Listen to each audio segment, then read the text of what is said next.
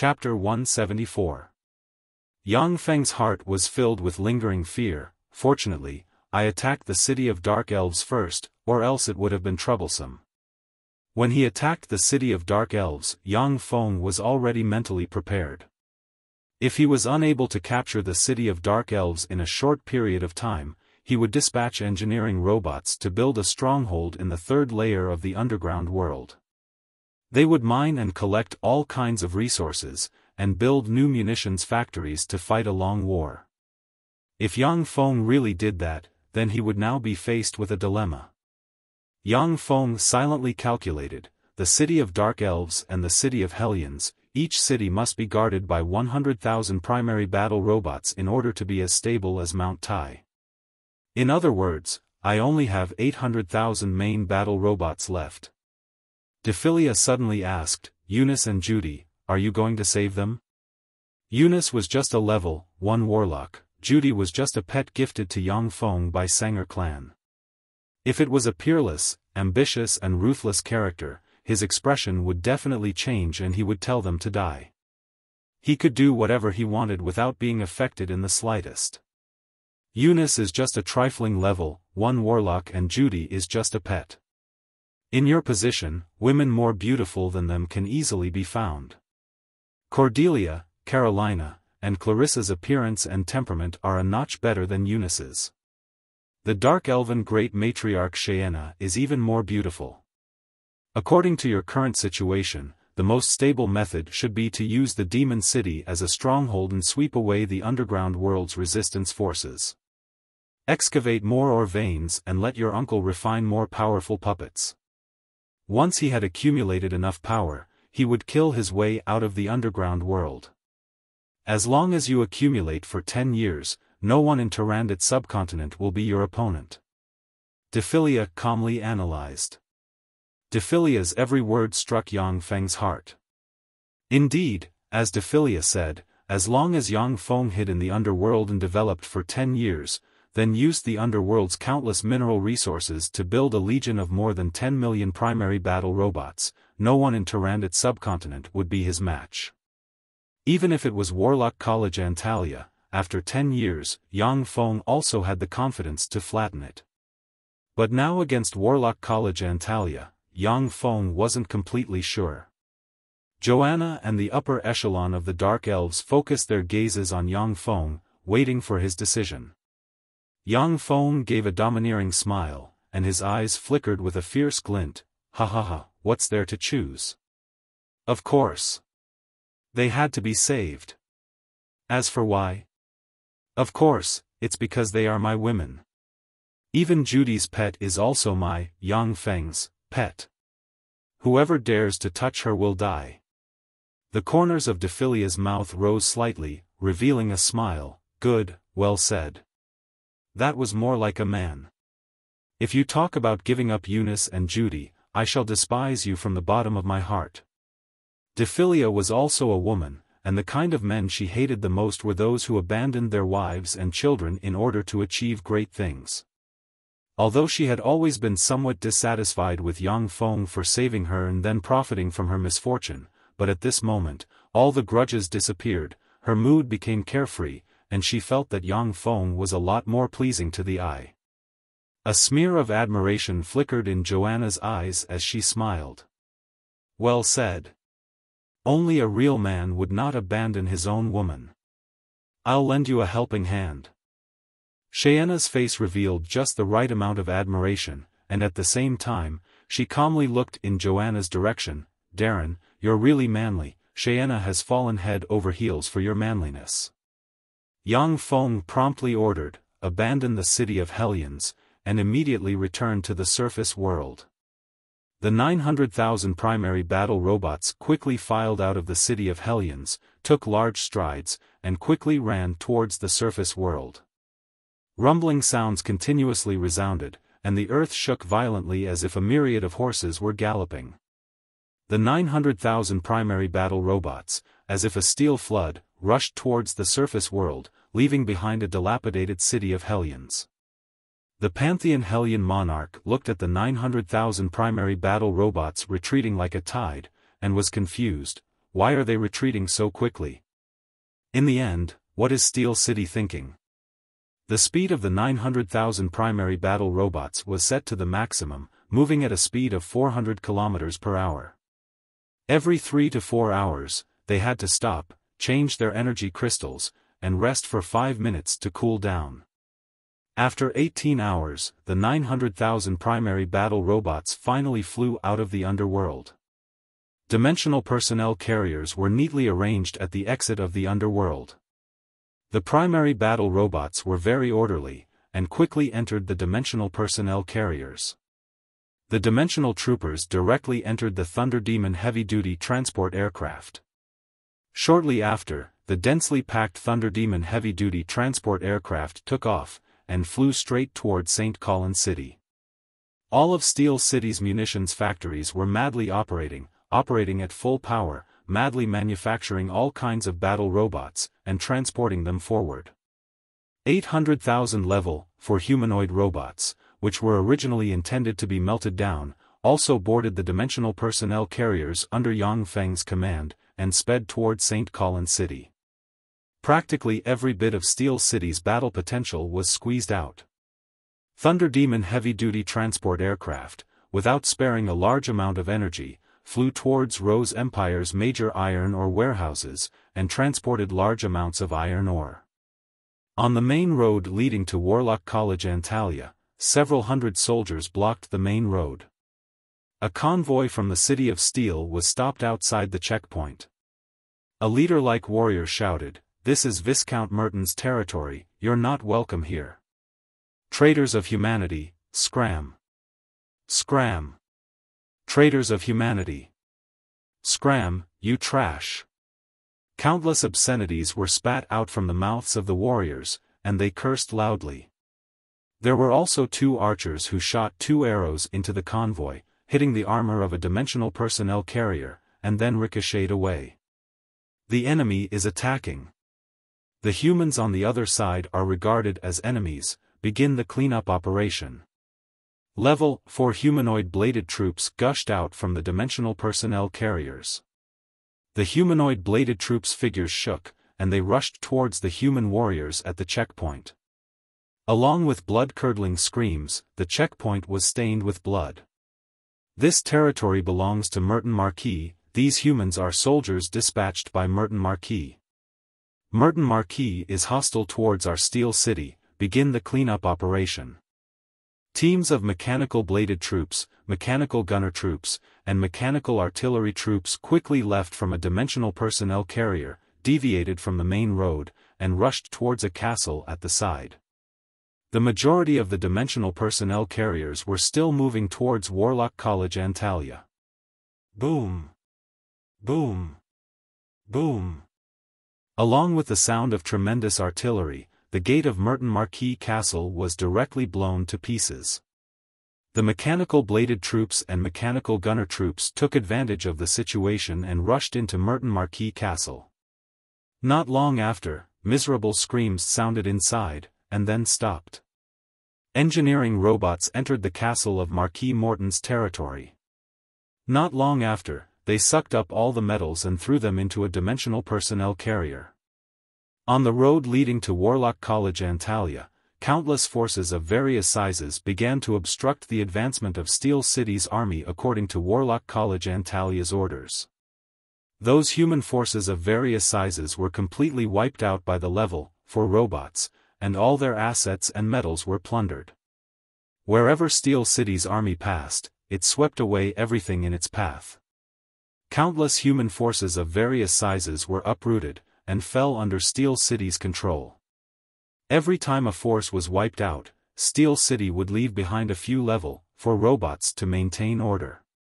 The various metals plundered from those places could be used to manufacture hundreds of such level 4 robots. If he wasn't afraid of Warlock College Antalya, then Yang Feng would have already had his mechanical legion push all the way, flattening the forces belonging to Warlock College Antalya one by one, and bringing them under his control.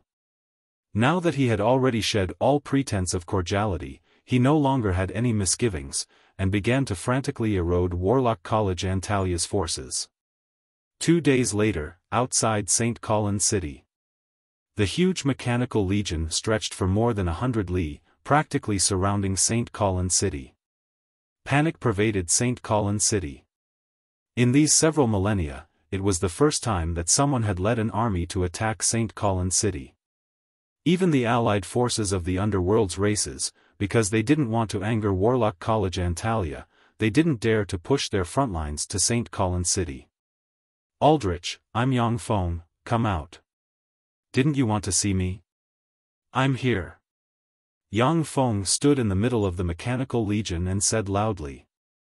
The powerful loudspeaker madly amplified Yang Feng's voice, and it reverberated in St. Colin City.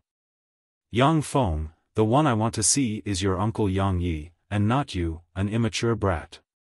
An incomparably formidable pressure swept out from the depths of Warlock College Antalya, and shrouded the earth. As if a god had spoken in the sky, a voice shook the area, completely suppressing Yang Feng's words. Yang Feng gave a mischievous smile, his eyes flashed with a touch of a cold glint, and he said sternly, "My uncle doesn't have the time to see you. Therefore, I've come, and I've even brought along Steel City's mechanical legion. Return Eunice and Judy to me, and I'll immediately take my troops and leave. Otherwise, today will be the day that Warlock College Antalya disappears from Tyrannid subcontinent."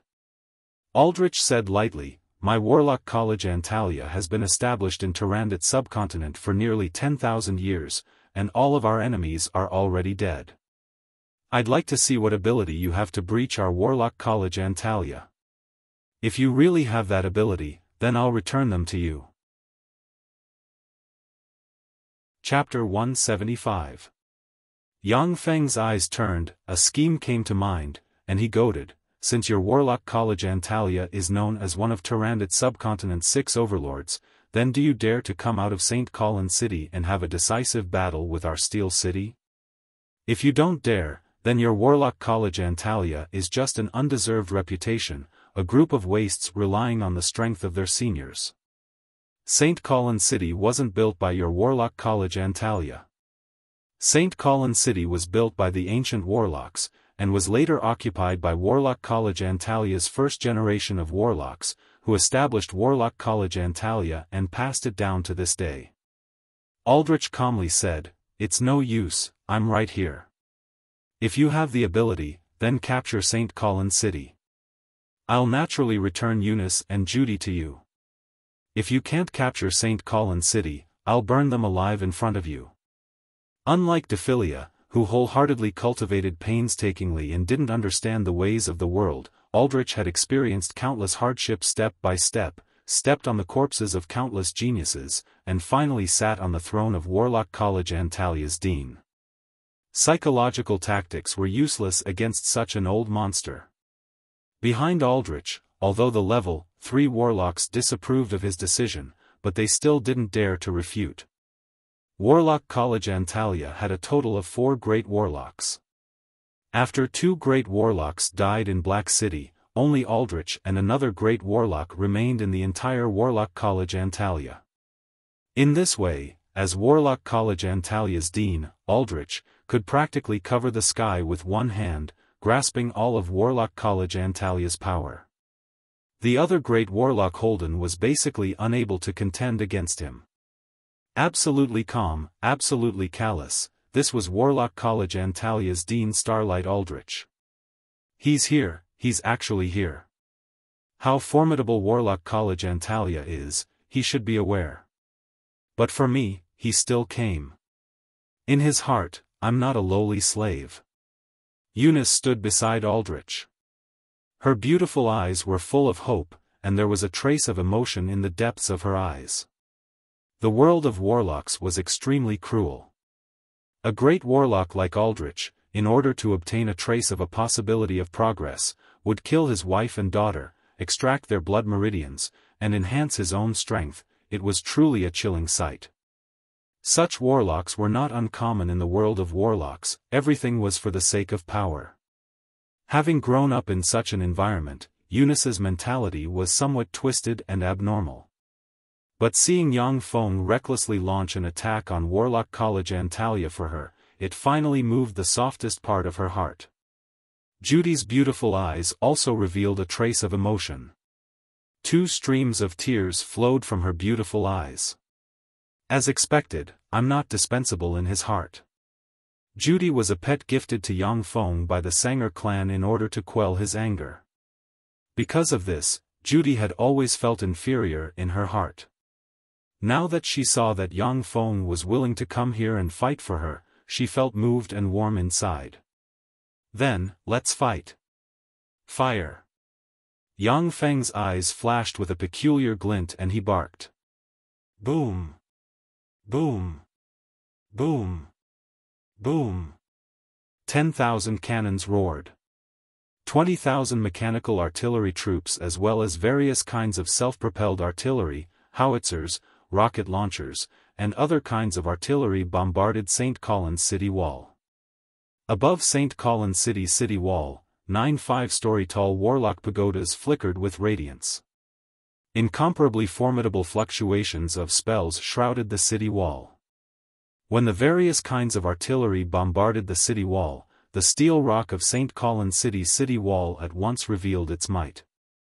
It was only slightly dented by the bombardment of the heavy artillery comparable to level 3 spells, before being easily restored to its original state under the effect of the spells. The various kinds of heavy artillery bombarded the city wall, unceasingly extending towards the inside of the city wall, blasting countless buildings into pieces. Thousands of St. Colin's city's human warriors were killed or injured by the artillery bombardment.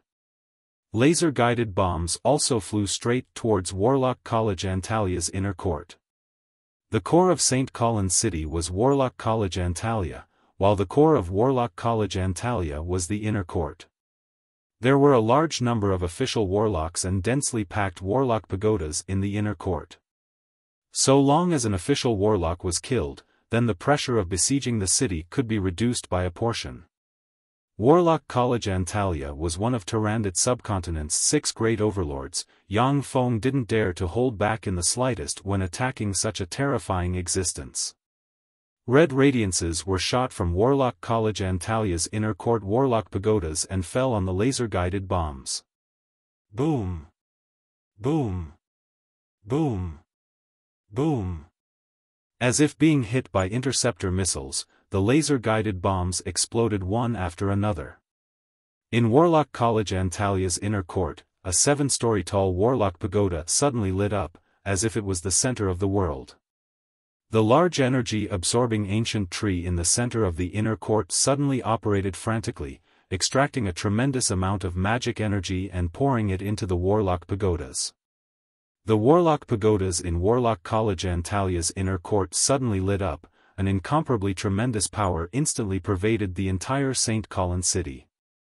The bombardment of the heavy artillery that could originally cover half a football field was at once shrunk to a diameter of about 5 meters or so. Its might was reduced by several tens of times. The originally world-shaking and unstoppable bombardment at once became bearable. Yang Feng's eyes constricted slightly. The bombardment's might has been reduced. This is the power of Warlock College Antalya. The ancient human warlocks, who are known to be able to simulate the cultivation of all kinds of power, are really terrifying. The ancient human warlocks used the astral boundary as a fulcrum, searching for other planes everywhere, establishing planar passageways and colonizing and enslaving other planes. In the process of unceasingly attacking other planes, the ancient warlocks obtained countless knowledge, and were known to be able to simulate all kinds of power. Even the most mysterious divine power could be simulated through spells to achieve the same effect. Warlock College Antalya was able to weaken the might of the heavy artillery's bombardment. It was obvious that they had simulated the effect of divine power and weakened the might of the heavy artillery's bombardment. Yang Feng's eyebrows creased slightly. It's really troublesome. In this way, the bombardment won't have much effect. The tens of thousands of heavy artillery continuously bombarded St. Colin's city, yet it didn't have any effect. It was just a waste of energy and ammunition. Yang Feng calculated within, it's not that there's no effect. If this goes on, then it'll become a battle of attrition. They have the ancient energy-absorbing tree on their side, while I have a large number of nuclear power plants on my side. If this stalemate continues, then the outcome will be unknown. Warlock College Antalya used the power of the ancient energy-absorbing tree to weaken Yang Feng's bombardment to the limit. At the same time, in order to use the power of the ancient energy-absorbing tree, the warlocks still had to consume their spirit force to guide it. If this stalemate continued, then it would become a battle of attrition, which would instead be disadvantageous to Yang Feng. After all, Steel City was currently the enemy of the whole world. Once this stalemate was formed, then the allied forces of the underworld's races and the other 4 great warlock groups would take the opportunity to sneak attack Yang Feng's base. After destroying all of his munitions factories, then he would have no choice but to be defeated. The best outcome would be to flee to the underworld and struggle on while at death's door. The battle with Warlock College Antalya was a battle that would determine the general trend of the world. Once Yang Feng won, then Steel City would dominate Tyrannid subcontinent, and then slowly swallow up the other forces. Once Yang Feng was defeated, then he could only be driven around like a stray dog, with hardly a place to stay. Yang Feng pondered for a moment, then waved his hand. Immediately, 10 Falcon heavy-duty assault helicopters rose into the air and quickly flew toward St. Colin City. The 10 Falcon heavy-duty assault helicopters had just approached within a range of 200 meters of St. Colin City, when flame arrows were shot from the 9 Warlock pagodas located within St. Colin City, before blasting at the 10 Falcon heavy-duty assault helicopters. Shortly after, the 10 Falcon heavy-duty assault helicopters exploded, turning into 10 balls of fire, before falling from the sky. Attack! Yang Feng was expressionless as he waved his hand and ordered. 10,000 level, 8 beast-type bladed troops led 100,000 level, 4 humanoid robots, and immediately, like a tide, charged toward St. Colin City. Atop St. Colin City's city wall, the 9 Warlock pagodas flickered with radiances, the fire elemental particles in the sky churned and surged. An incomparably huge meteorological fire magic was brewing. Dispel. Dephilia's beautiful eyes flashed with a cold glint, she pointed towards the sky with her lily-white hand and cast Dispel. Under Dephilia's Dispel, the incomparably huge fire elemental particles in the sky collapsed and disappeared. The 9 Warlock pagodas once again flickered with radiances, before shrouding the land with fluctuations of earth magic.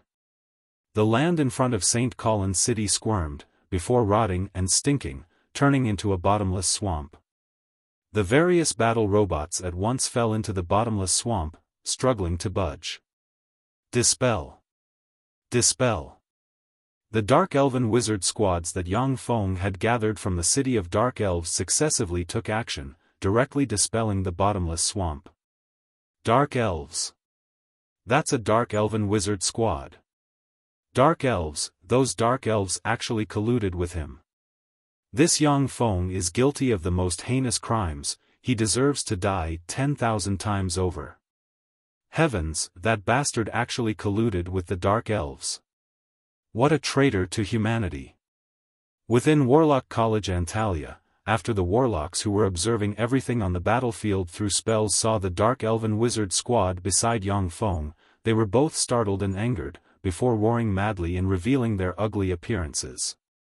Warlock College Antalya and the other great warlock groups had framed Steel City for colluding with the underworld's races.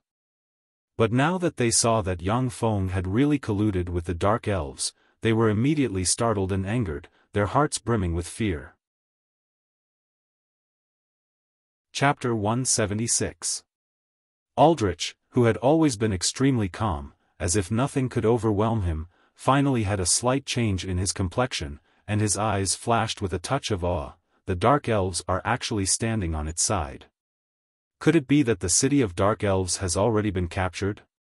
No, even if the city of Dark Elves had been captured, it still wouldn't be that easy to subdue the Dark Elves. What's going on? Could it be that Steel City had previously colluded with the Dark Elves?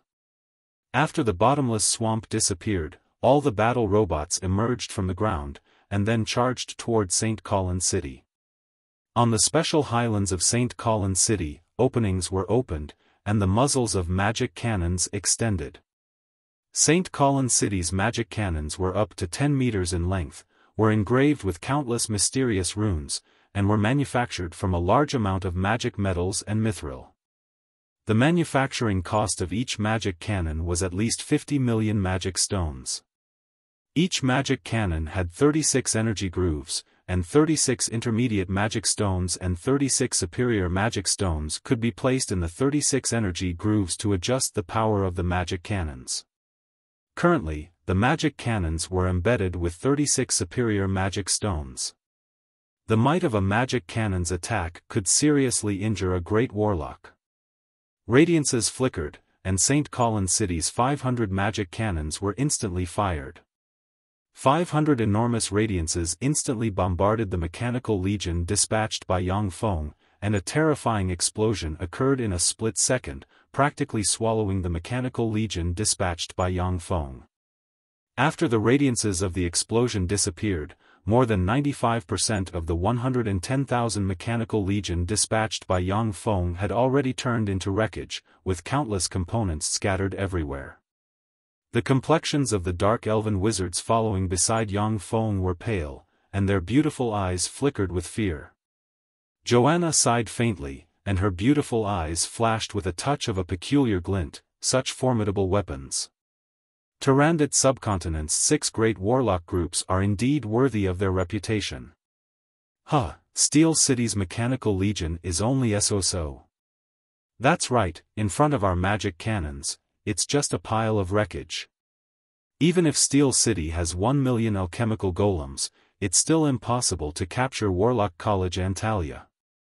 The upper echelons of Warlock College Antalya who were observing the battlefield through magic eyes revealed traces of a smile and said proudly, "Boom! Boom! Boom!" In the next moment, Yang Feng's counterattack arrived.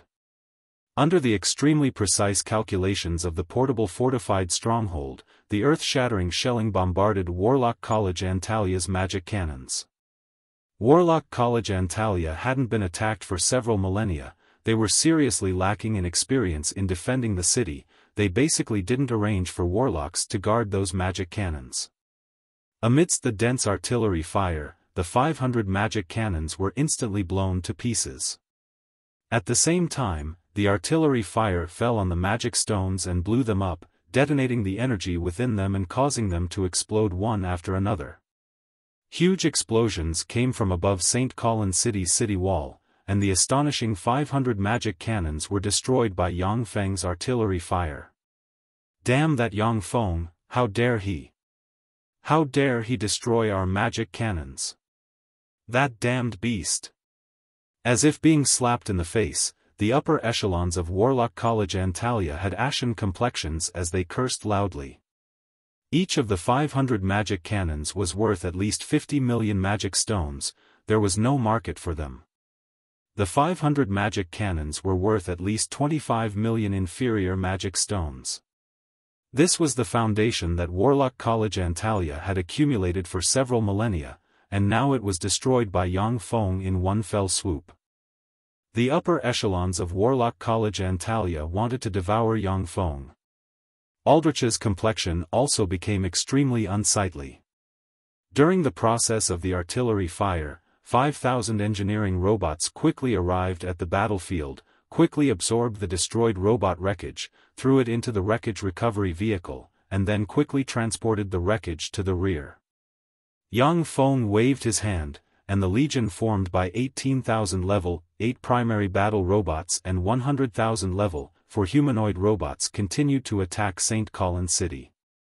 In St. Colin City, there were all kinds of elite knight orders that Warlock College Antalya had drawn from the major city-states, with the number of knights in those elite knight orders reaching up to 1 million.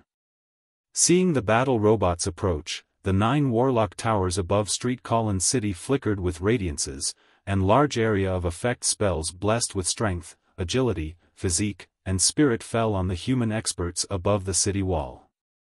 Once the human knight rank experts received the spell blessings, their strength immediately soared by more than twofold, and their hearts brimmed with courage.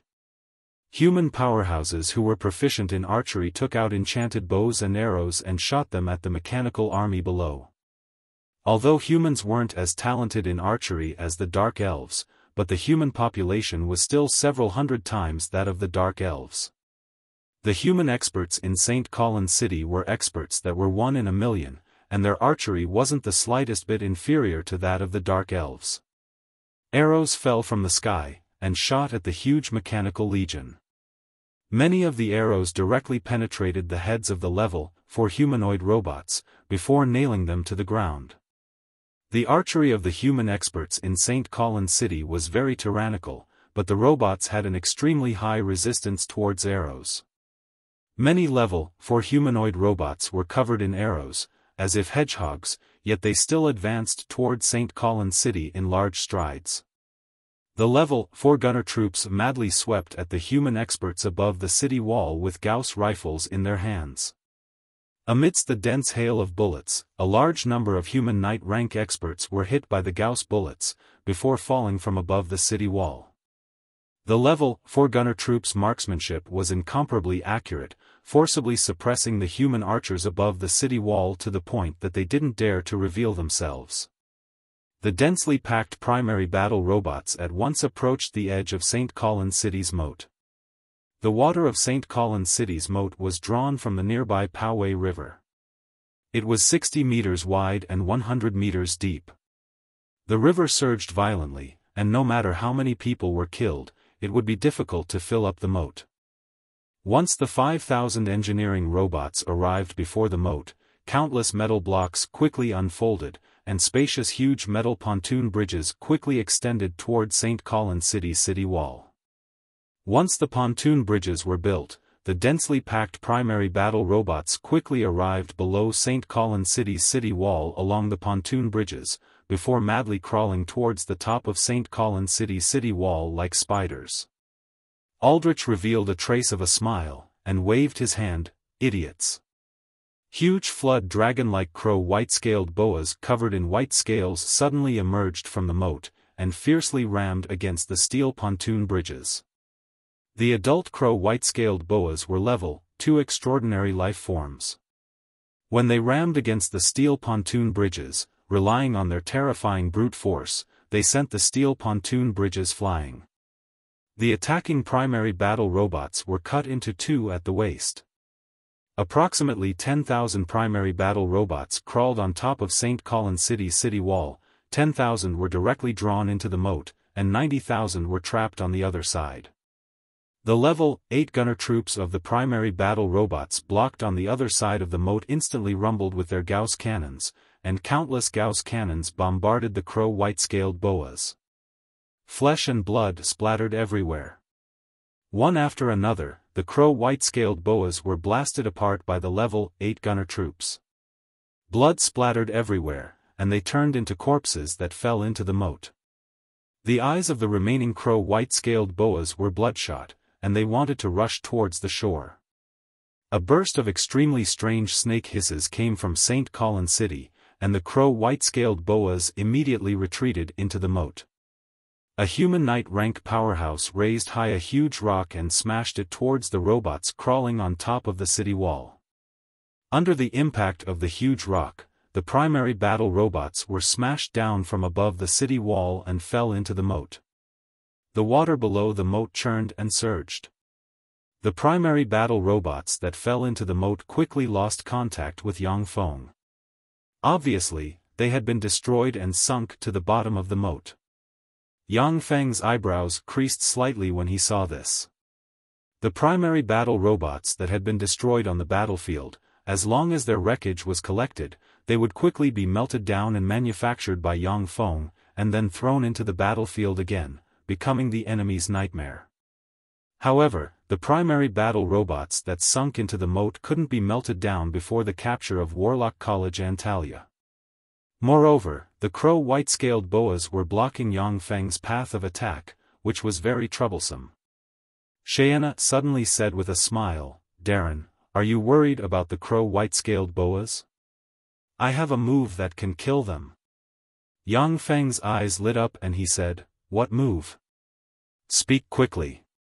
Xiaofan took out a crystal vial containing a black elixir and said with a light smile, "This is a highly toxic substance refined from demon burial earth mixed with the juice of the 9-leafed portman flower, demon burial poison.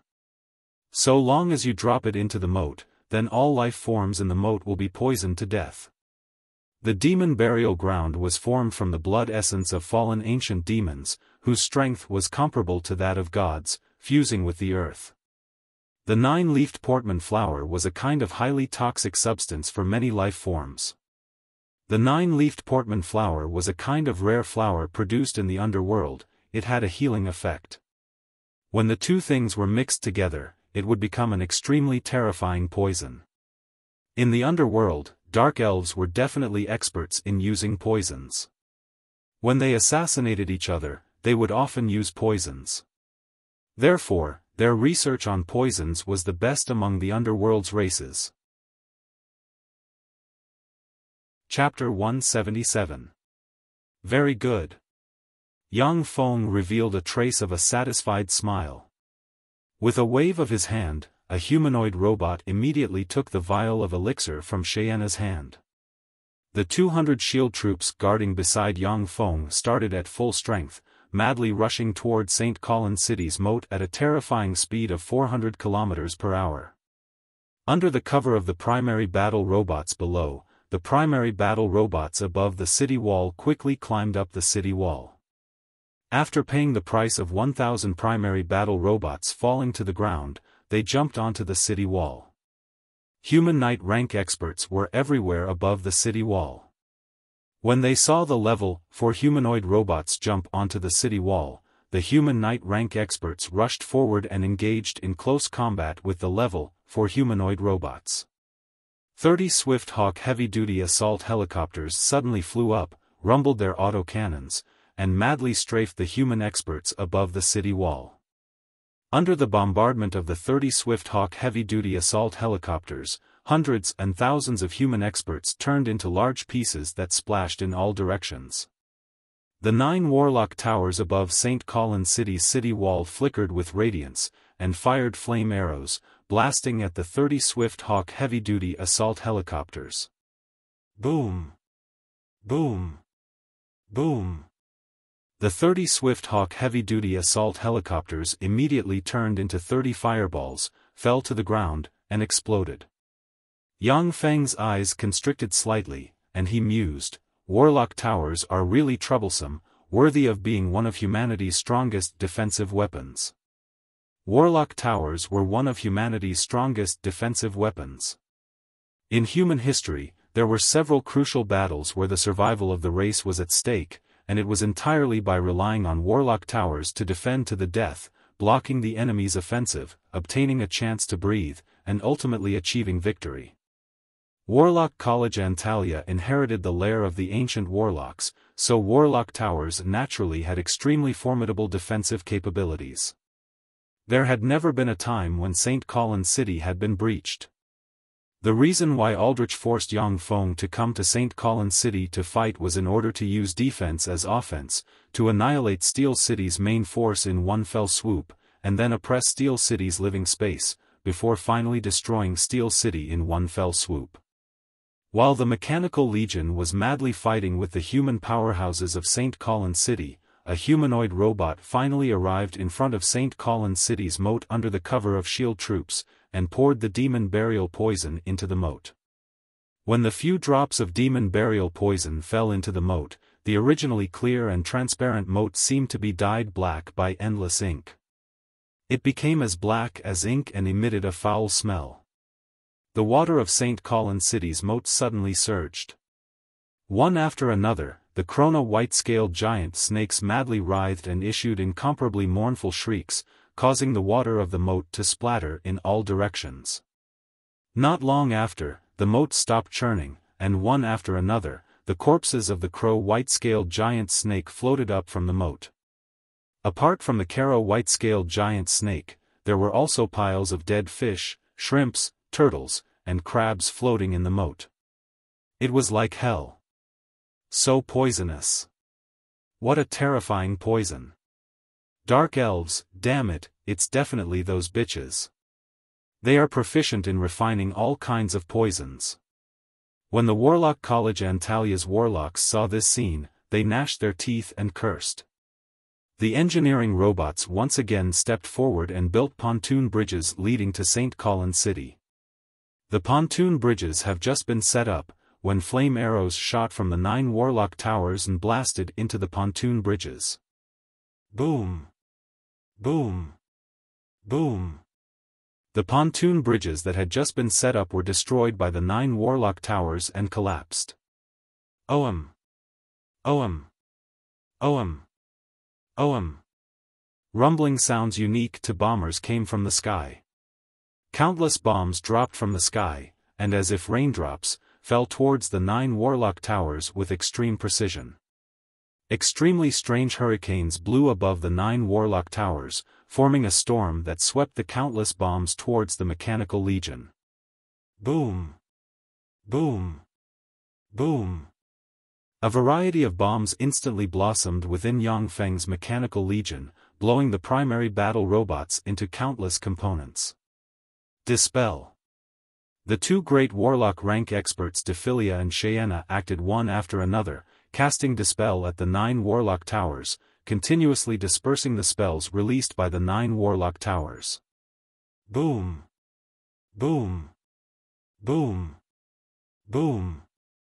Boom! Cluster bombs, drilling bombs, sonic bombs, incendiary bombs, all kinds of bombs at once bombarded the 9 great warlock pagodas, causing the 9 great warlock pagodas to be engulfed in flames. Almost all the apprentice warlocks inside the warlock pagodas were killed, and less than half of the official level 1 warlocks were also killed. However, the 9 warlock towers were extremely sturdy. Even under the bombardment of the Colossus heavy-duty bombers, they still didn't shatter, and stood firm amidst the explosions. Suddenly, mandala-winged flying snakes with a pair of wings, a body length of up to 10 meters, and a single horn on their head flew out from Warlock College Antalia's inner court, and flew towards the sky. Once the mandala-winged flying snakes matured, they would become level 2 extraordinary life forms, possessing the terrifying power to manipulate wind elemental particles, and could freely soar in the sky. They were aerial weapons that Warlock College Antalya had carefully nurtured. Under the leadership of a mandala 4-winged flying snake comparable to a level 3 extraordinary life form, 1,500 mandala-winged flying snakes soared into the sky, and flew towards the Colossus heavy-duty bombers high in the sky. The range of the spells cast by the 9 warlock towers level 3 warlocks wasn't enough, and they were unable to attack the Colossus heavy-duty bombers flying at an altitude of 5,000 m. When the mandala-winged flying snakes flew to an altitude of 2,000 m, they saw several thousand lightning supersonic fighters rushing towards them.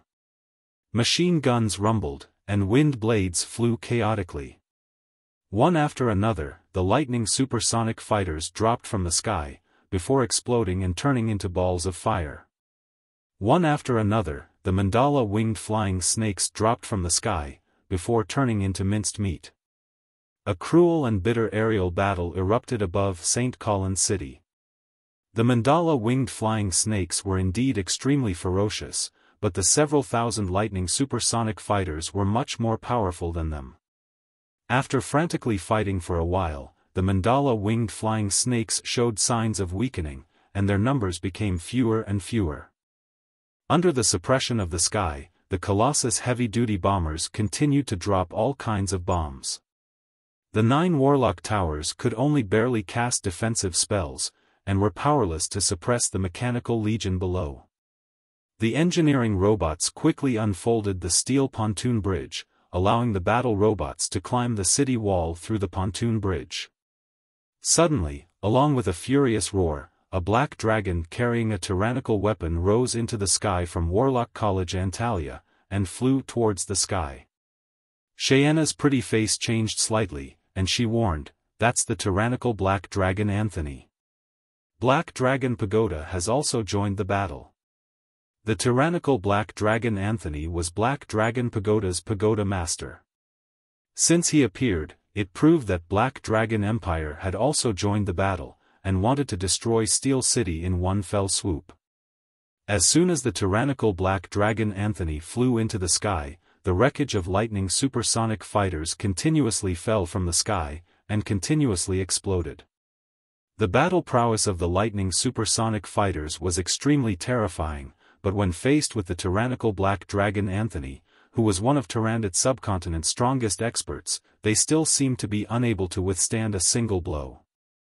300 magic artilleries suddenly appeared in every corner of St. Colin City, and with a flash of radiance, 300 magic radiances instantly fell on Yang Feng's mechanical legion. Boom! Boom! Boom! Along with earth-shaking explosions, more than 90% of the mechanical legion in the vicinity of St. Colin City was destroyed.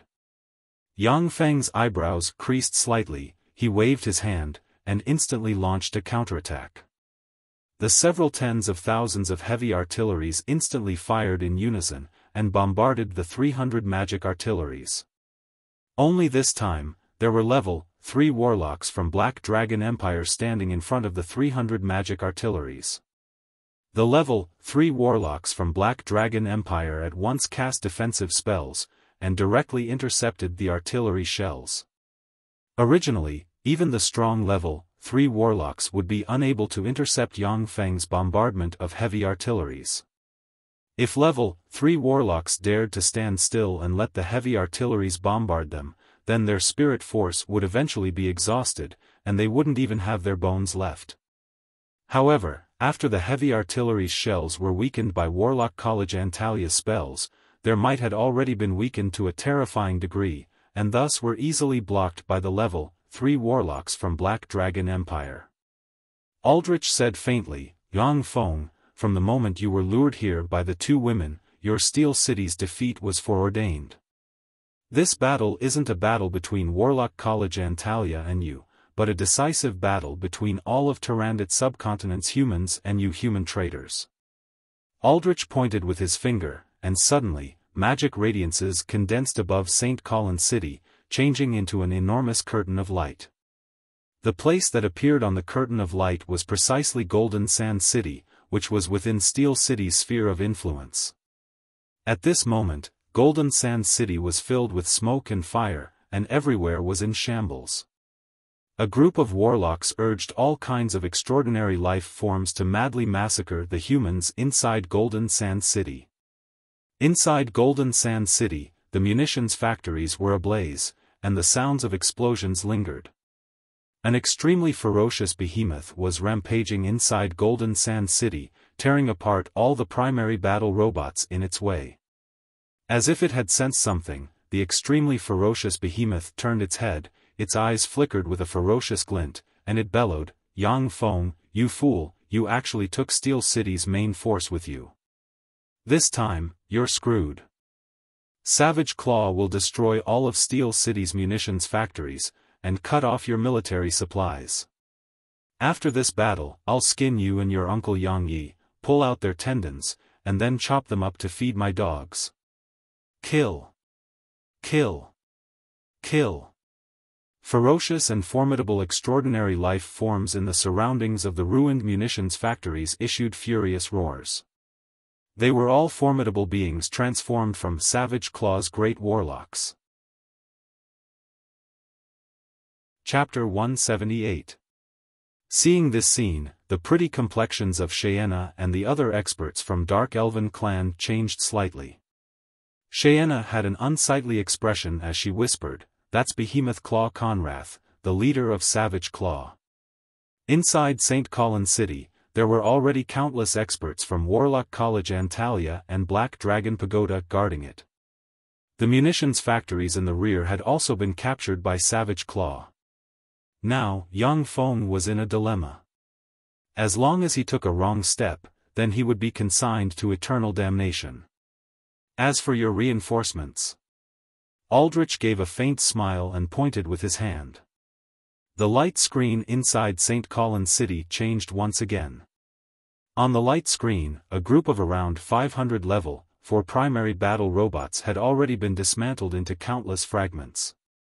Next to those primary battle robots stood a tall and sturdy middle-aged man with a heroic appearance, blonde hair and blue eyes, dressed in a white armor. Cheyenne pretty complexion changed and she exclaimed, "That's White Elephant Ivory's Tower Master, Steel White Elephant Harwich." Harwich turned towards Yang Feng and said with a smile, "Yang Feng, I've intercepted all of your reinforcements. After I've annihilated all of your reinforcements, I'll lead all of White Elephant Ivory's warlocks to attack from behind. You won't have any reinforcements, your fate is to die here." The light screen above St. Colin City continuously rotated. On the light screen, everywhere were the remains of level 4 primary battle robots as well as the remains of all kinds of munitions factories. Regardless of their status, Savage Claw and White Elephant Ivory's peak warlocks attacked one after another, destroying the Mechanical Legion reinforcements as well as the munitions factories. Aldrich only gave Yang Feng 2 days of time, as he didn't want the Mechanical Legion to converge. But now, through this method, the experts of Savage Claw and White Elephant's Ivory could easily get rid of Yang Feng's reinforcements and cut off his logistics. Using all kinds of methods to weaken the opponent, this was Starlight Aldrich's style. He only sought success, regardless of the means. Cheyenne's pretty complexion changed slightly and she warned, "Darren, let's call it a day. Our preparations were too inadequate. Now, retreat and return to Steel City. Wait until the time is ripe, then dispatch troops and dispose of them in one fell swoop. You've already done enough for Eunice and Miss Judy. If you die here, no one will be able to avenge them." Dephilia also sighed faintly, and her beautiful eyes flashed with a touch of unwillingness. "Yang Feng, I also agree with Cheyenne's proposal. If you can't do it, don't waste your strength." "Yeah. There was a proverb in the eastern world of warlocks, where there's life, there's hope. Milord, you should retreat first." "That's right. Let's retreat for now. After a few years, when we have a strong army, we will gather all our forces and kill them." "Women? How many do you want?" "Sir, there are many beautiful women among us dark elves. Anyone would be willing to serve you if you wanted to. Let's retreat first." The upper-class dark elves had wavering expressions as they tried to persuade Yang Feng. They didn't want to die here. Yang Feng's eyes flashed with a touch of firmness and he said solemnly, "There's no need to say any more, I've made up my mind. Warlock College Antalya will be breached within today. As long as Warlock College Antalya is breached, then all the problems can be solved." Everyone beside Yang Feng looked at each other, and their eyes flashed with a touch of disapproval. How could Warlock College Antalya be breached so easily? It was a nest built by the ancient warlocks. Dephilia was both gratified and puzzled when she heard that, and her beautiful eyes intertwined with extremely complicated emotions. Yang Feng suddenly ordered, "Pass down my order, everyone immediately retreat by 30 kilometers." After hearing that order, all the primary battle robots quickly retreated frantically towards the rear. Retreat? Or a plan to lure the enemy? Aldrich was filled with doubts when he saw this scene, yet he didn't send people to pursue.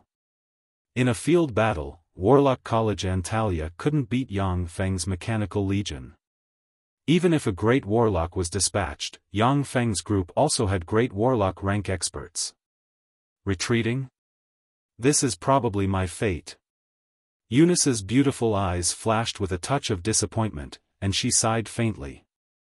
Yang Feng's Mechanical Legion retreated to a distance of 30 kilometers from Warlock College Antalya, and then stopped according to Yang Feng's order. Everyone was somewhat at a loss regarding Yang Feng's order. Some upper-class dark elves even revealed traces of disdain as they looked at Yang Feng. Dark elves only respected the strong, and Yang Feng's hesitant behavior of not fighting and not retreating made them despise him the most. Yang Feng took out a pair of sunglasses, put them on, looked in the direction of Warlock College Antalya from afar, and ordered faintly, "Detonate." Boom! Below St. Colin City's 9 warlock towers, the nuclear warheads installed by the Spectre assassins instantly erupted. Endless light and heat instantly engulfed St. Colin City's 9 warlock towers.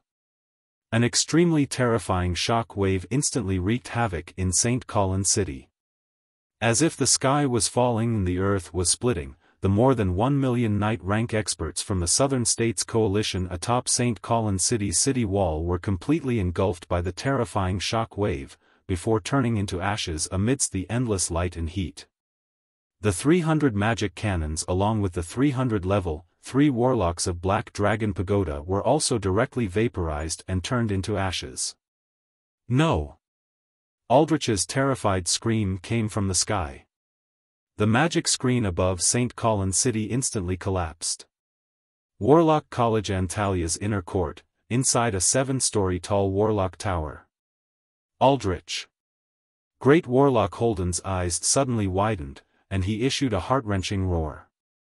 His body instantly exploded, before turning into countless fragments that scattered on the ground. Inside the 7-story tall Warlock Pagoda, the moment Holden's body exploded, all the warlocks were blasted apart. The weakening array that covered the entire St. Colin City, comparable to the might of gods, was presided over by the warlock inside the 7-story tall Warlock Pagoda. Once the spell was broken, then the warlock inside the Warlock Pagoda would suffer a backlash at the first moment. The large energy-absorbing ancient tree also dimmed, with many branches falling from its huge trunk. It had obviously suffered heavy damage. In the sky, heavy bombers were also shrouded by the aftermath of the nuclear explosion, before falling to the ground like raindrops, before turning into balls of flames and exploding. The lightning supersonic fighters were also affected and fell from the sky, crashing to the ground and exploding. In the sky, the tyrannical Black Dragon Anthony, who had transformed into a black dragon, was also affected by the nuclear explosion's shock wave, before spitting out a large mouthful of blood. Suddenly, the stone-like mechanical black dragons hidden in the clouds opened their eyes, their electronic eyes flickered with an ominous glint. They descended from the sky, opened their ferocious maws, and ferociously bit at the neck of the tyrannical black dragon Anthony transformed into a black dragon. They forcefully tore off a large chunk of flesh from the neck of the tyrannical black dragon transformed into a black dragon. "Fuck, you're just a smelly golem, break for me." Anthony gave a furious roar, and ferociously whipped the mechanical black dragon with his tail, sending the mechanical black dragon, the strongest among Yang Feng's mechanical battle beasts, flying for 12 meters. After the mechanical black dragon flew for 12 meters, it flapped its wings and continued to fly towards Anthony. "Aldrich, you good for nothing." Anthony swept the area below with his gaze. He saw that the 9 Warlock Pagodas and the 300 Black Dragon Pagodas level 3 warlocks had already disappeared. He faced upwards and issued a howl of grief and indignation. He cast a spell, turned into a black ray of light, and quickly fled in the direction of the Black Dragon Pagoda. "So decisive, Anthony. These old geezers are really hard to kill." Among the clouds, the space distorted, and Carolina slowly walked out of the space. She looked in the direction Anthony had fled in, and sighed faintly. According to Yang Feng's plan, Carolina should have appeared when Anthony and Aldrich were mutually wounded, and then harvested Anthony's life in one fell swoop. However, Anthony was extremely cunning. Seeing that the situation was anything but reassuring, he immediately chose to flee. Carolina didn't have the ability to make Anthony stay, since he was bent on leaving. Carolina glanced at St. Colin City below, and her beautiful eyes flashed with a touch of apprehension. St. Colin City was actually breached by him. The might of that weapon is really terrifying.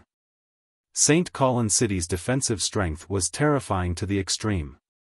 Even Carolina would find it extremely difficult to destroy the 9 Warlock Pagodas situated above the city wall.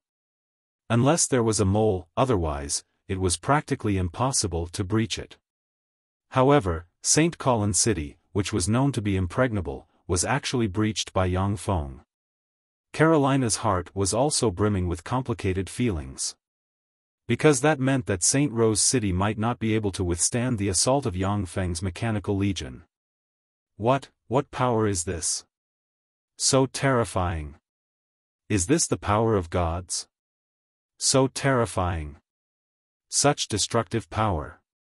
It's really terrifying. The Dark Elven experts were dumbstruck when they saw this scene, not daring to believe their eyes. Their ears were still in severe pain from the shock. If it wasn't for the level 8 shield troops opening their protective covers in front of them, then they would definitely have suffered heavy injuries. Xiaofan was dumbstruck. She looked at Yang Feng, and her beautiful eyes brimmed with awe, so terrifying. I'm afraid that only gods with their full strength might be able to accomplish such destructive power. Dephilia's beautiful eyes also flashed with a touch of astonishment.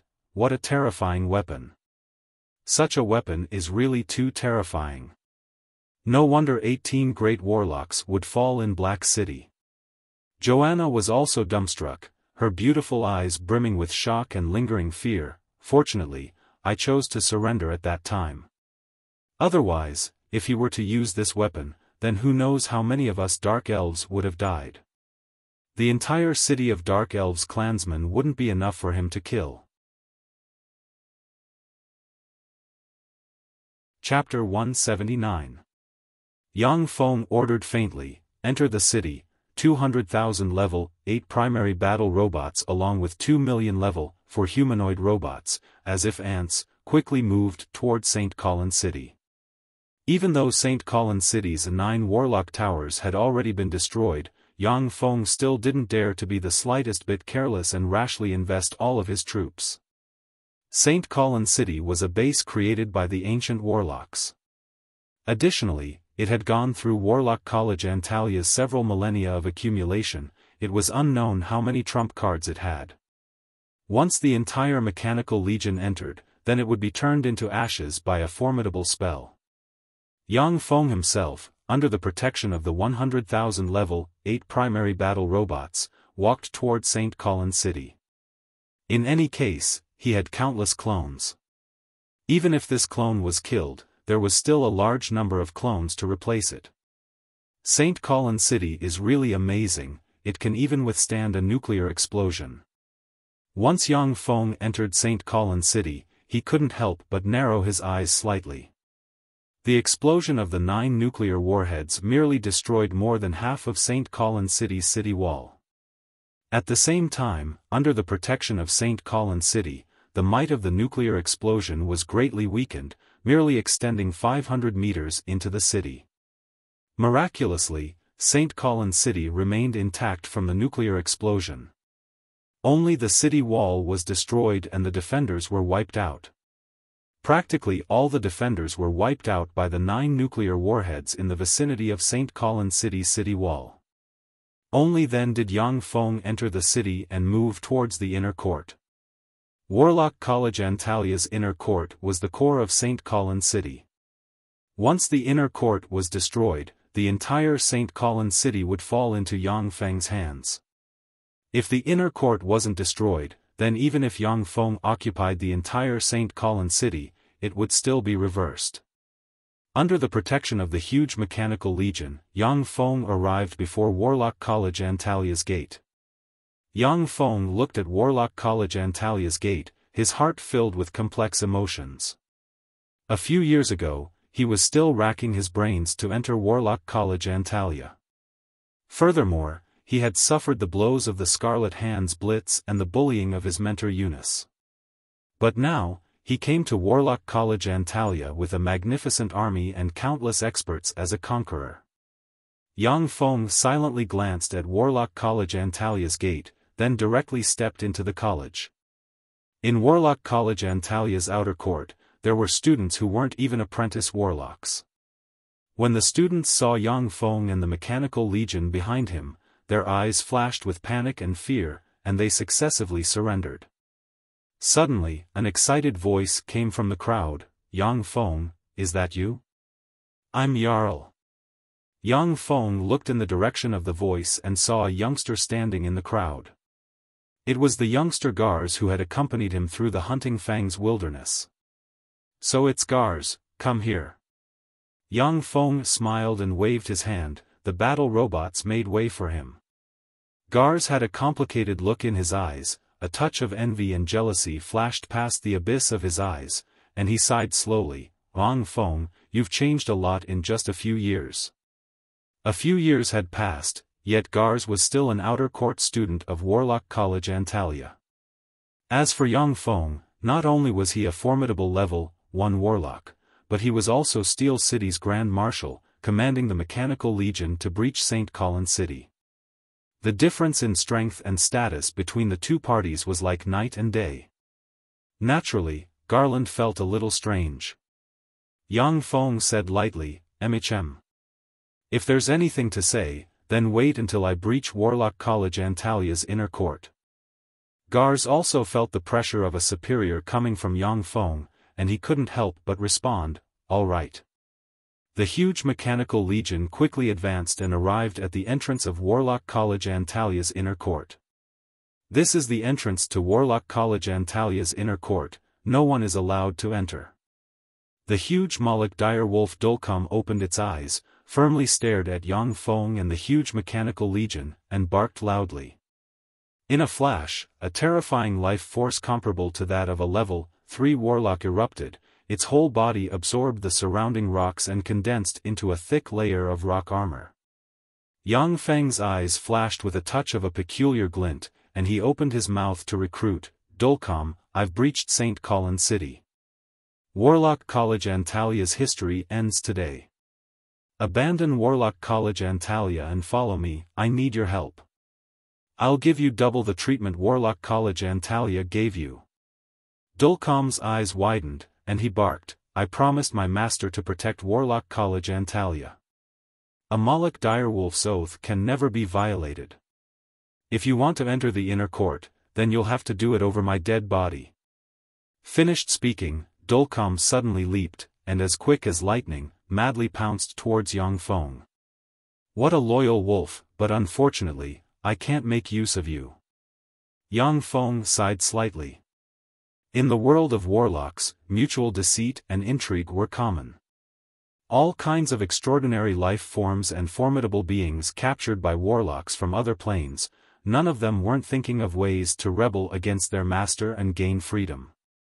Only loyal and formidable extraordinary life forms like Dulcum, who kept their promises, were rare and precious. More than a dozen mechanical shield troops raised their shields and suddenly stepped forward to block. Layers of level 3 protective covers suddenly appeared, blocking in front of Yang Feng. Dulcum extended its claws and madly slapped, smashing a shield troop's protective cover with a terrifying force. At the same time, the level 3 shield troop's shield caved in, and it was sent flying, before crashing into another shield troop. Thousands of mechanical gunner troops and artillery troops opened fire in a flash. Countless Gauss cannons shells bombarded Dulcum, and countless rock fragments splashed about. Dulcum only resisted for less than 10 seconds, before collapsing and turning into a pile of rocks under the concentrated fire of the countless artillery shells. Whether it was physical resistance or magical resistance, the Moloch direwolf was very formidable. But under the concentrated fire of thousands of level 8 mechanical gunner troops and artillery troops, no matter how formidable it was, it could only die with a grievance. What a pity! Yang Feng sighed faintly, and then walked towards the inner court. A humanoid robot stepped forward, took out Dulcum's magic core, and put it away. Eunice and Judy had been injected with liquid metal nanorobot elixir. Through the liquid metal nanorobot elixir, Yang Feng could easily lock onto their positions. Under Yang Feng's lead, the Mechanical Legion advanced in the inner court, before arriving below a 7-story tall warlock pagoda. "Stop, Yang Feng!" Following a furious bellow, Starlight Aldrich grabbed Judy and Eunice, and appeared at the top of the 7-story tall warlock pagoda. At this moment, Aldrich, who had always maintained a calm demeanor and killed his wife and daughter without batting an eyelid, had his hair in a mess, blood spilled from the corners of his mouth, and cut a sorry figure like a beggar. He looked at Yang Feng with eyes brimming with resentment. The might of the super-defensive spell that enveloped St. Colin's city was comparable to that of a divine spell cast with the help of a god's power. Even with the help of St. Colin's city left behind by the ancient warlocks, Aldrich still suffered a huge backlash from the nuclear explosion. But Aldrich was very cunning, and transferred the majority of the backlash onto the great warlock Holden as well as the countless low-level warlocks, bursting Holden as well as the countless official warlocks in the inner court in one fell swoop. Even so, his injuries weren't light, and he was naturally brimming with resentment towards Yang Feng. Yang Feng raised his hand, and the 200,000 level 8 primary battle robots and the densely packed level 4 humanoid robots behind him stopped. Very good. Yang Feng, it seems that you value these two women very much. Immediately hand over the control of your mechanical legion to me, and then immediately leave St. Colin's city along with all of Steel City's great warlock rank experts. Otherwise, I'll kill them at once.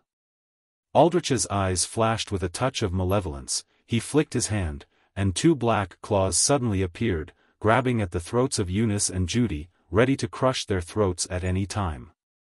Aldrich, don't be naive.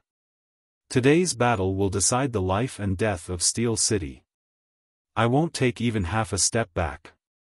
I won't hand over the control of the Mechanical Legion to you. Otherwise, wouldn't the millions of citizens of our city of steel all die at your hands? I admit that I value Eunice and Judy very much. However, your conditions are too outrageous, and I can't agree to them. How about this, you return the two of them to me, and I'll let you live and give you a chance to stage a comeback. For a selfish person like you, your life is more important than anything else. Let them go, and you'll live. Otherwise, only death awaits you. Yang Feng took a step forward, his eyes flickered with a cold glint, and he barked. Aldrich burst into laughter, his eyes brimming with contempt. "Ha, you want to kill me? How could it be that simple? Just by relying on those metal lumps? Although I can't kill those metal lumps, but if I want to escape, then who in the world can stop me?" Yang Feng's Mechanical Legion's frontal assault was extremely powerful. However, it was extremely difficult to make a peak great warlock like Aldrich stay. Is that so? Why don't you take a look at this? Yang Feng gave a cold smile, and pressed the dimensional crest on his chest. A radiance suddenly flew out, fell on the ground, and revealed a figure. It was the level, for extraordinary life form mechanical Moffin demonic polar bear. Aldrich said disdainfully, "It's just a trifling level, for extraordinary life form rank alchemical golem, I can easily dismantle such an alchemical golem." Yang Feng sneered, and continuously pressed the dimensional crest on his chest. Amani Lightwing Ice Bird, Kalaman Boa, Fire Lion, Lightning Leopard, one after another, level, for extraordinary life form rank mechanical battle beasts suddenly appeared in front of Aldrich. Before long, 13 level, for extraordinary life form rank mechanical battle beasts appeared in front of Yang Feng, exuding terrifying life force and staring covetously at Aldrich. They were waiting for Yang Feng's order, ready to pounce on Aldrich and tear him to pieces at any moment. Chapter 180. When Aldrich saw this, his complexion changed slightly and became very unsightly. As one of Tyrandit's subcontinent's peak experts, with the help of the semi-divine armament in his hands, he could challenge about 8 level, for extraordinary life forms at the same time at his peak. However, he was currently heavily injured, and he was facing 13 level 4 transcendent creature level mechanical beasts. If they really fought, if he didn't escape, only death would await him. Aldrich said with a cold smile, "So what? Even if you have so many great warlock rank alchemical golems, but if I want to escape, you won't be able to stop me. Is that so? Then let me show you my strongest trump card. The power of the divine armament, Book of Great Prophecy." Yang Feng smiled coldly, flipped his hand, and a book exuding strange fluctuations of power appeared in his hand. Aldrich became extremely nervous at once, staring at the book in Yang Feng's hand. Then, his eyes spewed endless flames of fury and he roared madly, "What book of great prophecy? This is clearly Clifford's legend rank secret treasure book of Gaia. Are you playing with me?" Yang Feng sighed faintly and said, "Of course I'm playing with you, isn't it obvious? Are you retarded?"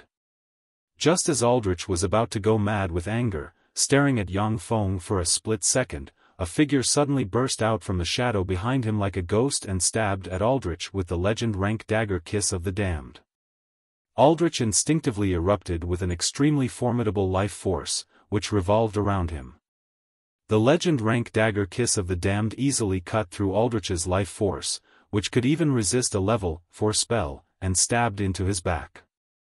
12 kinds of curses instantly erupted inside Aldrich, causing black gas to linger around him and making him extremely weak.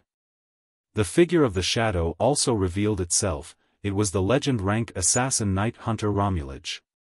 Taking advantage of the moment when Aldrich's attention was attracted by Yang Feng, Romulage seized the opportunity and stabbed Aldrich in the abdomen with the legend-rank dagger kiss of the damned. "Bastard, go to hell." Aldrich's eyes were bloodshot. He pointed at that shadow and instantly cast the 4th tier instant death spell, Disintegrate. A ray of Disintegrate shot towards Romulage. Once the level, for instant death spell Disintegrate was successfully released, then even if it was a great warlock rank expert, they would still have a great chance of being insta-killed. This was definitely a very terrifying spell. For a legendary assassin like Romulage, once she was hit by Disintegrate, there was a 90% chance that she would be instantly killed and turned into a pile of dregs. At this moment, an azure light screen appeared in front of Romulage. When the green disintegration ray hit the azure light screen, it immediately shattered the azure light screen. Romulage took advantage of the opportunity to pull out a dagger and slash, cutting off the claws on Eunice's and Judy's throats. She reached out and grabbed Eunice's and Judy's shoulders, pulled them hard, and her tender body quickly floated backwards towards Yang Feng's camp. Aldrich's whole body was shrouded in black gas of curses. His eyes flickered with an extremely resentful radiance and he barked, "You can't save them. I've already cast a spell on their bodies. As long as I have a thought, their souls will collapse and they'll turn into corpses." Aldrich's words had just fallen when Eunice and Judy suddenly screamed. Their bodies twitched, their eyes turned white and their bodies swelled up, as if there was some terrifying foreign object moving around inside their bodies. Traces of blood flowed out of their mouths. "Is that so? Unfortunately, my spell is specialized in restraining your spells." Carolina walked out of the void, flipped her lily-white hand and the rose divine mirror suddenly appeared in her hand. She shone it at Eunice and Judy. A sacred and bright white holy light shone on Eunice and Judy. The faces of Eunice and Judy revealed expressions of pain. They opened their mouths and streams of black mist flew out of their mouths, condensed into human faces and screamed in pain. Then, under the illumination of the sacred white holy light, they were purified and disappeared. Aldrich's eyes flashed with a touch of despair and he issued a beast-like roar, "Carolina, it's actually you. You actually came as well."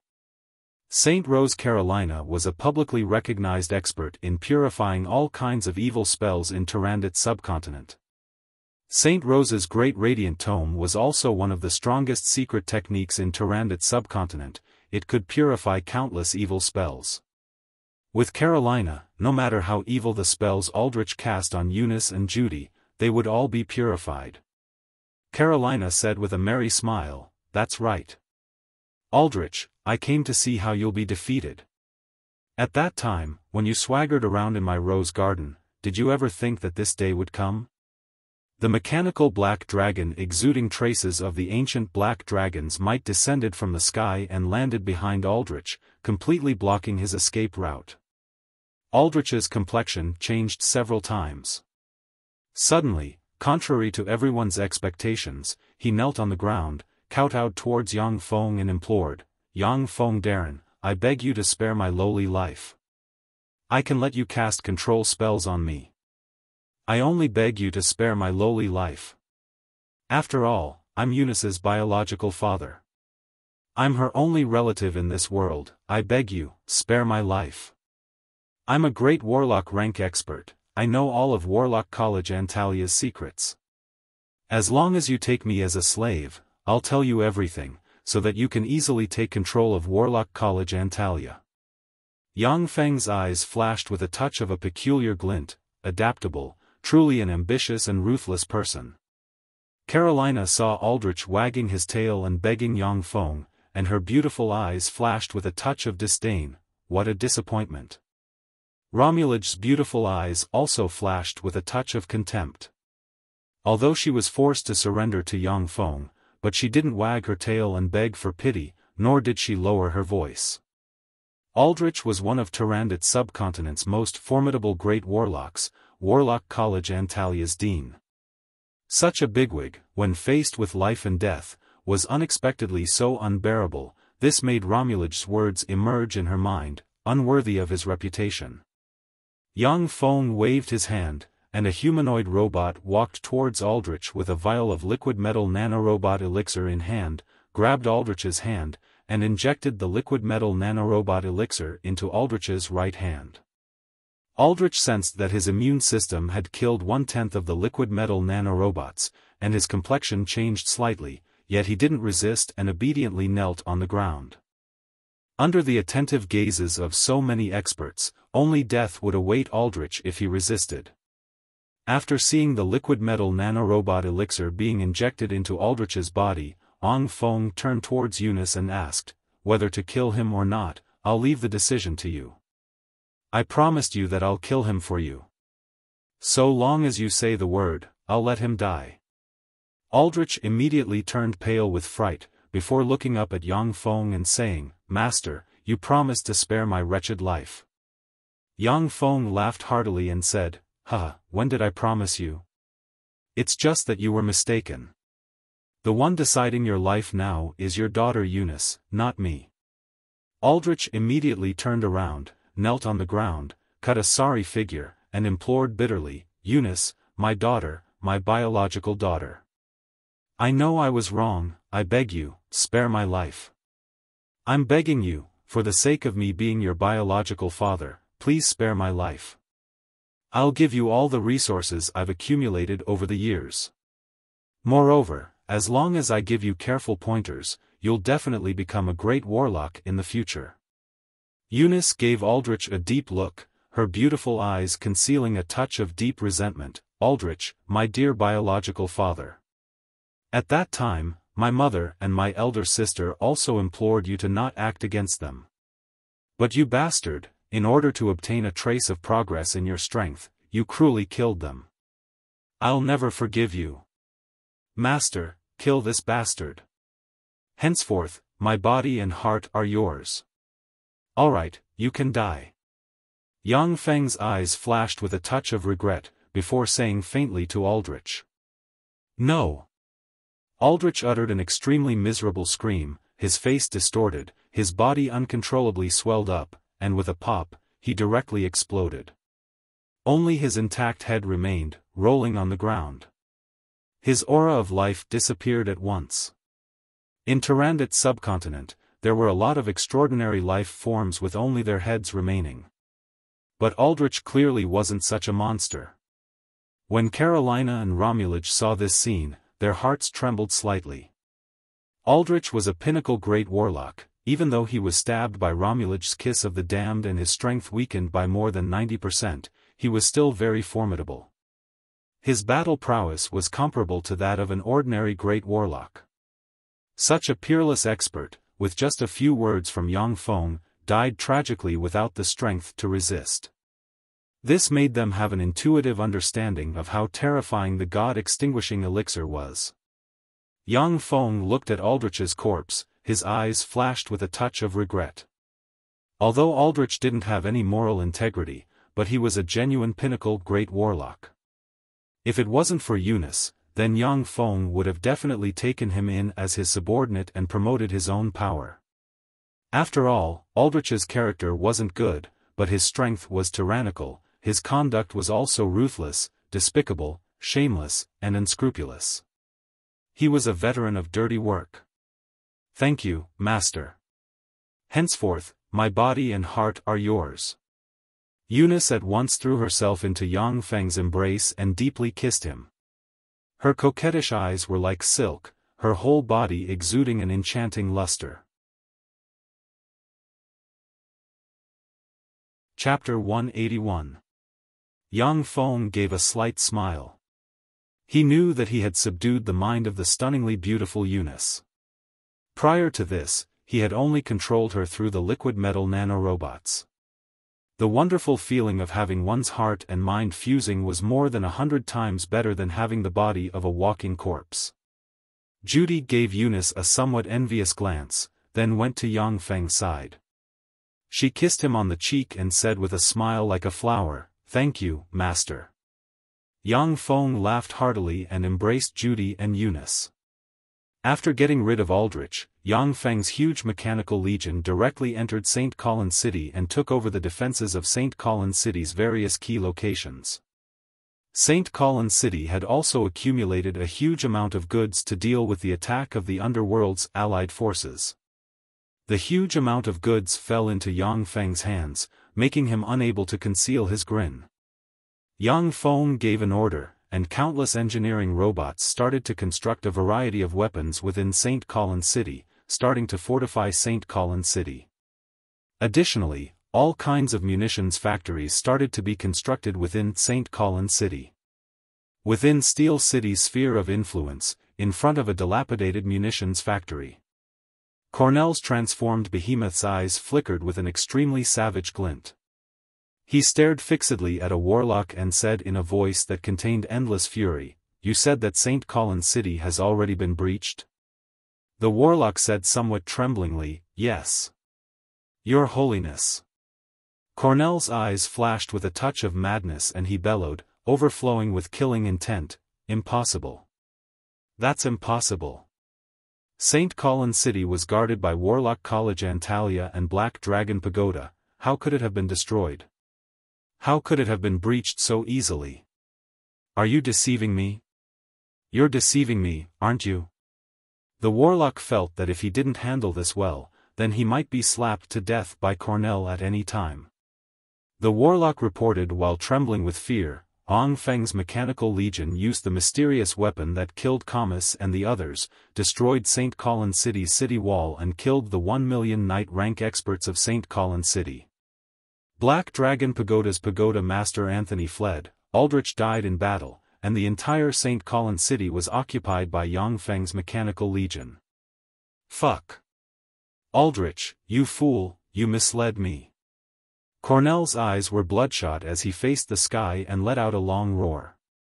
He was so angry that he vomited a large mouthful of blood. The 5 great warlock groups besieging Steel City was a plan formulated by Aldrich. Cornell had originally believed that this plan was in the bag, so he personally took action and led the Claw of Ambition's experts to burn, kill, and loot all over Steel City, destroying its munitions factories. Now that St. Colin City had been captured by Yang Feng, Savage Claw, White Elephant's Ivory and Black Dragon Pagoda were the 3 great forces that Yang Feng would definitely retaliate against. Cornell suddenly roared, "Where's the eyes of justice? Didn't they reinforce St. Colin City?" Savage Claw, White Elephant's Ivory, Black Dragon Pagoda and Warlock College Antalya were mortal enemies. It was because of this that Savage Claw and White Elephant's Ivory were responsible for cutting off Yang Feng's reinforcements. The Eyes of Justice acted as a mobile reinforcements that could support the major battlefields at any time. The warlock said extremely bitterly, "The Eyes of Justice didn't go to the battlefields, they just made a gesture, that's all." Cornell gnashed his teeth and said, "The Eyes of Justice, the Atchison, the Eyes of Justice. He's planning to sit on top of the mountain and watch as we and Yang Feng fight to the bitter end." The warlock asked, "Your Holiness, what should we do now?" Cornell promptly made a decision, "Withdraw at once. Withdraw Savage Claw." A warlock holding a communications magic box walked up to Cornell and said, "Your Holiness, His Holiness Steel White Elephant wants to talk to you. Cornell's eyebrows creased slightly, then he reached out and touched the communications magic box. With a flash of magic radiance, Horace's voice came from the magic box. Cornell, I just got the information that St. Colin's City has fallen, Anthony is seriously injured and Aldrich is dead. Cornell said coldly, I also got the information. Aldrich is really a good-for-nothing, he was actually so easily killed. Horace said solemnly, that's right, Aldrich is indeed a good-for-nothing. Now, we only have one chance, a chance to survive from the jaws of death. Raid Steel City's base, Giant Stone City. As long as Giant Stone City is breached and Yang Feng's uncle Yang Yi is captured alive, then we still have a chance to turn the tables. Otherwise, with Yang Ye's peerless alchemy, coupled with Warlock College Antalia's and Rose Garden's tremendous resources, as long as we give them some time, then we won't be able to resist Steel City's mechanical legion. Horace could see it very clearly, as long as Yang Feng was given some time to develop, then countless level 8 primary battle robots would be manufactured, then it would be the end of Savage Claw and White Elephant's ivory. But his only mistake was that he guessed incorrectly, that Yang Yi didn't exist. Everyone was certain that Steel City had an alchemy expert called Yang Yi, but that was because it was impossible for Yang Feng to be that peerless alchemy expert. The information regarding Yang Feng practicing cultivation in Warlock College Antalya had already been thoroughly researched by the major forces. It was impossible for him to be an expert with peerless alchemy. The only possibility was that he was served by an expert with peerless alchemy. For an expert with peerless alchemy to serve a waste with an inferior level 1 soul aptitude, apart from being a blood relative, there was no other way to explain it. Yang Ye's image also became vivid and lifelike. Conrath said coldly, are you sure that Giant Stone City doesn't have that mysterious alchemical weapon that killed Kamas and the others? Horace was silent at once. Even if he was tyrannical, but he still didn't dare to say that he could contend against that terrifying alchemical weapon that annihilated 18 great warlocks. As for whether or not Giant Stone City had that kind of weapon, that was simply a matter of course. Conrath said lightly, if you want to go, then go by yourself. I'm going to take my people to Savage Claw. If Yang Feng dares to bring his people to Savage Claw, then I'll definitely exterminate him. Horace gave a long sigh and said, all right. Return to Savage Claw. Conrath immediately ordered. All the warlocks belonging to Savage Claw quickly rode various kinds of secret treasures or extraordinary flying life forms and quickly retreated towards Savage Claw. In a secluded valley. Dressed in white, a handsome middle-aged man brimming with a scholarly temperament said somewhat regretfully, Conrath and Horace actually didn't fight Steel City to the bitter end, that's truly regrettable. This middle-aged man dressed in white was impressively Eyes of Justice's leader Atchison. However, we've already received enough offerings for this battle. Atchison smiled slightly, flipped his hand, and a scarlet crystal ball appeared in his hand. Inside the scarlet crystal ball, countless wronged souls screamed mournfully. One after another, human faces continuously tumbled inside the scarlet crystal ball, issuing extremely mournful wails.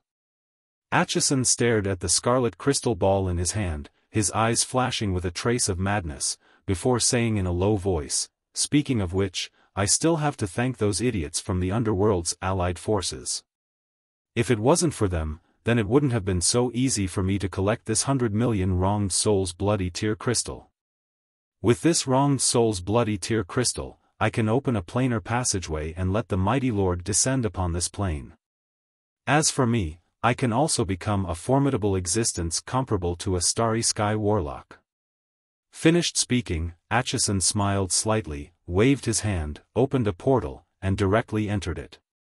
Before long, the news of St. Colin's City being breached and Warlock College Antalya's Dean Aldrich dying in battle spread throughout Tyrannid subcontinent. The entire Tyrannid subcontinent was in an uproar. St. Colin's City was the nest of the ancient warlocks, it had countless marvelous places.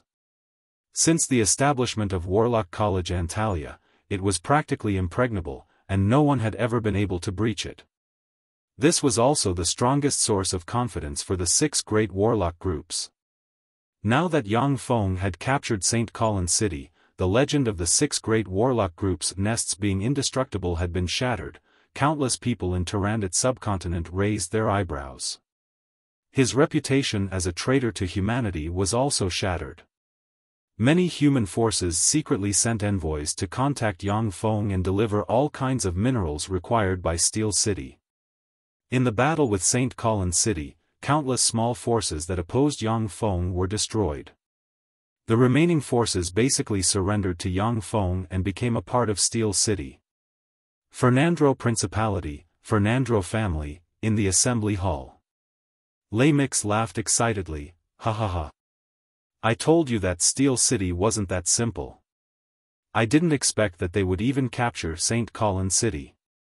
That's really amazing. We've struck it big. At that time, Lei Mix had chosen to completely side with Yang Feng. Although he was forced by the circumstances, but he had also shouldered tremendous pressure. Now that Steel City had become Tyrannid subcontinent's overlord rank force, it proved that his decision at that time was completely correct. In the assembly hall, the faces of all the elders were also brimming with excitement. After the battle with Steel City, it had become Tyrannid subcontinent's overlord rank force. The forces that had sided with it earlier would also reap tremendous benefits. One of the elders hastily flattered, Patriarch is really wise. Yang Feng has already become Steel City's Grand Marshal by marriage. I've heard that many level 3 warlock families want to offer their female clansmen to him as concubines, yet they're unable to do so. Another elder said with a smile, that's right. I've heard that the level 3 warlock family, Blom family, wants to offer their family's first wife's daughter to Yang Feng as a concubine, yet Yang Feng has yet to agree. Our Fernandro family's Jessica is his official wife. In the future, when Steel City establishes an empire, she'll at least be an imperial concubine, her status unspeakably noble. Chapter 182. The faces of the Fernandro clan's elders were flushed as they laughed heartily. Once Steel City established an empire, then Yang Feng was bound to be Steel City's future crown prince, and even had the possibility of directly becoming the empire's emperor. After all, Yang Yi was famous for not liking to manage and wholeheartedly devoted himself to alchemy. The identity of an imperial concubine of a formidable empire comparable to that of the Black Dragon Empire was definitely much more distinguished than that of Fernandro Principality's king. Anusha also revealed a trace of a smile, just that it was somewhat forced. She was currently filled with jealousy towards Jessica. An elder suddenly said, there are many beautiful women around Yang Feng. As far as I know, Eunice and Shi Shui are both peerless beauties. Moreover, Carolina, Cordelia, Clarissa and Dephilia, the 4 holy ones, all of them are peerless beauties. Jessica is alone by his side, I'm afraid that she won't be able to compete with them for favor. The smiles of the Fernandro clan's elders stagnated and their eyes flashed with a touch of graveness. The concubines of a great empire were also divided into favored and unfavored ones. The favored concubines were far from being comparable to the unfavored concubines. I suggest that we also send Anusha over, let her be Jessica's maid and help solidify her favor. Good idea.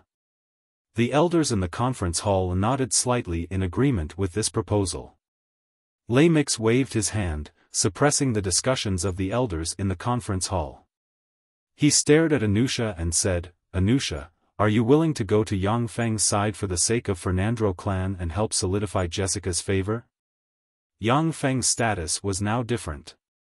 Moreover, the story of Yang Feng leading Steel City's main force to breach St. Colin's city in one fell swoop for the sake of Eunice and Judy had already spread throughout the continent. Lei Mix didn't want to rudely send Anusha to Yang Feng's side. If he nurtured an enemy of the clan, then it would be troublesome. Anusha gave a reserved smile, suppressed the excitement in her heart and said flatly, Patriarch, I'm willing. Lamix nodded in satisfaction and said with a smile, "That's good, I'll take you to St. Colin's City tomorrow." Apart from Fernandro clan, all the major forces in the entire Tarandit subcontinent began to move. Many forces sent the most beautiful women of their families in an attempt to offer them to Yang Feng and become his women. After Yang Feng captured St. Colin's City, he once again began to build munitions factories everywhere and fortify St. Colin's City. At the same time, he had the two female great warlock Dephilia and Clarissa preside over St. Colin's City's affairs. In Warlock College Antalia's inner court, there were many more female warlocks from Rose Garden. With Rose Garden's support and the two female great warlocks Dephilia and Clarissa keeping watch, St. Colin's City once again became impregnable and recovered part of its power. The Dark Elves' powerhouses returned to the Dark Elves' main city in the underground world. After handing over all the affairs to others, Yang Feng, Shi Shui, Eunice and Judy, the four people arrived at Rose Garden. In the depths of Rose Garden. This is my Rose Garden's divine-level secret treasure, the Rose Divine Pool. Carolina took Yang Feng's group of four all the way to a pond and pointed at it. Yang Feng took a closer look. Blue jade-colored roses were in full bloom at the center of a wide pond. As if it had a life of its own, the pond revolved continuously and absorbed the surrounding magic energy. There were 8 huge grooves around the pool, and each groove was filled with countless inferior magic stones. With every passing minute, many low-level magic stones would turn into dust, and all the magic energy would be sucked dry. The magic energy would be directly absorbed into the Rose Divine Pool. From time to time, a drop of blue liquid would fall from the roots of the blue jade-colored roses into the pool, forming the Rose Divine Pool's water. Yang Feng was somewhat speechless. So extravagant, how many inferior magic stones would be consumed in a year? Carolina said flatly, 1 billion inferior magic stones must be consumed in a year to maintain it. It would take 3 years and 3 billion magic stones to accumulate such a pool of water. This pool of water can at most supply 30 people. With this Rose Divine Pool, my Rose Garden can give birth to 27 first-rate geniuses every 3 years and maintain its inheritance, 3 billion magic stones. Yang Feng was also shocked by the huge number of magic stones. He had expended a lot of effort to get his hands on magic stones, yet he still might not reach 3 billion magic stones. This was the foundation of Tarandit's subcontinent's 6 overlord rank forces. Carolina warned, after you enter and start practicing cultivation, remember to leave immediately if you feel that your body can't bear it. Otherwise, the tremendous power contained in the Rose Divine Pool might directly burst your body. I've seen a lot of idiots think that they're exceptionally talented, that they're peerless geniuses, but in the end, their bodies burst and they die worthless deaths. Yang Feng nodded slightly, took off his clothes, his figure shook, and he jumped into the Rose Divine Pool. As soon as Yang Feng entered the Rose Divine Pool, he felt extremely pure life magic energy spread towards his limbs and bones. When every cell of Yang Feng's body encountered the life magic energy, it was like a thirsty traveler in a desert, madly absorbing the extremely pure life magic energy. Yang Feng operated the secret method Black Dragon Morph, as if the incarnation of a black dragon, madly devouring the extremely huge amount of life magic energy. Yang Feng's spirit seed churned and surged, extremely formidable spirit force was released from his soul seed, slowly condensing into the second innate spell model, Dragon Force. Warlocks with Black Dragon's blood meridians practiced cultivation according to the secret method. Every time they promoted a level, an innate spell model would automatically be born. The level 1 innate spell model was Black Dragon Scales. The level 2 innate spell model was Dragon Force. The level 3 innate spell model was Dragon Breath. The level 4 innate spell model was Dragon Might. The 4 innate spell models solidified in the spirit sea of Black Dragon's blood meridian warlocks would evolve along with the cultivator. Once Black Dragon's blood meridian warlocks practiced cultivation until the Great Warlock rank, then the 4 innate spell models would evolve into 4 level 4 spells. This was also where Blood Meridian warlocks were much more formidable than Orthodox warlocks. The 4 innate spell models of Orthodox Great Warlocks would gradually improve from level 1 to level 4, and wouldn't evolve along with the cultivator's cultivation base. Of course, level 1 spells cast by Great Warlocks would definitely be much more formidable than spells cast by level 1 warlocks, but there was no qualitative change. After Yang Feng smoothly broke through to the level 2 warlock rank, he once again madly absorbed the life magic energy inside the Rose Divine Pool, feeling that every cell in his body was starting to feel full. He didn't insist, and wanted to leave the Rose Divine Pool.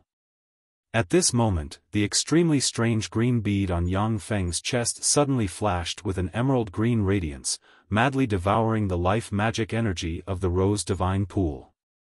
At the same time, after devouring the life magic energy of the Rose Divine Pool, it transformed into an even higher ranked emerald green power, nourishing Yang Feng's body.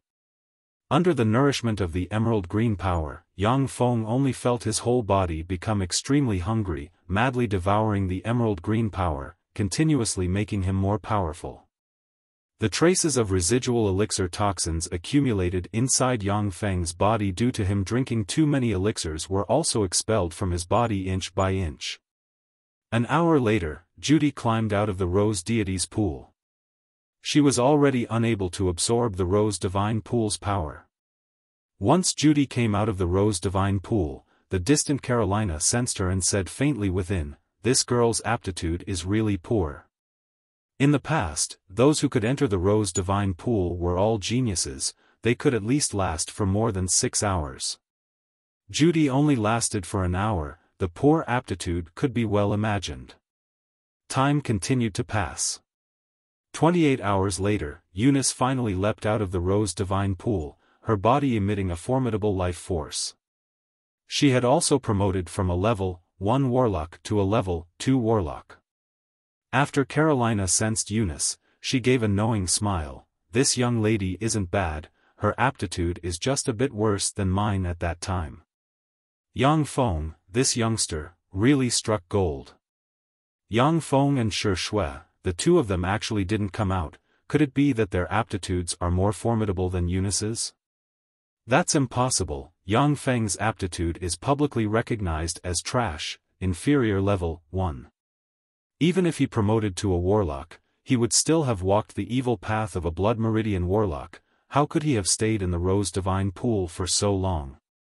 Carolina's beautiful eyes flashed with a touch of worry, her figure shook and she immediately appeared next to the Rose Divine Pool, her tremendous spirit force at once entering the Rose Divine Pool.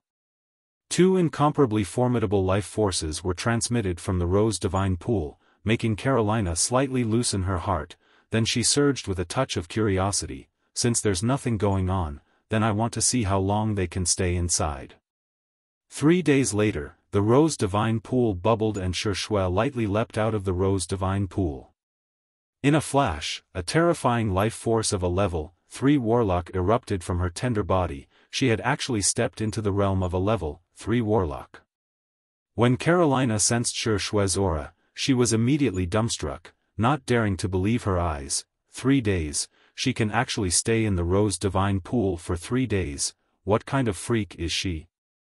The strongest genius in the history of Rose Garden only stayed in the Rose Deity's pool for 38 hours. She actually stayed in the Rose Divine Pool for 76 hours, she's simply a freak. Shortly after Shi Shui left the Rose Divine Pool, the Rose Divine Pool bubbled and surged. Yang Feng at once leapt out of the Rose Divine Pool. After Yang Feng leapt out of the Rose Divine Pool, the entire Rose Divine Pool lost all of its life magic energy, turning into a pool of waste water. Chapter 183. Yang Feng opened his eyes flickered and brimmed with vigor. His whole body was brimming with indescribable strength. His entire person started to become more handsome and charming, exuding a charming temperament. Gentle energy diffused from the green bead on Yang Feng's chest and entered his body, continuously nourishing his fleshly body and enhancing his strength. Carolina stared at Yang Feng. Suddenly a thought emerged within her. Why does this guy look so much better than before? Black Dragon's blood meridians were originally one of Tyrannid subcontinent's first-rate blood meridians.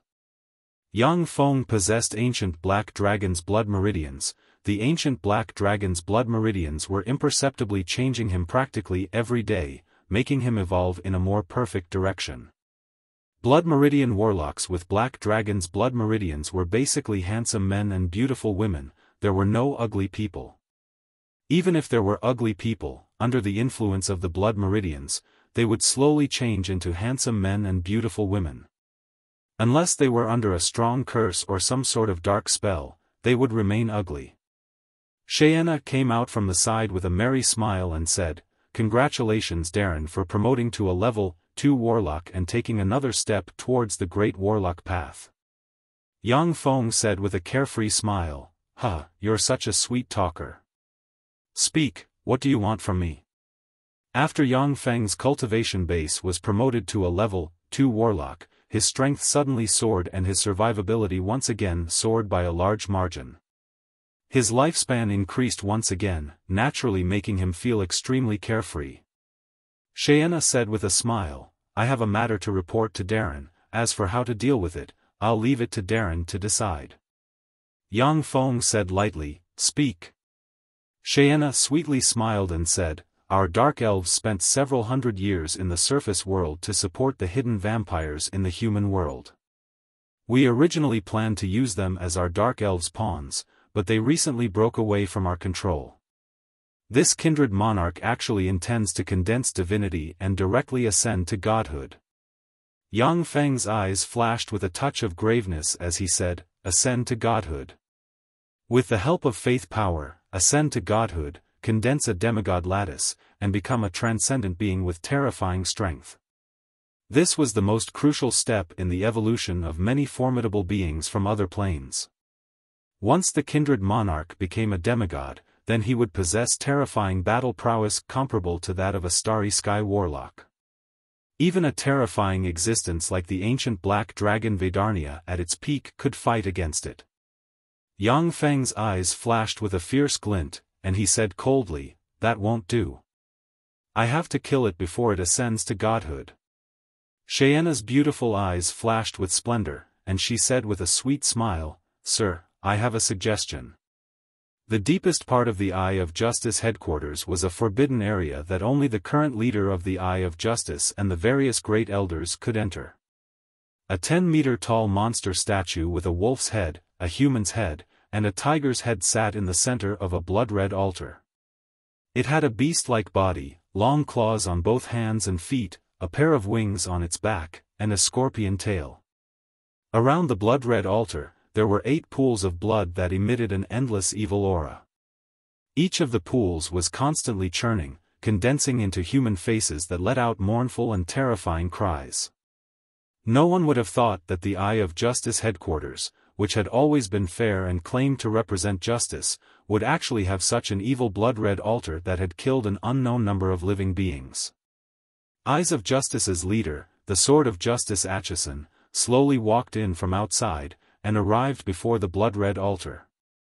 "Is what I'm doing really the right thing?" Acheson's eyes revealed a trace of hesitation when he saw the blood-red altar exuding a thick stench, the wailing of wronged souls, and the constantly churning pools of blood.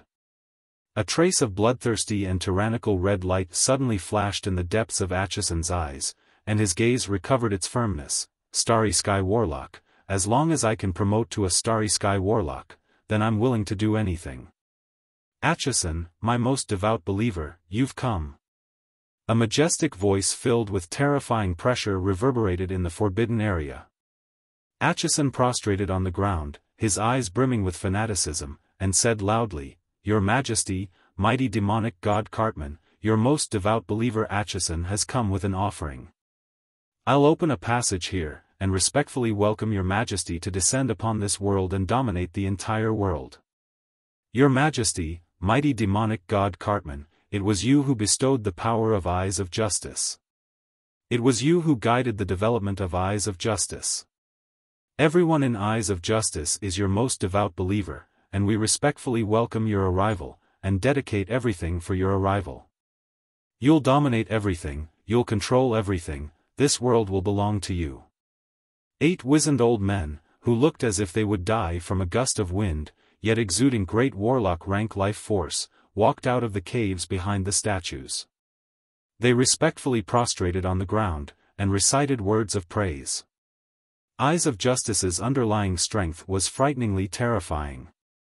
The number of 9 great warlock rank experts was already far above that of Black Dragon Pagoda, which was reputed to have the most great warlocks.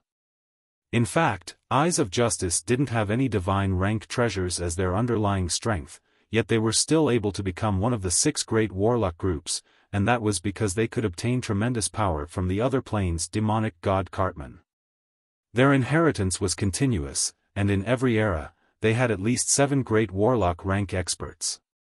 They intimidated the entire Tyrandot subcontinent, and no one dared to underestimate them. At the same time, they publicized that they also had divine rank treasures in their possession. Atchison raised the myriad wronged soul's bloody tear crystal high, and silently recited an incantation. The myriad wronged soul's bloody tear crystal suddenly flourished with red light, and a blood energy brimming with resentment suddenly erupted, attempting to erode Atchison. Atchison casually tossed the myriad wronged soul's bloody tear crystal into the statue's mouth. The statue opened its mouth, and swallowed the myriad wronged soul's bloody tear crystal into its belly. Black and red rays of light spread out from the statue's body. The statue suddenly split open, revealing a huge cave. A path filled with dense blood chi and demonic chi suddenly emerged, forming an extremely strange planar path, connecting to another plane. A terrifying fluctuation of power comparable to that of a god was transmitted from the other end of the planar path.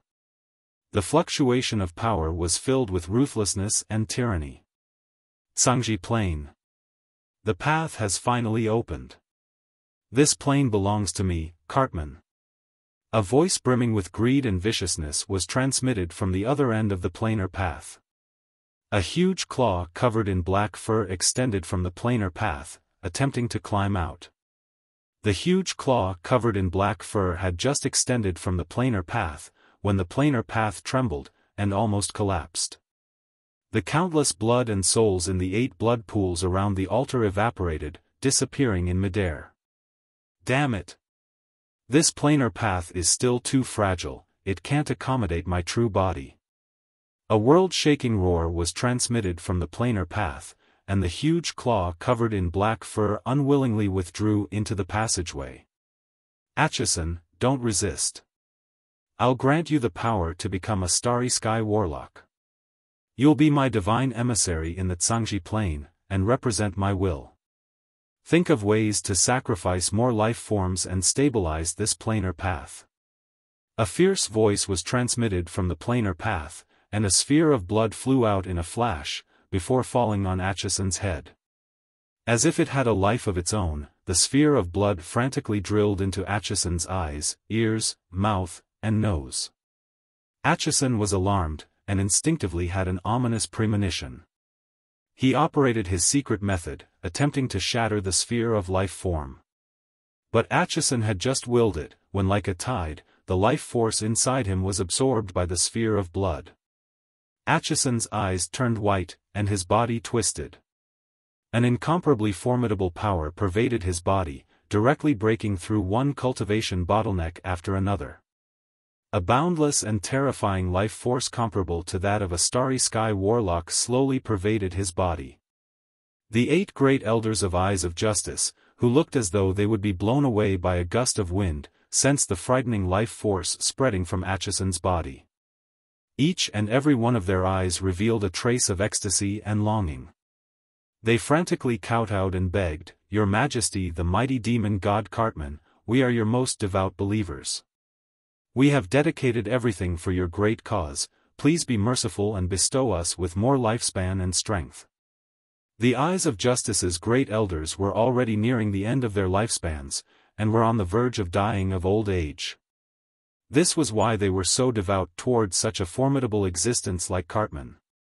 They longed to obtain the lifespan and strength bestowed upon them by him.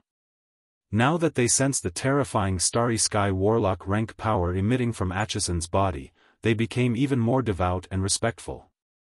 Strength and lifespan? Alright, I'll grant you even greater strength and lifespan. Acheson's face flashed with a touch of a queer expression. He smiled malevolently and waved his hand.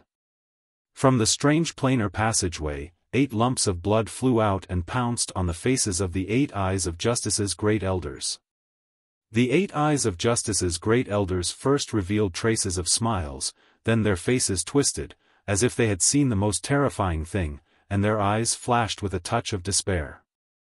Before long, the bodies of the 8 eyes of Justice's great elders began to transform. They became younger and younger, and possessed more and more strength, before finally recovering their peak state when they were young. Greetings, Your Majesty, the mighty demon Emperor Cartman.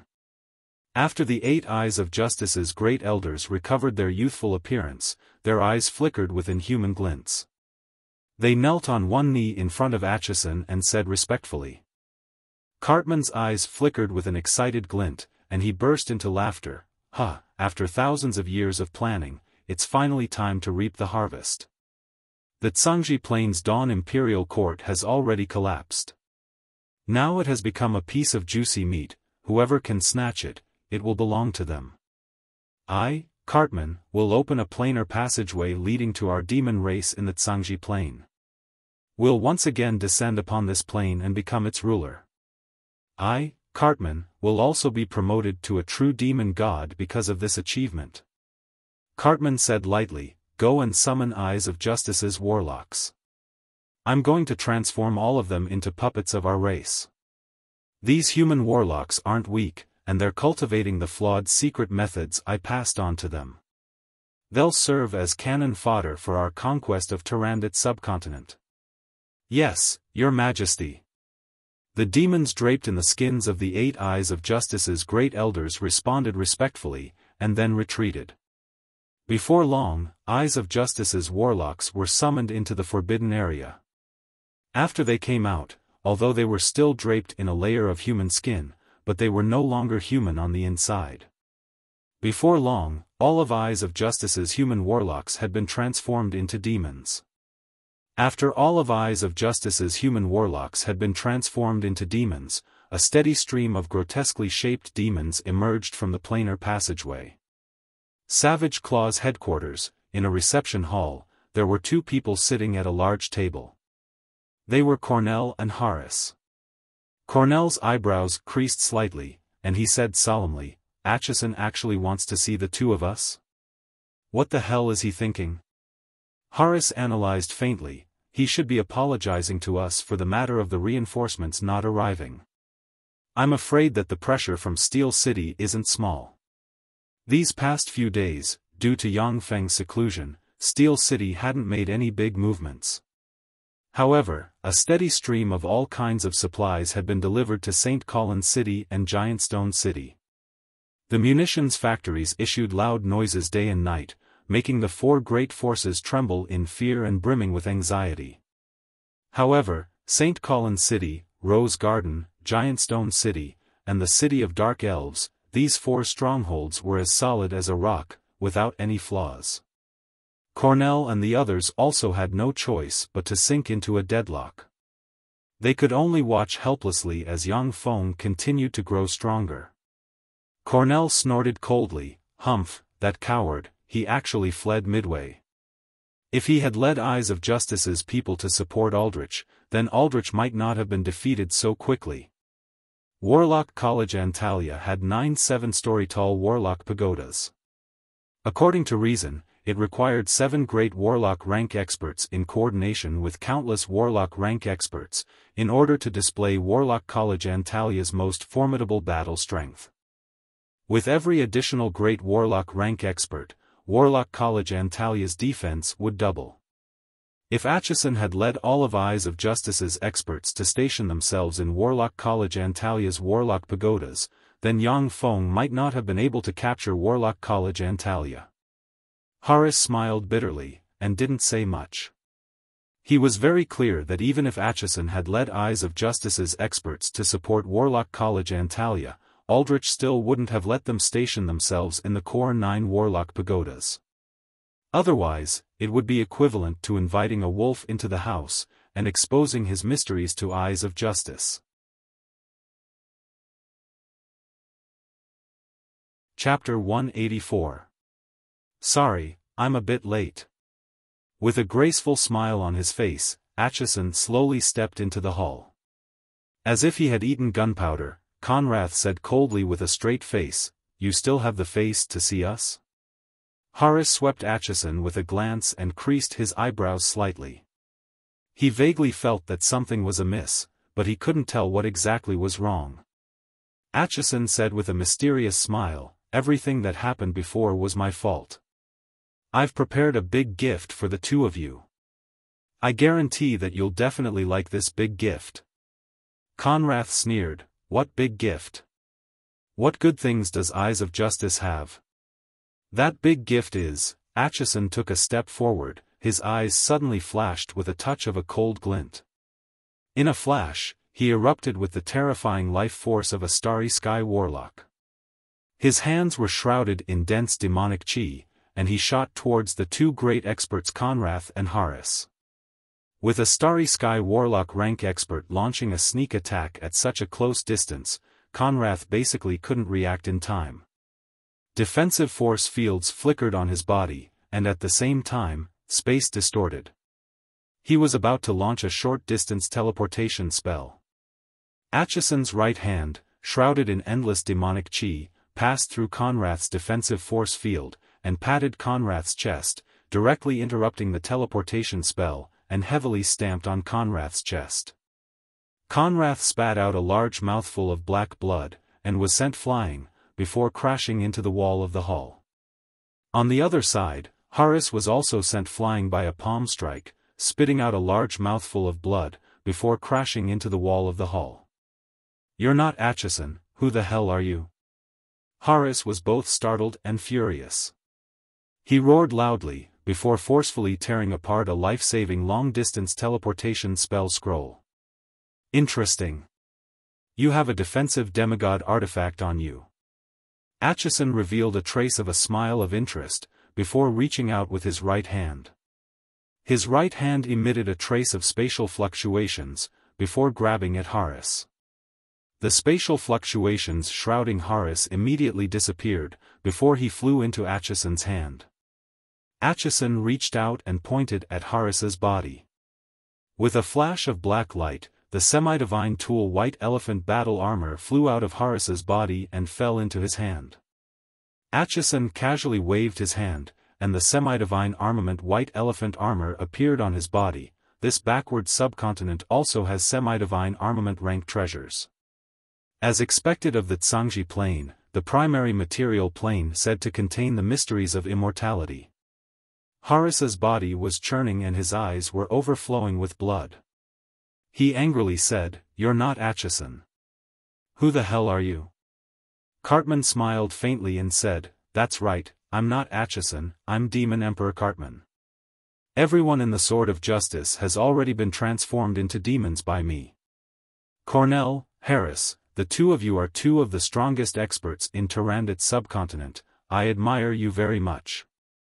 If you side with me, I can spare your lives and grant you power. As long as you make enough contributions for me, I can even raise your strength to the demigod realm." Devils. As soon as he said that, Cornell and Harris were greatly shaken, and raging waves were set off in their hearts. Towards the end of the Third Warlock Dynasty, the Demonic Divine Dynasty, the Tsangji Plane's human warlocks found a formidable plane, the Demonist Plane. The natives of the Demonist Plane were demons. The Demonic Divine Dynasty's human warlocks launched a war of conquest towards the Demonist Plane. The fighting prowess of the demons was far beyond the imagination of the human warlocks.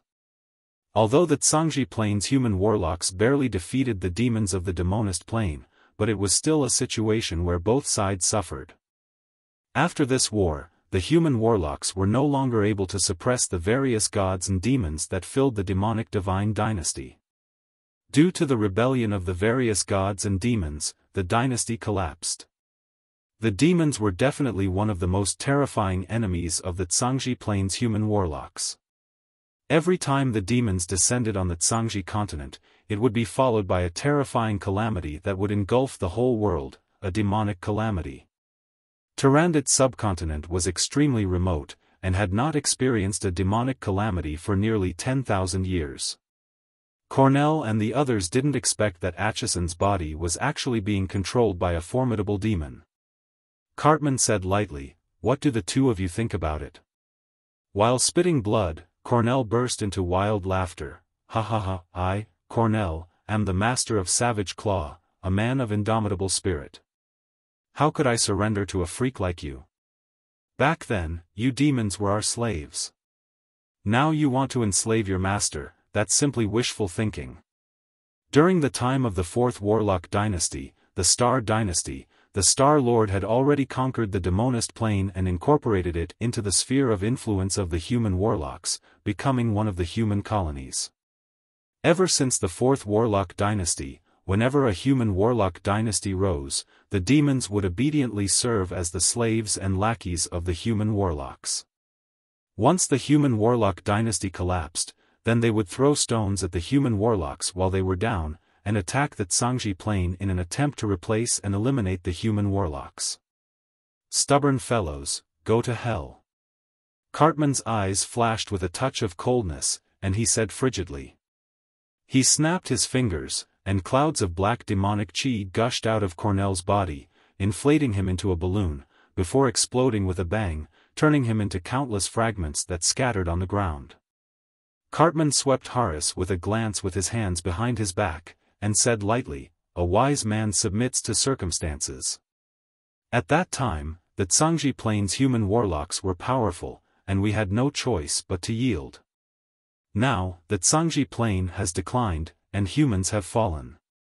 This plain will belong to us demons, while the Tarandit subcontinent will belong to me, the Demon Emperor Cartman. Horace, you've bitterly practiced cultivation for hundreds of years, do you want to be as stubborn as Cornell and court your own death?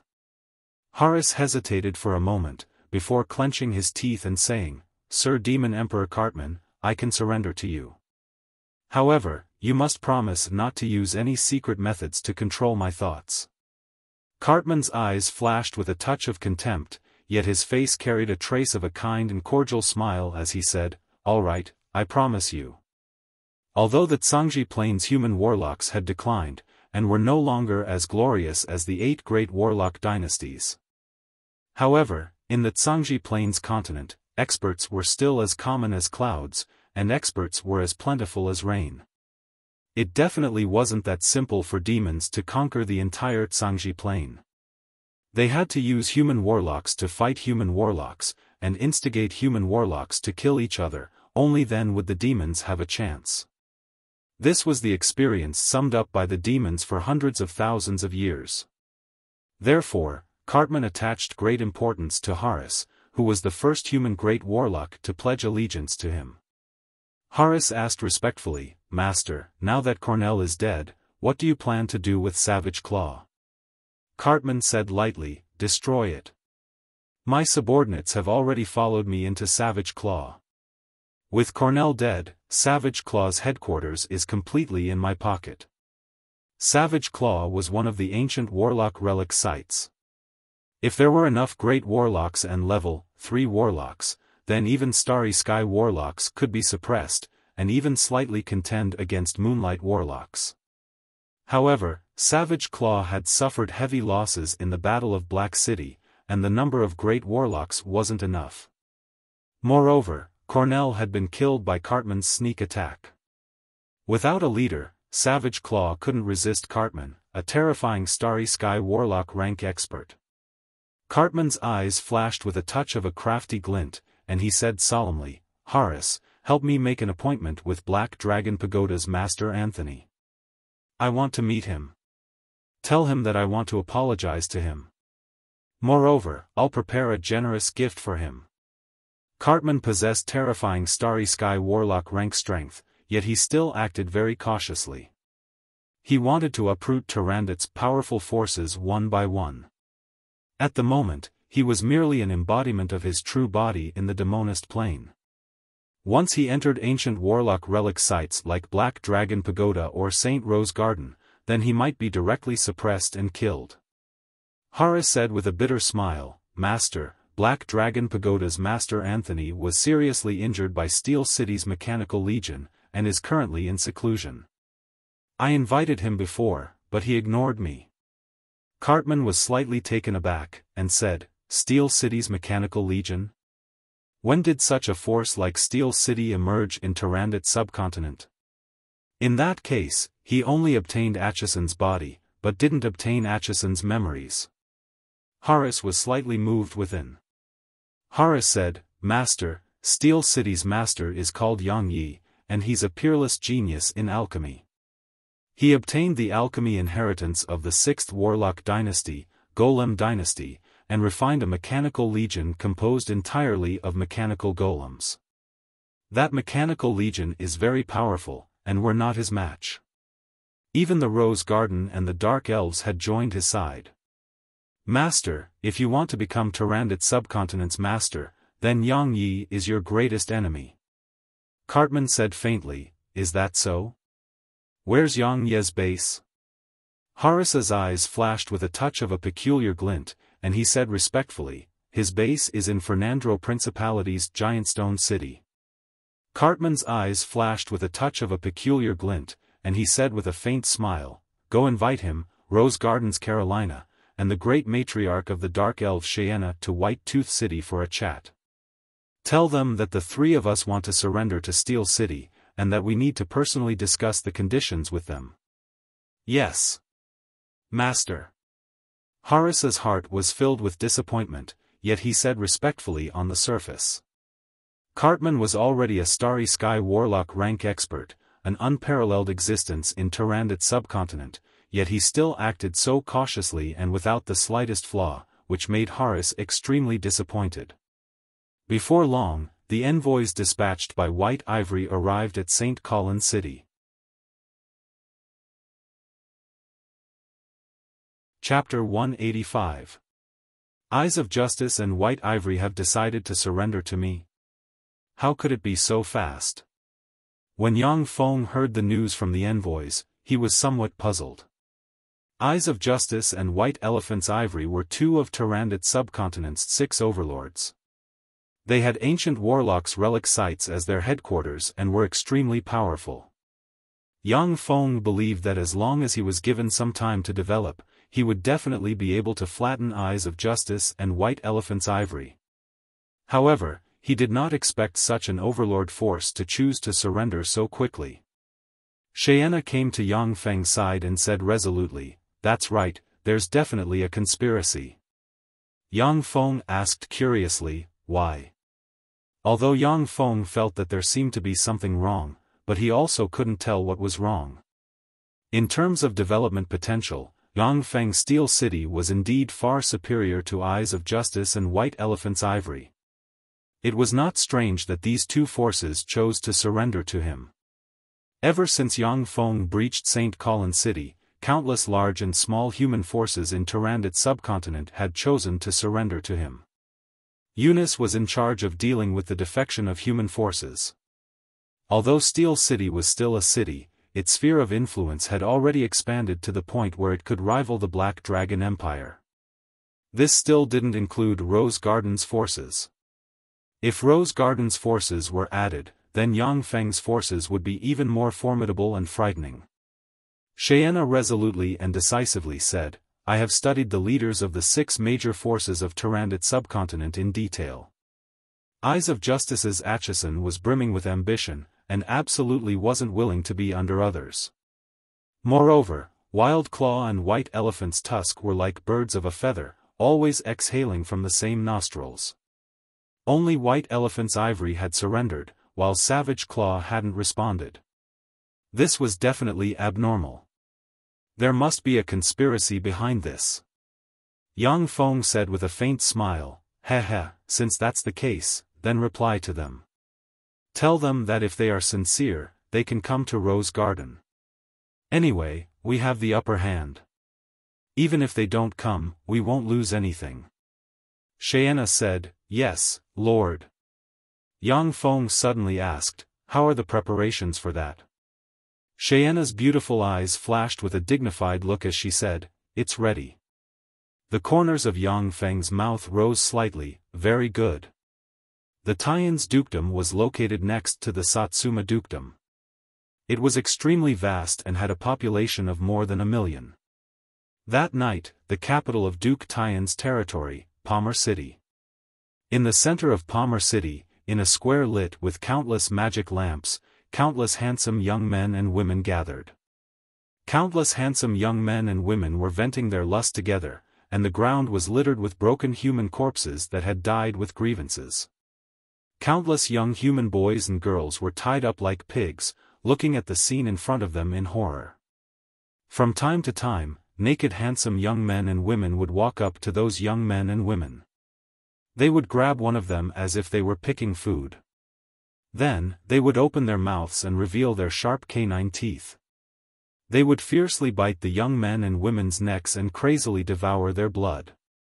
Those handsome men and beautiful women were the vampires and the servants they had created, vampires. Kindred was also a kind of formidable race. After every pureblood kindred reached adulthood, they would possess terrifying strength comparable to that of a level 1 warlock. Vampires, on the other hand, were pureblood kindred who injected a drop of their blood into other life forms, infecting them and transforming them into their servants. Vampires transformed by pureblood kindred had an extremely low status among kindred, and would be completely obedient to the pureblood kindred who transformed them, without any power to resist. There were 2 ways for kindred to increase their strength. One was to slowly increase their strength over time.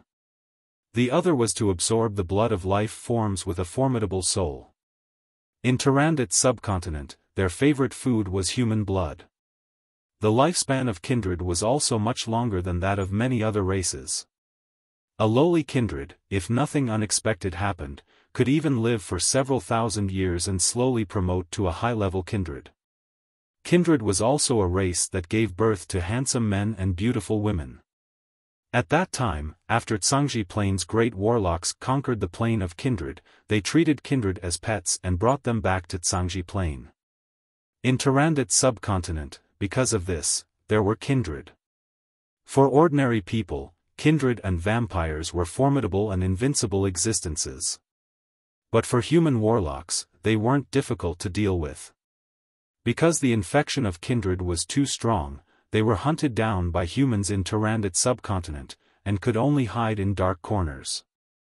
It was extremely unusual for so many kindred to gather in Palmer City. Moonlight sprinkled down from the sky. A blonde, peerlessly handsome, slender young man, exuding a charming temperament that would kill both men and women, slowly walked to the center of the square that reeked of blood and obscenity. This young man was the only true blood kindred in Tyrannid subcontinent with great warlock rank strength, the kindred monarch. Behind the kindred monarch followed 25 high-level kindred. The 25 high-level kindred were handsome men and beautiful women, making it hard for people to shift their gazes away. Among kindred, low-level kindred were equivalent to level 1 human warlocks, intermediate kindred were equivalent to level 2 warlocks, advanced kindred were equivalent to level 3 warlocks, and true blood kindred were equivalent to human great warlocks. True blood vampires had already purified the blood in their bodies to a terrifying degree. In the eyes of some ancient kindred experts, only true blood kindred could be considered as their compatriots, while the rest of the kindred were just ants. True blood kindred could also produce a large number of low-level kindred by injecting their true blood into other life forms. Ordinary kindred could only produce vampires, and their reproduction method wasn't much different from that of humans. The young man walked to the center of the square and said in a loud voice, "My compatriots, my servants. I am your monarch, Rarit. Monarch.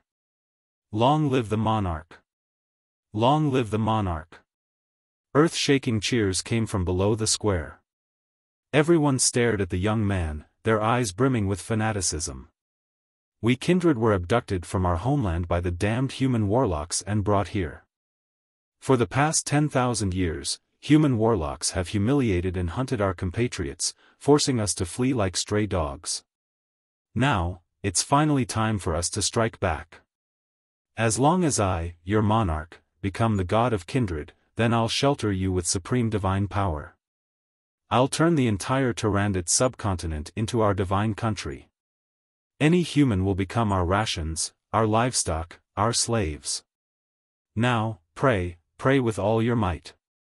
I need your strength to help me ignite my god fire, become a true god, and shelter my race. Rerit spread his hands, a pair of wings unfurled from his back, and his imposing manner rose steadily. Countless moonlight sprinkled on his body, giving him a sacred aura. Mighty Lord Rerit, you're even more noble than the true ancestor, a sacred existence. Mighty Lord Rerit. You're the ruler of myriad races. You're the monarch of the night. You're the sower of fear. Mighty Lord Rerit. You're the monarch of blood. You're the invincible god of war. You're the god of death who controls life and death. Mighty Lord Rerit. We offer our most pious faith to you. Henceforth, after death, we'll return to your divine country. We'll become your shield, and resist all harm for you. We'll become your sword, and slash all enemies for you. Mighty Lord Rerit.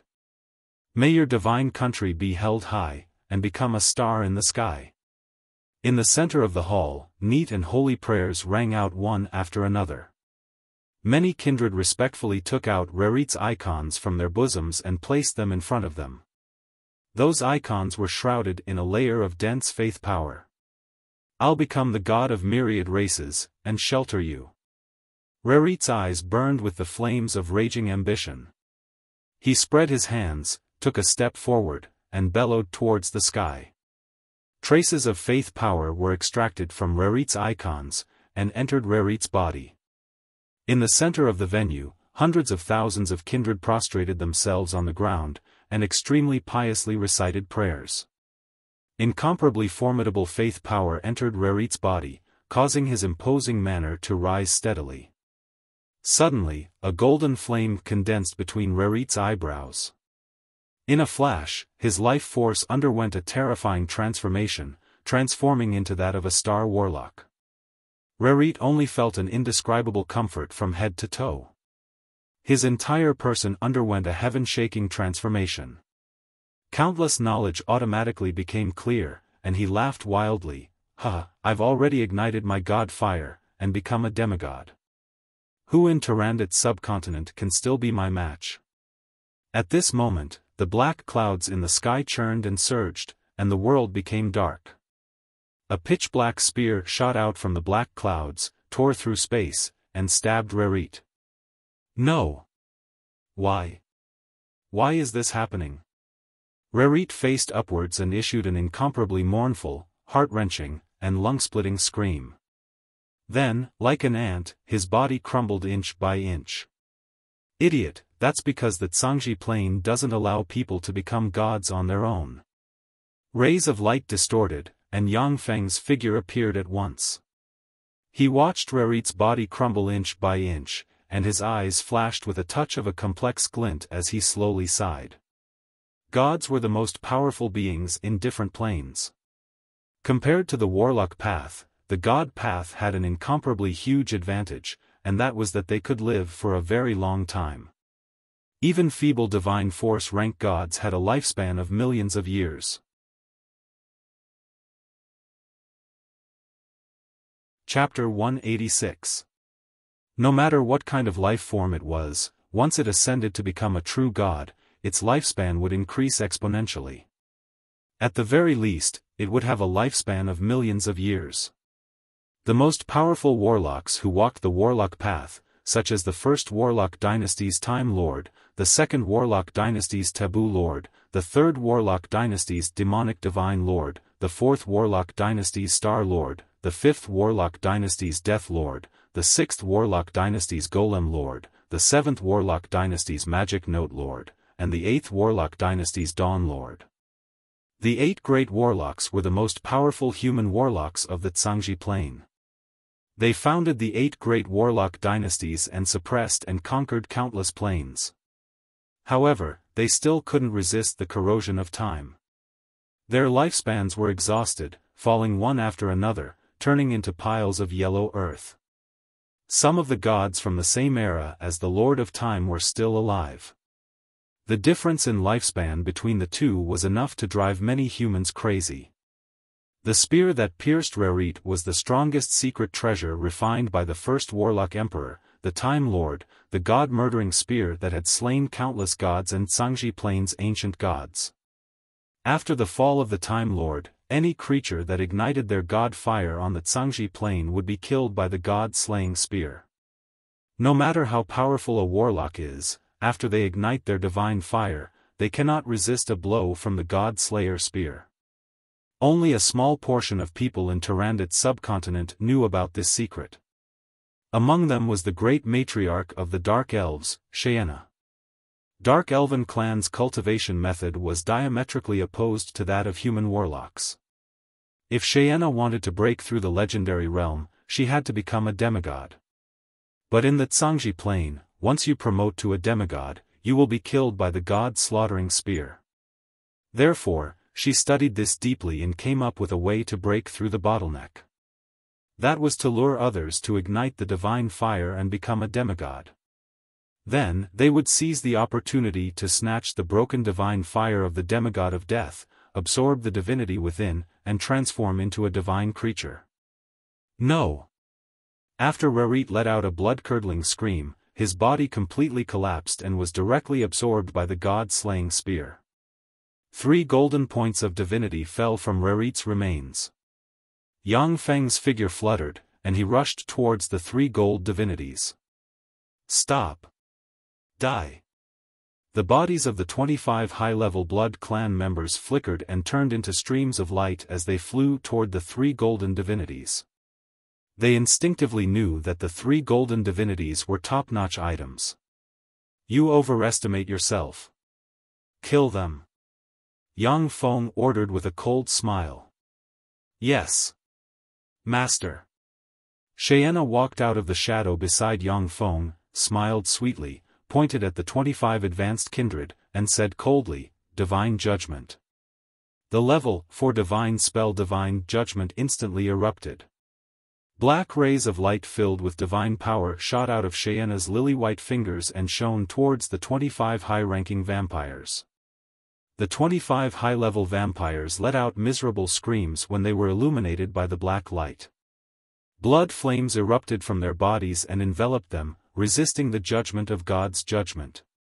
A Moffin mechanical demonic polar bear suddenly burrowed out of the ground and directly charged into the midst of the vampires and vampires. It waved its huge claws and slapped continuously, smashing the vampires and vampires into meat paste. Dephilia waved her lily-white hand, and a huge ice phoenix suddenly condensed and pounced towards the vampires and kindred. In the wake of the ice phoenix, ice and snow enveloped the land, and all the vampires were frozen into ice sculptures. The mechanical legion that had long been lying in ambush around the Palmer city also started to mobilize at full force, rushing towards the Palmer city. Yang Feng took advantage of this opportunity to reach out and grab the 3 divinities. The 3 divinities entered Yang Feng's body as soon as they fell into his hands. All kinds of knowledge poured into Yang Feng's mind at once, nearly bursting his brain. The 3 divinities were respectively the divinity of massacre, the divinity of blood energy, and the divinity of fear. The 3 divinities contained a trace of knowledge of the laws of massacre, blood energy, and fear.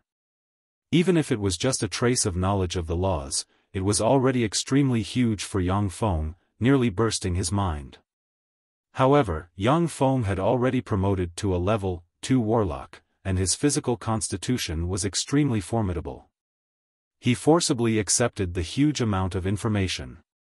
At the same time, the 3 divinities entered Yang Feng's sea of knowledge and respectively released the formidable divine energy of massacre, divine energy of blood, and divine energy of fear, slowly transforming Yang Feng's body and transforming him into a divine life form.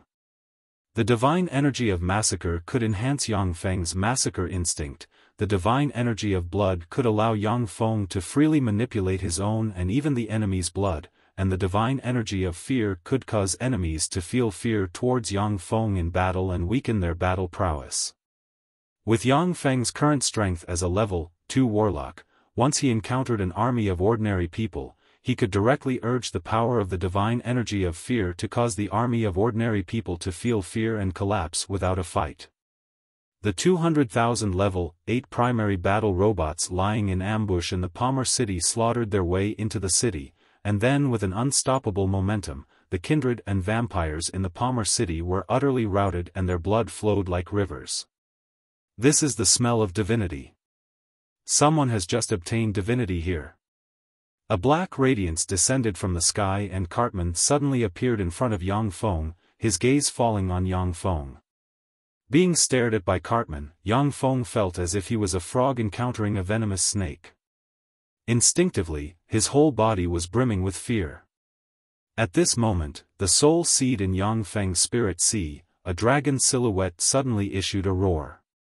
The blood inside him boiled and a proud and unyielding will erupted in a flash, dispelling part of the fear towards Cartman. A divine energy of fear erupted inside Yang Feng, absorbing the remaining fear and transforming it into his own power. Did you absorb the divinity here? What a waste of resources. A trifling level 2 warlock actually absorbed divinity, that's too wasteful. If I kill you now, I should be able to extract the divinity. Although there will be some losses, but there's nothing I can do about it. Cartman carelessly swept Yang Feng with a glance, then extended his hand and grabbed towards Yang Feng. Suddenly, a pitch-black demonic chi hand appeared and grabbed towards Yang Feng. Starry Sky Warlock. How come there's a Starry Sky Warlock here?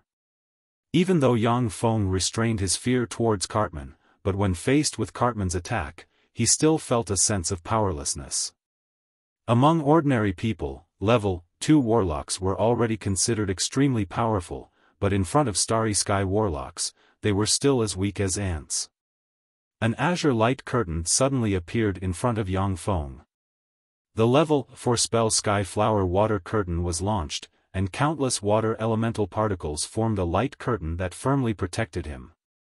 When the black demonic chi hand grabbed the Sky Flower Water Curtain, it immediately crumbled and shattered. Starry Sky Warlock, this guy, he's a Starry Sky Warlock. Yang Feng gave a furious roar and pressed the dimensional crest on his chest. The mechanical black dragon, Yang Feng's trump card, instantly flew out, flapped its wings and madly flew towards Cartman. The mechanical black dragon was refined from the corpse of the ancient black dragon Vedarnia. It was the most powerful among his mechanical battle beasts, with terrifying battle prowess infinitely close to that of a Starry Sky Warlock. It was his trump card and trump card. When the mechanical black dragon appeared, it swept its huge tail and, as if empty tie was pressing down, it directly slammed towards Cartman. A bit interesting. This alchemical golem has battle prowess infinitely close to that of a Starry Sky Warlock. Unfortunately, your opponent is me. Cartman's eyes flashed with a touch of fanaticism, he gave a fierce roar, his figure shook, and he slammed his fist on the mechanical black dragon's tail. Boom! A terrifying blare sounded, the scales on the mechanical black dragon's tail exploded, and countless parts splashed about. Cartman was also sent flying tens of meters away from the huge blow, a trace of blood spilling from the corners of his mouth. Yang Feng promptly tore apart a fixed teleportation scroll, and a powerful spatial fluctuation enveloped him in a flash. It's no use. In front of a devil emperor, any spatial magic is useless. Cartman smiled coldly and pointed at Yang Feng. The spatial fluctuations shrouding Yang Feng disappeared in an instant, and the scroll in his hand exploded into countless fragments that scattered on the ground. Divine Judgment. When they heard Yang Feng's call, the great warlocks who were slaughtering kindred rushed over. Without demur, Xiaofan cast the level 4 divine spell Divine Judgment. Streams of darkness divine power condensed into black divine light and madly shot towards Cartman. Divine Judgment? It's pretty powerful. You're a pretty woman, very good, very suitable to be my childbearing machine. Cartman smiled faintly, then erupted with boundless demonic chi, which formed a demonic force shield. The streams of divine judgment divine light shone on the magic power shield, issuing sizzling sounds, yet were unable to penetrate the magic power shield. Xiaofan's figure shook, and she arrived next to Yang Feng. She stared at Cartman, and her eyes flashed with a touch of bewilderment. You're not Eyes of Justice's Atchison, who the hell are you? Dephilia's figure shook, and she arrived next to Yang Feng. She stared at Cartman, and her beautiful eyes flashed with a touch of graveness. She could feel the terrifying life force exuding from Cartman, the terrifying life force of the legendary Starry Sky Warlock rank. Cartman glanced at the void, and said loftily, I'm the Demon Emperor Cartman from the Demonist Plane. You lowly humans, if you submit to me, then I'll give you a way out. Otherwise, all of you will die here today. Even those women who are hiding at the side are no exception.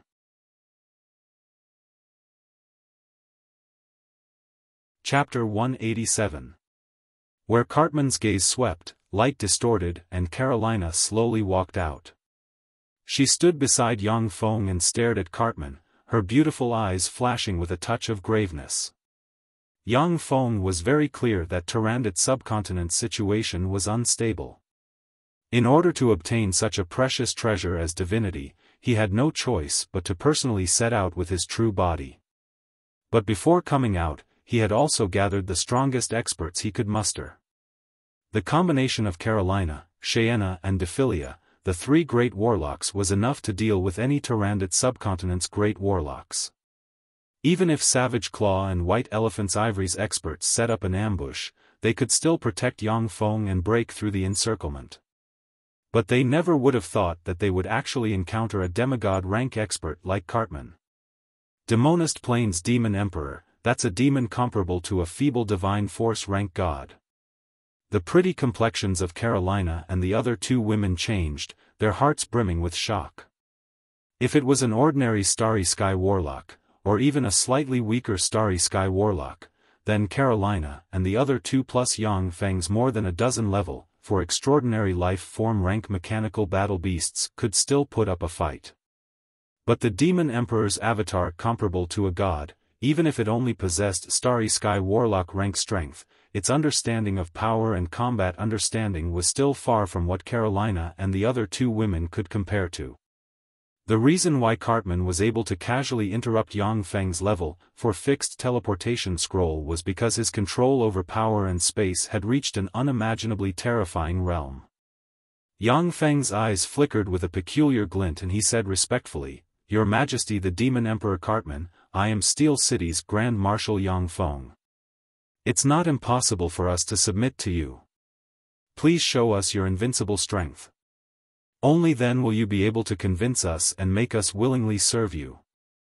Cartman gave a complacent smile as if a cat playing with a mouse and said, You're Steel City's Yang Feng? It seems that my luck is pretty good. Tell me, how do you want me to show my strength? Defeat all of you? Our Steel City's alchemy is unparalleled. I have a few of the best puppets refined by Steel City. I heard that the demon race has tyrannical physical bodies and dual cultivators. If your majesty can completely destroy these peak puppets with your physical body, then Steel City is willing to serve you. Yang Feng pressed the dimensional crest on his chest. 2 Amani Lightwing Ice Birds, 2 Kalaman Boas, 1 Bunman Hurricane Wolf, 1 Fire Lion, plus the mechanical black dragon in the sky, a total of 7 level, for extraordinary life form rank mechanical battle beasts appeared in front of him. Cartman swept a glance at the 7 mechanical battle beasts and said with a slight smile, Interesting, your Steel City's alchemy is really impressive. You can actually refine so many mechanical battle beasts comparable to level 4 extraordinary lifeforms. Alright, I promise you that I'll show you how powerful I am. Demons had always been proud of their tyrannical physical bodies. For the Demon Emperor Cartman, the 7-level, for extraordinary life form rank mechanical battle beasts were just a small inconvenience. As long as he expended a bit of strength, then he would be able to tear the 7 mechanical battle beasts into pieces. He didn't have to worry about anything. Yang Feng said with a respectful expression, "Your Majesty the Demon Emperor, your strength is unparalleled. I'm just a trifling level 2 warlock. If I were to watch the fight from such a close distance, then I'm afraid that a casual punch from you would kill me. Please allow me to retreat by 20 kilometers and watch the fight from a distance of 20 kilometers." Cartman had a ridiculing expression and said with a faint smile, "All right, I'll allow you to watch the fight from a distance of 20 kilometers. A distance of 20 kilometers was nothing for Cartman. Furthermore, with his strength, as long as Yang Feng wanted to cast a spatial spell to escape, then he could casually break it. Yang Feng secretly heaved a slight sigh of relief. Full of vigilance, he retreated to a distance of 20 kilometers with Carolina and the other experts, and then stopped, not making any unusual movements. Cartman revealed a trace of a smile and looked at the 7-level, for extraordinary life form rank mechanical battle beasts, his gaze in particular falling on the mechanical black dragon. Cartman was confident that he could defeat the siege of Carolina and the other women as well as the level, for extraordinary life form rank mechanical battle beasts. However, facing the siege of so many experts, if he was even slightly careless, then he would be injured, and there was even a trace of a possibility of failure. After all, Carolina was Rose Garden's master, she had a semi-divine armament and countless trump cards. Cheyenne was also a believer of the goddess Lolth. Once she went all out, she could even display Starry Sky Warlock rank strength. The mechanical black dragon was a terrifying existence comparable to a Starry Sky Warlock in close combat. Now, Cartman only had to dispose of the 7-level, for extraordinary life form rank alchemical golems, and then deal with Yang Feng and his party. Yang Feng and his party definitely wouldn't be able to stir up any waves. The mechanical black dragon gave a shrill cry, flapped its wings, and soared straight into the sky. Its propulsion furnace was fully activated, and a terrifying Starry Sky Warlock rank strength erupted in a flash. Urged with all its might, the mechanical black dragon could erupt with Starry Sky Warlock rank strength for 1 minute. This eruption was extremely harmful to its body, and was the mechanical black dragon's strongest trump card. The 6 mechanical battle beasts suddenly erupted and pounced at Cartman. "Idiot, shatter!" Cartman sneered, his figure shook, and he appeared in front of the 2 Amani light-winged icebirds. Demonic light flickered on his palms, and he patted the heads of the 2 Amani light-winged icebirds. Suddenly, Cartman's complexion changed, and a glint of fear flashed past the abyss of his eyes. The 2 nuclear warheads hidden inside the 2 Amani light-winged icebirds exploded in a flash, and terrifying light and heat engulfed Cartman. Practically at the same time, the 4 mechanical battle beasts, 2 Kalaman boa, 1 Bunman hurricane wolf, and 1 fire lion, also detonated the nuclear warheads inside them in a split second.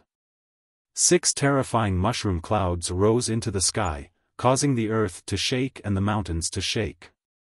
Incomparably violent shockwaves swept out in all directions, causing the earth to tremble.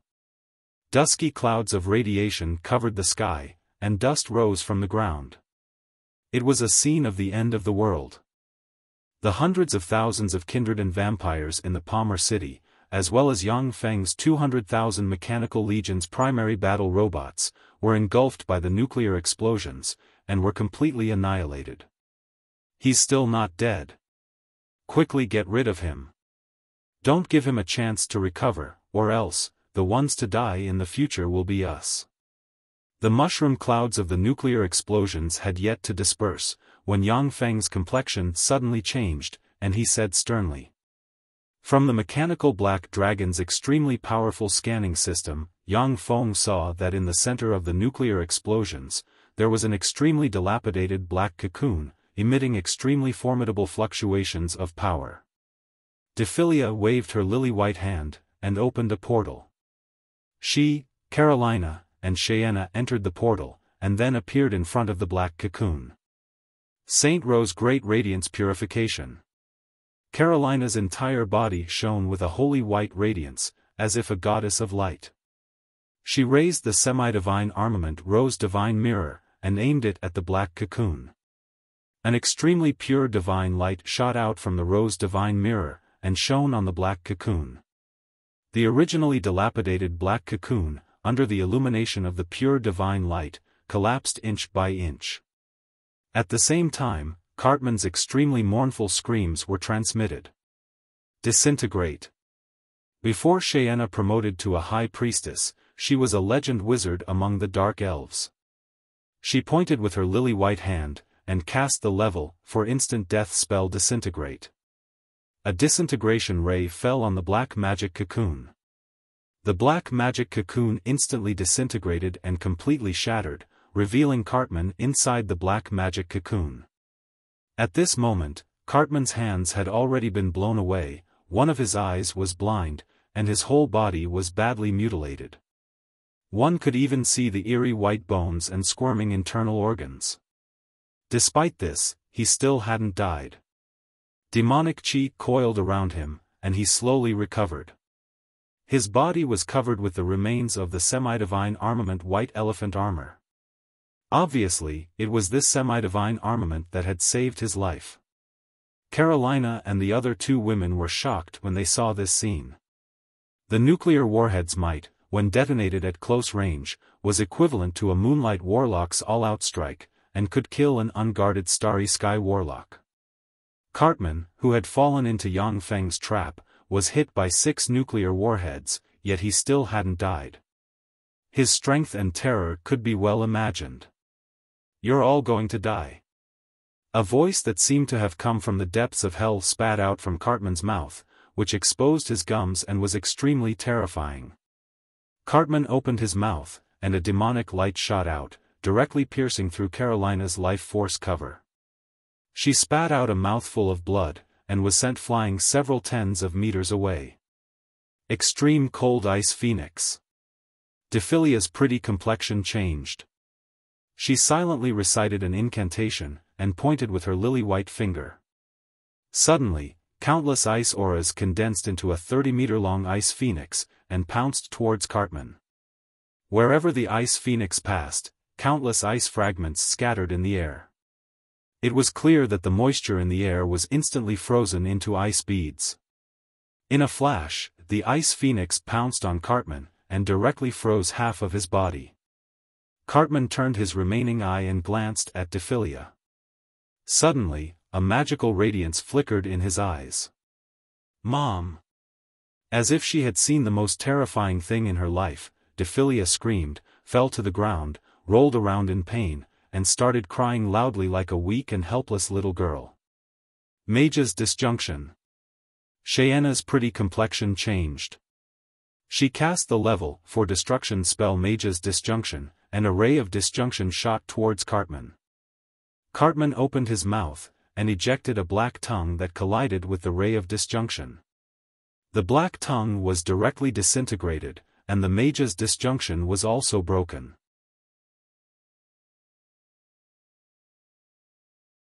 Chapter 188.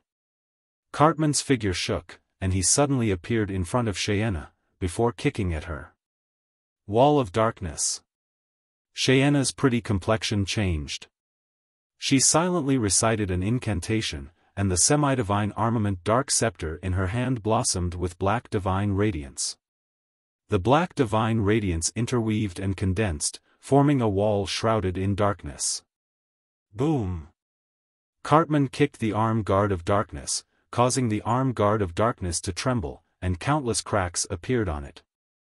Cheyenne's beautiful face turned pale. It was the first time that she had seen someone seriously injure her wall of darkness with a single blow. At this moment, a peerlessly terrifying aura descended from the sky. The mechanical black dragon flapped its wings, suddenly flew down, and whipped at Cartman with its enormous tail. Bang! Cartman was whipped by the mechanical black dragon, and was sent flying, before crashing into the ground. Suddenly, grotesque radiation tumors emerged on his body, causing him to issue extremely painful and sorrowful howls. The heavy radiation from the nuclear explosion not only heavily injured Cartman, but also caused his body to undergo a tremendous change. Rumbling sounds echoed in the sky. Lightning supersonic fighters abruptly flew out from the clouds, loaded with Gauss machine cannons as they frantically swept towards Cartman. Under the bombardment of the densely packed Gauss cannons, Cartman screamed endlessly with blood splattering all over his body. A mammoth heavy-duty bomber loaded with all kinds of bombs dropped from the sky, before ferociously crashing into Cartman's location. With a loud bang, the mammoth heavy-duty bomber instantly self-detonated, and a small mushroom cloud rose once again. According to the analysis of the portable fortified stronghold's intelligent computer, the might of a mammoth heavy-duty bomber's self-detonation was comparable to that of an offensive spell cast by a great warlock. However, the flying speed of a mammoth heavy-duty bomber was too slow. In actual combat, it was basically unable to hit a great warlock. Cartman was truly formidable to the extreme. Even though he was hit by the mammoth heavy-duty bomber's self-detonation, he still didn't die. He merely spouted a large mouthful of black demonic blood, endured the pain, and shot away from his location. If he dared to stay in place, then the countless mechanical legions would definitely blow him up. Icebound fetters. When Dephilia saw this scene, a strange glint flashed in her beautiful eyes. She took out the legendary secret treasure ice snow box, opened it, and silently chanted an incantation, pointing at Cartman. 2 streams of white cold air shot out of the ice and snow box and flew to Cartman's feet like chains, instantly sealing his legs in ice. Cartman was greatly alarmed and struggled with all his might. Countless demonic energy gushed out and shattered the ice under his feet. The 3 mammoth heavy-duty bombers dropped down once more, slamming into Cartman's body and exploding. 3 mushroom clouds rose into the sky, blasting Cartman into a bloody mess. Another huge crack appeared on the remains of the semi-divine armament white elephant armor on his body. In the sky, the mechanical black dragon had finished accumulating energy. It opened its bloody mouth and shot a dragon breath cannon at Cartman. The mechanical black dragon's most powerful dragon breath cannon instantly vaporized Cartman's lower body, causing him to scream once again. "You damned human ants, how dare you injure me? I will never let you off. Wait until I recover from my injuries, then it will be your doomsday. I will capture you one by one and torture you endlessly day and night for 500 years. Cartman uttered an extremely vicious curse. What remained of his lower body turned into a black ray of light and fled into the distance. Cartman was already seriously injured after the continuous attacks from Yang Feng and his party. If he didn't flee, then only death would await him. With great difficulty, Cartman had managed to send an embodiment to the Zhangji Plain. He still had to rely on the embodiment's power to truly open the planar passageway and consolidate it, allowing his true body to descend from the Demonis to the outside world. He naturally wouldn't let his embodiment fall so quickly. Just as Cartman fled, a figure blocked his escape route. The legendary dagger, Kiss of the Damned, easily pierced into Cartman's body. 12 types of curses erupted in an instant, causing Cartman to let out another blood-cursing scream. Cartman's body was stabbed by Romulach's sneak attack.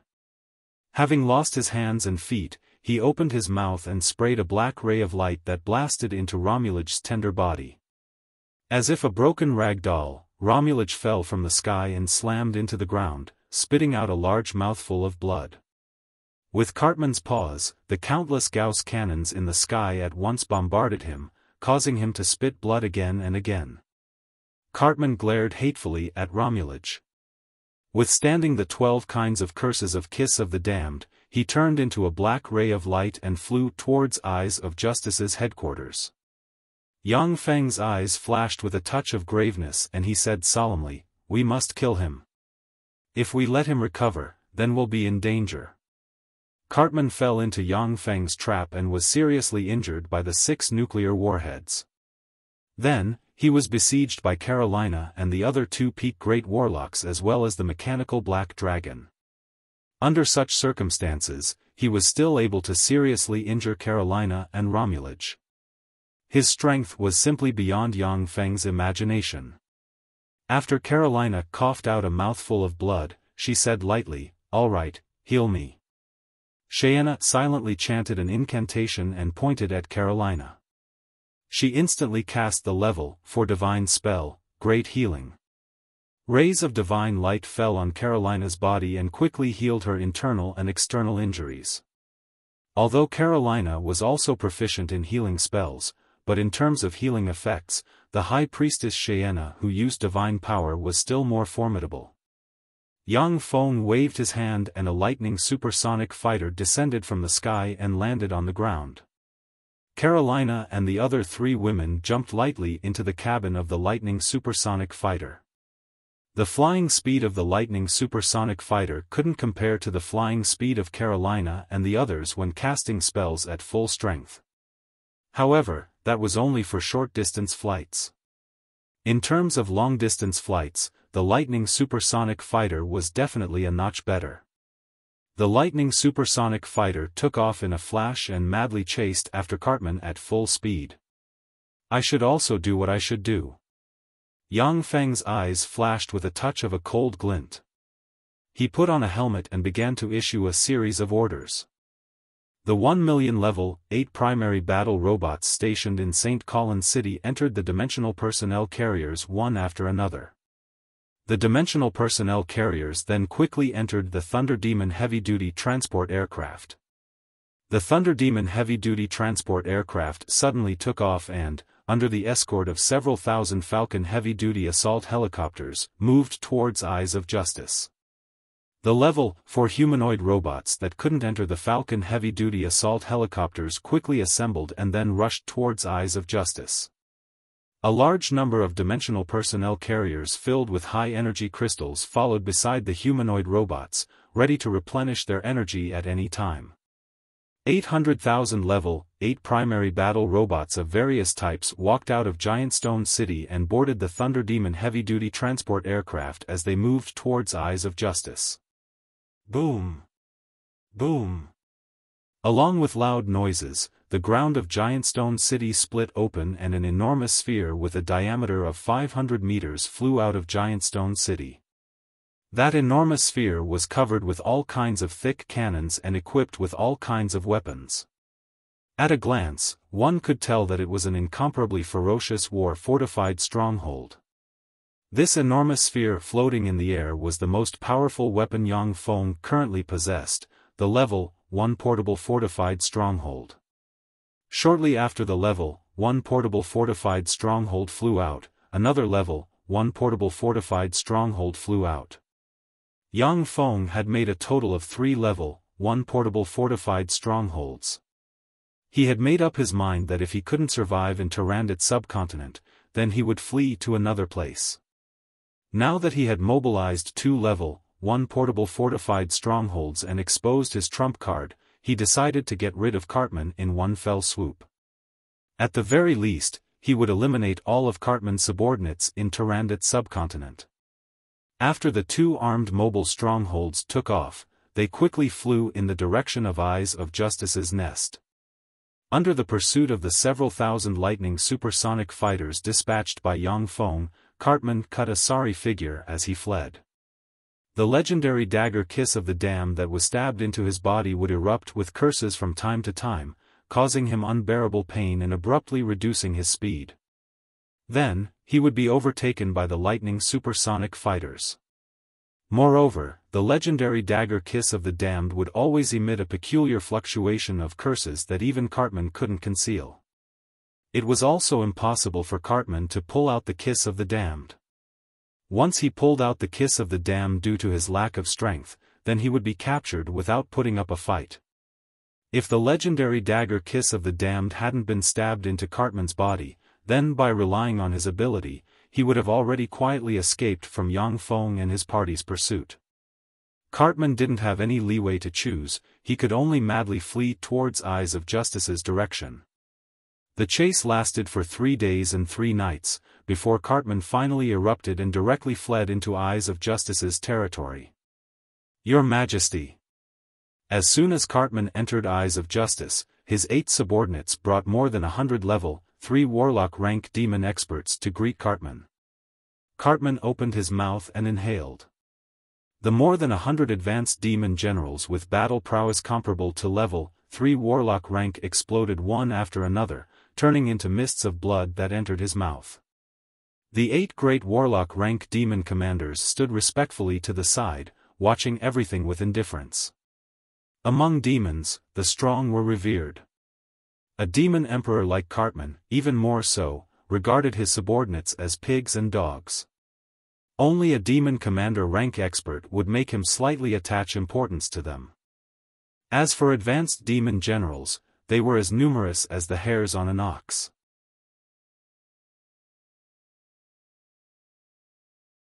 Chapter 189. After Cartman absorbed the flesh essence and souls of more than 100 advanced demon generals, his complexion at once became a lot ruddier. Flesh sprouted from his lower limbs, and with a pop, 2 tender and long legs grew out. Cartman said coldly, "Immediately bring those human captives over." "Yes. Your Majesty." The 8 demon commanders responded respectfully and quickly retreated. Before long, countless humans were herded into the square where Cartman's giant statue was located by the demons as if they were pigs and dogs. After Cartman took control of Eyes of Justice, he released a bit of a rumor and deceived countless humans who attempted to join Eyes of Justice into Eyes of Justice's lair.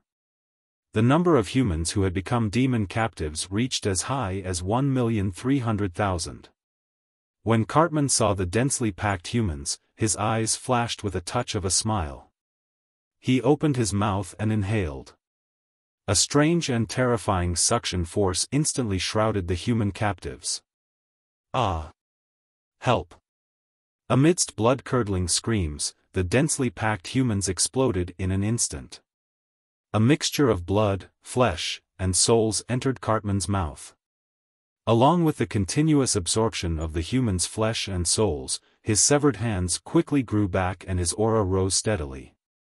Boom! Boom! Boom! Just as Cartman was enjoying himself, a series of explosions rang out from Eyes of Justice's lair. A demon commander said respectfully, "Your Majesty, Steel City's Mechanical Legion has already killed their way outside and is currently attacking us." Cartman said impatiently, "You guys go out at once and destroy Steel City's Mechanical Legion." "Yes. Your Majesty." The 8 demon commanders responded with great respect. With a sway of their figures, they quickly flew away. At this moment, apart from Eyes of Justice's forbidden area, everywhere had already turned into a sea of fire. Under Yang Feng's order, the mammoth heavy-duty bombers were loaded with massive amounts of white phosphorus incendiary bombs and threw them into Eyes of Justice. Eyes of Justice turned into a sea of fire, with countless demons, demon generals, and other demons howling mournfully in the sea of fire. A demon commander saw the countless demon humans and demon generals wailing in the flames, and a cold light flashed in his eyes as he shouted, "His Majesty has ordered everyone to follow me out and kill everyone in the City of Steel. Kill them all. Kill them all." The eyes of the brave and ruthless Devil Cultivator S and demon generals were all scarlet red, and they let out angry roars. Their morale was raised to the extreme, and they followed the 8 demon commanders out of the Eyes of Justice. More than 1,000,000 demon experts passed through the planar path. Many of them had grotesque appearances and were shrouded in demonic energy. They followed the 8 demon commanders to Eyes of Justice like ants. The 8 great demon commanders had just led countless demon armies to the Eye of Justice, when missiles carrying nuclear warheads fell from the sky, directly falling towards the Eye of Justice. Boom! Boom! Boom! Boom! Without waiting for the 8 demon commanders to act, the dozens of nuclear warheads detonated. Mushroom clouds rose into the sky, and endless light and heat engulfed the 8 demon commanders as well as the demons around them in a flash. Mountains collapsed and the earth split, the earth quaked and the mountains swayed. Even the forbidden area of Eyes of Justice's headquarters, which was the most heavily guarded, was completely engulfed by the terrifying nuclear explosions. The 1 million humans who had been captured by the demons were also engulfed by the endless light and heat from the explosions of the dozens of nuclear warheads. Cartman had already recovered part of his strength, but he was completely engulfed by the explosions of the dozens of nuclear warheads. His hands and feet, which had just grown back, instantly turned into ashes. More than half of the mountain range where Eyes of Justice's headquarters was located had collapsed due to the explosions of the dozens of nuclear warheads. The explosions of the dozens of nuclear warheads had caused the 8 great warlock rank demon commanders to be insta-killed without being able to display the slightest bit of their strength. Dephilia couldn't help but inhale a mouthful of cold air when she saw that Eyes of Justice's headquarters had completely disappeared and the mountain range had collapsed. She exclaimed, "What a terrifying weapon! The might of such a weapon is too terrifying." Cheyenne beautiful eyes flashed with a touch of a peculiar glint. She smiled but didn't say anything. Carolina's beautiful eyes flashed with a touch of a peculiar glint and she said faintly, "I finally understand why he doesn't rashly use this weapon. This powerful weapon has a huge weakness." Dephilia promptly asked, "What weakness?" Romulage also pricked up her ears and listened carefully. Carolina said with a smile, "This weapon has to explode in order to display its terrifying might. So long as the carrier of this weapon is sealed before the explosion, or it is transferred to another place using a teleportation spell, then it won't have any power. If handled well, then it can be used to deal with its original owner." Yang Feng walked over from the side and said with a slight smile, "That's right. As expected of Carolina, your eyes are sharp. The greatest weakness of this weapon is that it's hard to hit the enemy. If it encounters a targeted spell, then it will instead become a sharp weapon in the hands of the enemy." The Tsangji Plains human warlocks had conquered many planes, absorbed the knowledge of countless different planes and created countless strange spells. Among the level 4 spells, there were sealing spells, teleportation spells and many other targeted spells. Sealing spells could directly seal missiles carrying nuclear warheads, while teleportation spells could instead teleport missiles carrying nuclear warheads to Yang Feng's mechanical legion. The nuclear warheads would then explode in the midst of Yang Feng's mechanical legion. When attacking Eyes of Justice's headquarters, Yang Feng first bombarded it to probe the reaction of Eyes of Justice's demons. Only then did he decisively launch dozens of nuclear warheads, directly razing Eyes of Justice's demon lair to the ground. Yang Feng's eyes suddenly flashed with a touch of horror and he exclaimed, "That guy still hasn't died. What kind of freak is he? Why is his life force so tenacious?" From the mechanical Black Dragon's energy scanning system, Yang Feng could clearly sense that there were fluctuations of life being emitted from the center of the nuclear explosion. Carolina promptly said, "From this life force, he should have been seriously injured and his strength should have dropped to an extremely low level. Let's go take a look." Carolina, Cheyenne and Dephilia's figures shook and they rushed towards the center of the nuclear explosion. At the same time, Carolina smoothly grabbed Yang Feng and, as if carrying a cargo, rushed towards the center of the nuclear explosion.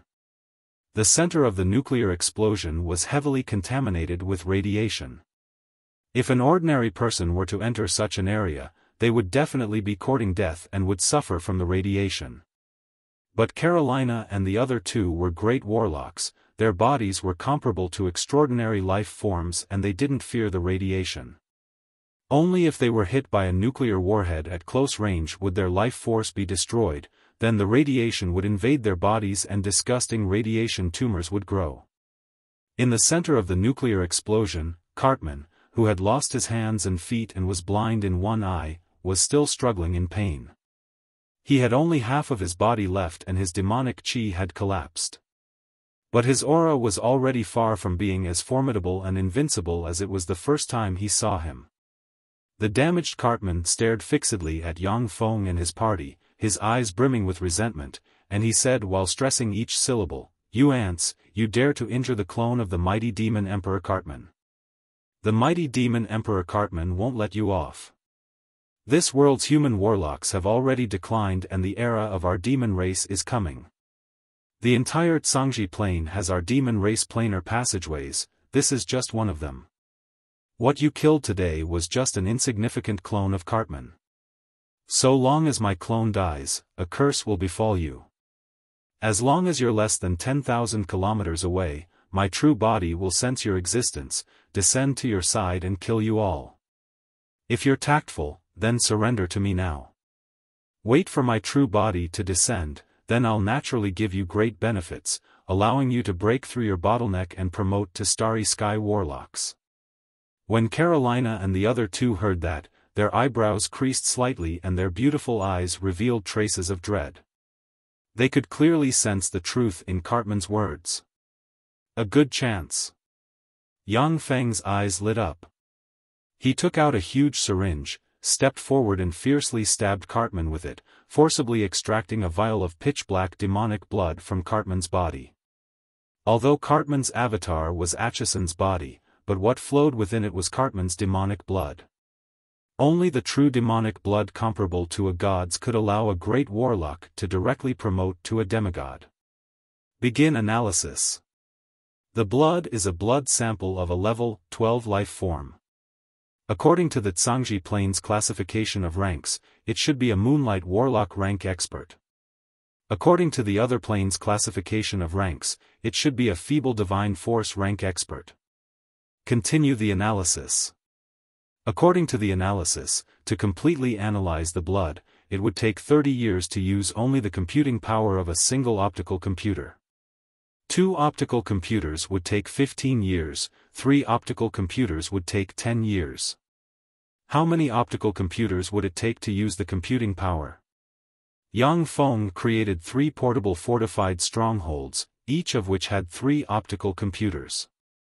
The computing power and analytical power of each optical computer was more than 100 times that of the combined computing power of all the computers on Earth.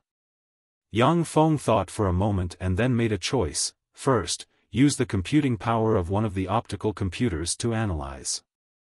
Yang Feng needed the computing power of the optical computers on his path of cultivation, such as analyzing elixirs, constructing spell models, analyzing all kinds of spell models and so on. Yang Feng wasn't in a hurry to analyze Cartman's blood. After all, he only had the cultivation of a level 2 warlock at present. After extracting Cartman's demonic blood, Yang Feng injected a vial of liquid metal nanorobot elixir into Cartman's body. Chapter 190. Once the liquid metal nanorobots were injected into Cartman's body, they only lasted for less than a second before being killed by Cartman's formidable demonic blood, not a single one remaining. Cartman said with a cold smile, "You want to use poison to control me? It's no use. My true body is the Demonist Plane's Demon Emperor, I'm fundamentally different from you ants. My true body is a formidable being comparable to a god, the poison of you ants can't control me." Yang Feng didn't pay attention to Cartman and silently asked within, "Can I control the life form through the liquid metal nanorobots?" From the analysis of the information transmitted by the liquid metal nanorobots, the life form's blood possesses an extremely strong power. Foreign objects are basically unable to fuse or invade it. Unless the blood is completely analyzed, otherwise, it's impossible to manufacture the liquid metal nanorobot elixir to control the life form. Yang Feng suddenly asked Carolina next to him, "Carolina, does his true body know what happened to his avatar here?" Carolina gave a bitter smile and said, "I also don't know. In our Tyrannid subcontinent, knowledge about God's avatars is very scarce. After all, it has been nearly 10,000 years since anyone from our Tyrannid subcontinent went to explore other planes. After the collapse of the 8th Warlock dynasty, there were very few great warlocks in Tyrannid subcontinent who would go explore other planes. Exploring other planes was very dangerous. Once one entered a plane like the Demonist plane, human warlocks would most likely be caught and eaten by demons. Even if it was a Moonlight Warlock rank expert who entered a plane like the Demonist plane, they would also die if they were the slightest bit careless. Additionally, demons manipulated eyes of justice to continuously and silently erase that knowledge, resulting in fewer and fewer people knowing about other planes' divine and demonic knowledge. Yang Feng's gaze fell on the two women, Dephilia and Cheyenne. The two of them shook their heads slightly, clearly not knowing about this knowledge. I do know a thing or two about this knowledge. A voice suddenly sounded from the side. Everyone's complexions changed and they looked towards the direction from which the voice came. They saw a handsome young man dressed in a white gown that was 70% similar to China's ancient Hanfu, with the temperament of a scion of an influential family and an extraordinary grandeur, unhurriedly walk over from the side with a smile on his face. Yang Feng couldn't help but inwardly criticize, this guy is really handsome. If he were to come to Earth, then Earth's male stars would lose their jobs. The young man with the temperament of a scion of an influential family said with a gentle and courteous smile, I'm Kong Fong Ao, I'm from the continent's eastern world's Great Cloud Dynasty. I received information that a demonic calamity would break out here, so I specially came to suppress it. I didn't expect the Demon Emperor's avatar to be suppressed by all of you. All of you are really amazing. People from the continent. Carolina and the other women's expressions changed slightly. They looked at Kong Fangao with a trace of respect. The main continent on the other side of the Sea of Monsters was the cultivation holy land that all warlocks yearned for even in their dreams. Human warlocks with the ability to overturn rivers and seas, to enslave gods and fiends were basically all gathered in the main continent. If it wasn't for the Sea of Monsters being extremely dangerous, then Tyrannid subcontinent's warlock geniuses would have already left for the main continent. Yang Feng introduced, I'm Steel City's Grand Marshal Yang Feng, this is Snow White Madame Dephilia, this is Rose Garden's Master Carolina, and this is the Dark Elven Great Matriarch Cheyenne. After exchanging pleasantries, Yang Feng asked directly, Kong Fong Ao, can this guy's clone share the perception of his true body? Kong Fong Ao smiled slightly and said unhurriedly, when powerful beings from other planes descend to the Zhangji plane, they will generally use projections, clones, and the like. Because most of the planar passageways are unstable, the more powerful the being, the more difficult it is to pass through the planar passageway. If a projection descends to this plane, then it will split off a trace of the powerful being's consciousness. Once the projection is taken back, then the powerful being will know everything that happened to the projection on this plane. If the projection is destroyed, then the true body won't suffer any harm. Clones are beings condensed from a part of the powerful being's soul. They are integrated with the powerful being's true body. Anything that happens to the clone, the true body will be able to sense it. Every time an avatar is killed, the true body will be harmed. Clones are beings formed from a part of the true body, such as blood, limbs, divinity, and other things that contain the true body's power and mysteries, as well as a trace of consciousness, and other beings. The consciousness of the clone and the true body are relatively independent. Everything that happens to the clone must be taken back by the true body, only then will the true body know. This Cartman is obviously a clone of the Demon Emperor Cartman that descended to this world. As long as he hasn't returned to his true body, everything that happens here will basically not be sensed by the Demon Emperor Cartman. After hearing Kong Fong Ao's explanation, the complexions of Carolina and the other women became slightly better. Kong Fong Ao added another sentence, however, there are no absolutes in all things. If this doppelganger had mastered some strange secret treasures or some strange spells, and the Demon Emperor Cartman used some secret techniques, he might be able to sense everything that was happening here at the same time. After all, the Demonist plane is one of the 36 primary material planes, not one bit inferior to the Zhangji plane. The demonists' demon emperor rank experts are already equivalent to the feeble divine force rank gods of other planes. Their divine abilities are so great that they are far beyond the imagination of ordinary people. Unfortunately, I originally planned to capture him and use him as an experimental material for research. In this case, I can't let him stay. Yang Feng said somewhat regretfully and clapped his hands. In the sky, the mechanical black dragon opened its huge mouth, and a dragon breath cannon descended from the sky and blasted the demon emperor Cartman, directly blasting the clone into ashes. Yang Feng gave a forthright smile and invited, Kongfang Ao, how about coming to my St. Colin city for a chat? I'll be the host and treat you to a drink. Kongfang Ao said with a smile, of course, I wouldn't dare. On the top floor of St. Colin City's most luxurious restaurant, Yang Feng and Kongfang Ao were enjoying Tyrannid subcontinent's top delicacies while talking about the local customs. Kongfang Ao came from the main continent's famous aristocratic family. His experience was extremely rich and he was extremely talkative, benefiting Yang Feng a lot. After 3 rounds of wine, Kongfang Ao pondered for a while and said, Brother Yang, I can vaguely feel a trace of Black Dragon's blood meridian fluctuations in your body. Have you transplanted Black Dragon's blood meridians and cultivated the secret method Black Dragon Morph? Yang Feng's eyes flashed with a touch of admiration and he said, that's right. Before Yang Feng used a spell, even a peak great warlock like Carolina would find it difficult to sense that he possessed Black Dragon's blood meridians. Kongfang Ao had only drunk with him once, yet he was already able to sense that he possessed Black Dragon's blood meridians. This kind of knowledge was simply shocking. Kongfang Ao's eyes flashed with a touch of regret and he sighed, Brother Yang, with your outstanding talent, how could you cultivate such an inferior secret method like Black Dragon Morph? After all, this Black Dragon Morph secret method only has 5 layers. After barely cultivating it to the Starry Sky Warlock rank, there's no way forward. Yang Feng was suddenly somewhat speechless. The Black Dragon Morph secret method was the core secret method of Black Dragon Pagoda, one of the 6 great warlock groups in Tyrannid subcontinent.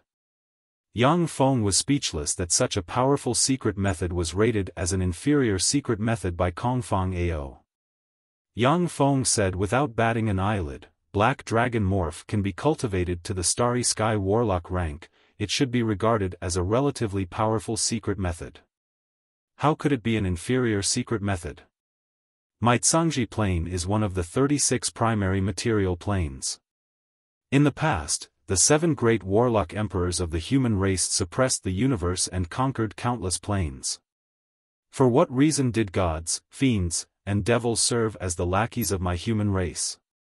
It's naturally because of the supreme strength of my human warlocks.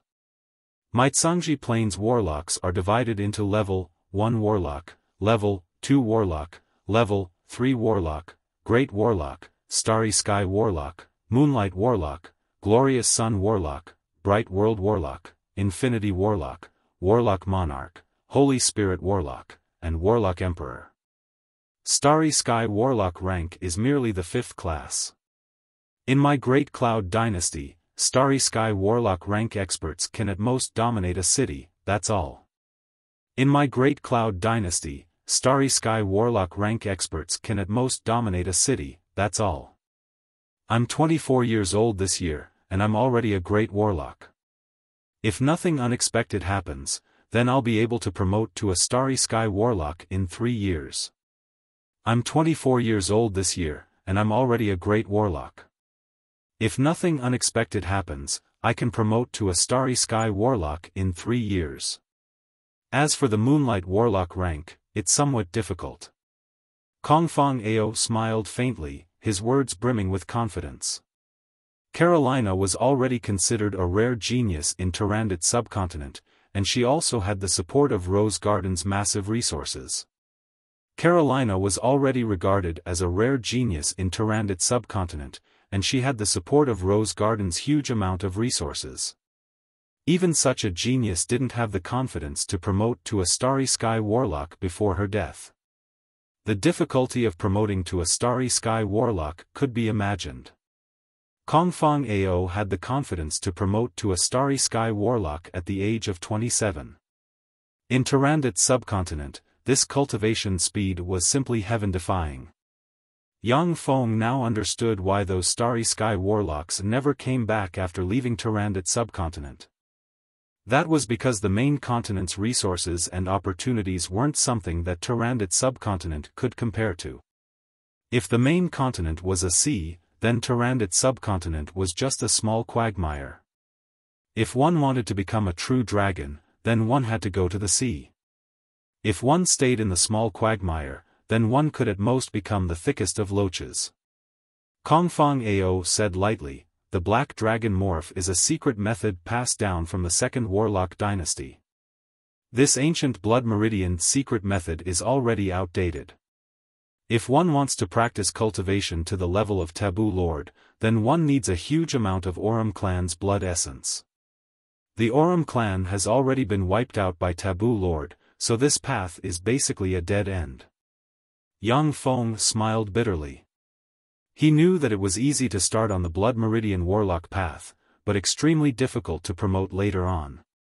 However, his soul aptitude was merely at inferior level 1, so he could only walk on the Blood Meridian Warlock path. If it was on the main continent, then perhaps there would be countless secret methods and resources that could solve Yang Feng's low soul aptitude. But there were no ifs. In Tyrandot subcontinent, there were no resources or secret methods that could allow people with inferior level 1 soul aptitude to practice cultivation. He had no choice at that time. Kongfang Ao said, "Moreover, you also absorb divinity. That's simply a difference on top of a difference." Divinity was indeed a good treasure. It contained endless knowledge and a trace of the mysteries of laws. It was a first-rate material used to refine semi-divine armaments, as well as a necessity for practicing cultivation and promoting to a god. But in the Tsangji Plain, there was the god-murdering spear. Any expert that vainly attempted to ignite their god fire would only end up dead. Although the divinity inside your body can make your strength advance by leaps and bounds in a short period of time, but when you attack the Starry Sky Warlock rank and undergo a soul transformation, the divinity will definitely be the most frightening obstacle blocking your evolution. Moreover, along with your continuous practice, your strength will continue to increase, and the divinity will slowly transform you into a divine life form. After you promote to a great warlock, no one will be able to help you anymore. Yang Feng was secretly alarmed. After he absorbed the 3 divinity, his strength had skyrocketed. He had always been complacent, thinking that he had obtained a great fortuitous encounter. But he never would have thought that the 3 divinity would actually be a terrifying slow-acting poison for him. Yang Feng's eyes flashed with a touch of bitterness. This is the consequence of insufficient knowledge.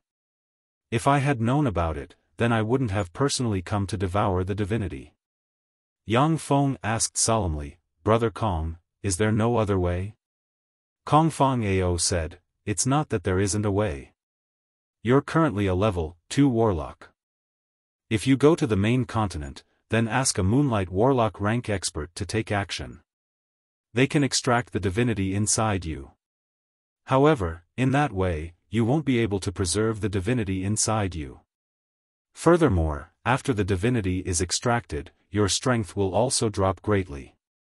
In addition, you can find some heaven and earth treasures, such as the True Mystic Embodiment Bead, the Life Embodiment Bead, the Immortal Mark Embodiment Lotus Root, and such peerless embodiment treasures. You can transplant your blood meridians and divinity to form a new embodiment, and then put the new embodiment into another plane's god, killing 2 birds with 1 stone. However, peerless embodiment treasures such as the True Mystic Embodiment Bead are extremely rare. Even Glorious Dawn Warlock rank experts and above would go crazy for them. Even in the main continent, they're rare and hard to find. You can forget about this method." Yang Feng's heart stirred slightly, and he said, "Brother Kong, tell me about the characteristics of these treasures such as the True Mystic Embodiment Bead. I can also send people to pay attention to them." Maybe there are such treasures in the Tarandit subcontinent. I still have a bit of influence in the Tarandit subcontinent. Alright. Kongfang Ao was very straightforward. He pointed with his hand, a magic screen flickered, and images of legendary treasures appeared in front of Yang Feng. This is the true mystic embodiment bead. Kongfang Ao pointed at the images of the treasures and introduced them to Yang Feng. Yang Feng stared at the life embodiment bead, and suddenly felt excited. The life embodiment bead, this bead is similar to the green bead I got from Gloom Cave.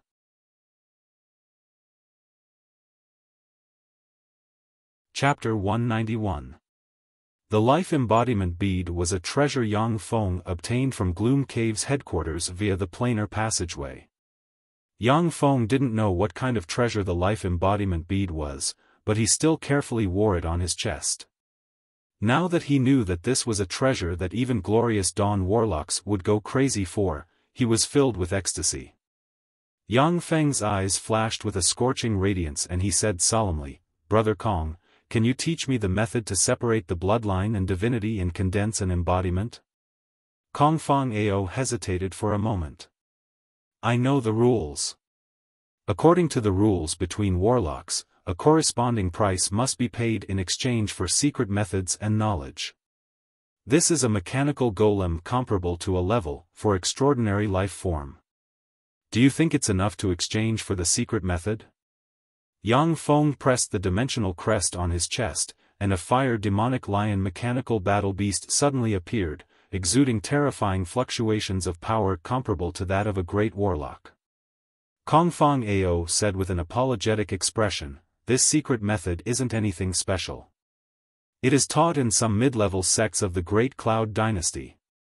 However, when I was practicing cultivation in the sect, I made an oath that I would never teach the knowledge taught by the sect to others without the permission of the sect. Therefore, I'm very sorry, but I can't teach you the secret method." Yang Feng suddenly had a disappointed expression, lowered his head, and sank into his thoughts. Kongfang Ao comforted him, "However, Brother Yang, if you come to the continent, I can give you a letter of recommendation and recommend you to the Cloud Scarlet sect to practice cultivation. Although the Cloud Scarlet sect isn't one of the Great Cloud Dynasty's 10 great sects, but it's still a first-rate sect second only to the 10 great sects. The secret methods in the sect are as numerous as the clouds. The method to separate the bloodline and divinity and condense an embodiment isn't anything precious."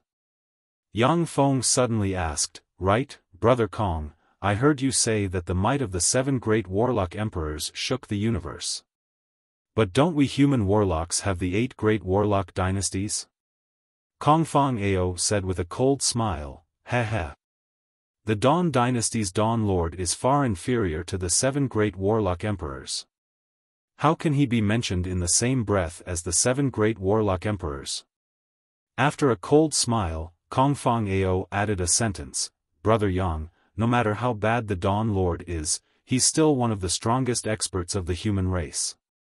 I don't want to speak ill of him." Yang Feng contemplated for a moment before saying, "Brother Kong, I also want to go to the continent with you. What do you think?" Originally, Yang Feng planned to stay in the Tarandit subcontinent and dominate the entire Tarandit subcontinent. He planned to practice cultivation until the Great Warlock realm, and then go to the main continent. But now that things were clearly far from reassuring, Yang Feng could only be forced to set off for the main continent and think of a way to solve the hidden danger. Kongfang Ao laughed heartily and said, "Good. 3 months later, Ming Feng Merchant Group will send a fleet to Tarandit subcontinent to trade. At that time, we will return to the main continent together." 10 days later, in the city of Dark Elves, within the temple of Goddess Lolth, many Dark Elves prostrated themselves on the ground and chanted prayers. Yang Feng stood in a corner of the temple of the Goddess Lolth and quietly watched everything. From his glasses, he could see wisps of faith power flying out of the Dark Elves' bodies and entering the statue of Goddess Lolth, making the statue of Goddess Lolth emit a faint layer of divine light. Behind Yang Feng stood 2 people, Joanna and Romulage. After the dark elves finished their prayers, they respectfully retreated from the temple. Romulaj said somewhat discontentedly, "You called us here just to watch this prayer? What's the point?" Romulaj was a legend-rank assassin with incomparably powerful strength. At the same time, she didn't believe in the goddess Lolth. Joanna was a legend-rank archer, but she also didn't believe in the goddess Lolth. Unless one was a priest nurtured by the temple of the goddess Lolth since childhood, otherwise, the more powerful the dark elven clan was, the more disdainful they would be of the goddess Lolth. No one would like a god that incessantly sowed discord and made races slaughter each other for fun. In order to obtain power, the dark elves at the bottom would instead be more devout in the worship of the goddess Lolth. Such a dark god, as long as enough flesh and souls were sacrificed, they would generously bestow power to their believers. Faith, power and souls, these were the most useful things to gods. Among many gods, powerful souls were used as equivalent currency to carry out all kinds of transactions. "I'll show you the might of my Steel City's latest black technology, the crown of blasphemy." Yang Feng smiled slightly, put on a black hat, and went directly before the statue of the goddess Lolth. "Mighty my lord Lolth. You are the ruler of the dark elves, the adjudicator of the night, the queen of darkness, the protector of the spiders, and the ruler of fear. I am your most devout believer, the priest who shepherds your people. I ask you to bestow me with divine power, to display your divine might, to protect your lambs, and to adjudicate your enemies." As Yang Feng recited the priest's prayers, pure spirit fluctuations were transmitted from his body. He seemed to have transformed into the most devout priest, the degree of his devotion even surpassing that of the great matriarch of the Dark Elves Cheyenne. In fact, the great matriarch of the Dark Elves Cheyenne wasn't very devout towards the goddess Lolth.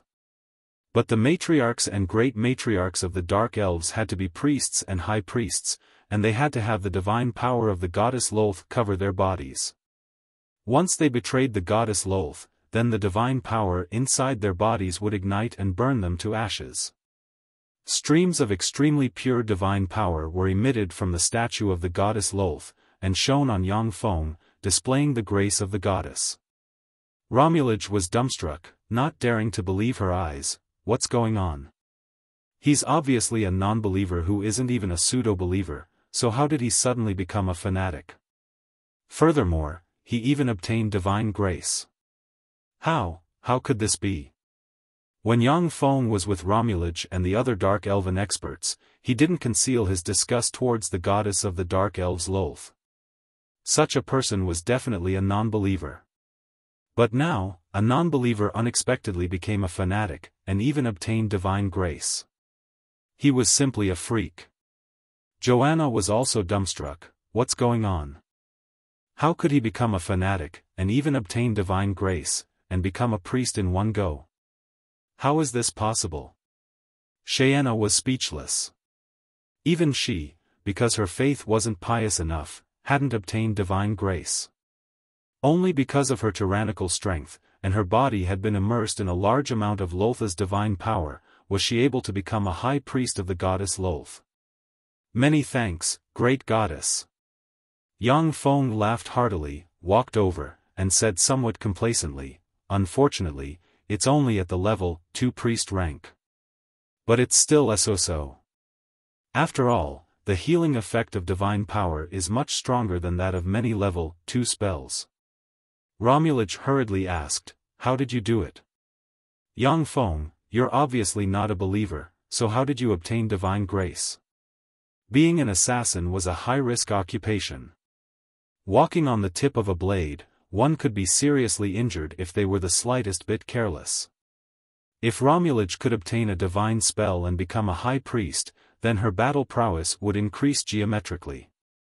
Among the divine spells of the goddess Lolth, there was also the legend Stealth, which was a divine spell for assassins. Shadow goddess Malia was the weakest among great warlocks in terms of strength, but with the help of all kinds of outrageous shadow divine spells. She had assassinated quite a few great warlock rank experts who were much more powerful than her.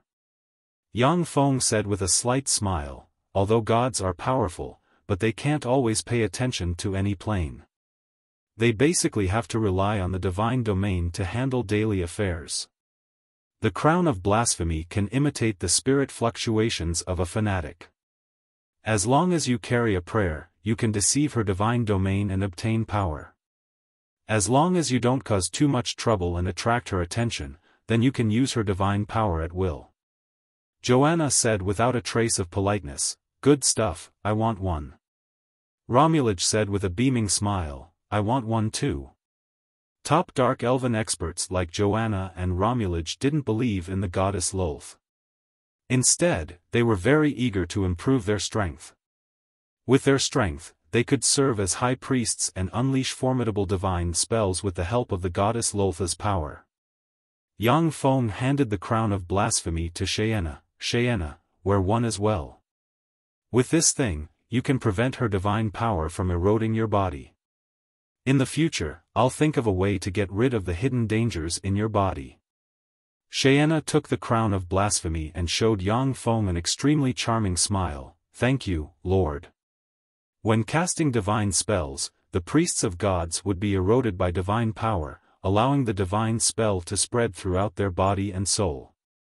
Once the priests died, their souls would be directly received by the divine power into the divine country of the god, where they would be reborn. The prerequisite was that the god had their own divine country. Not all gods had their own divine country. In order to establish a divine country, it required a tremendous amount of resources and a tremendous amount of faith power. Some newborn gods didn't have a divine country, which was when they were at their weakest. At that time, they could easily be targeted by powerful enemies and then hunted down. Gods with divine nations are very powerful in their own divine nations. If a feeble divine force rank god hid in their divine country, then if a weak divine force rank god went in and fought them, they would basically die. Even if an intermediate divine force rank god entered the divine country of a feeble divine force rank god and fought them, the outcome would still be uncertain. As the primary god of the Dark Elves, the goddess Lolth also had her own divine country. This was also the reason why many Dark Elves believed in her. However, in the Tyrannid subcontinent, many legend rank experts were generally unwilling to believe in gods. That was because once they believed in a god, then after death, they would still have to fight for the god after entering their divine country, which was equivalent to a different kind of slave. In the Zhangji plane, the experts who accepted the ideology of human warlocks were naturally unwilling to become slaves of gods after death.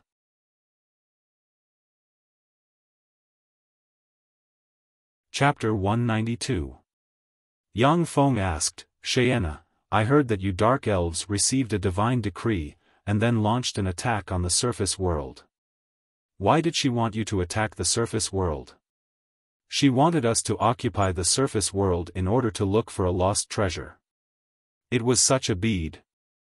Xiaofan pointed with her lily-white hand, a magic radiance flickered, and the image of the life embodiment bead appeared midair.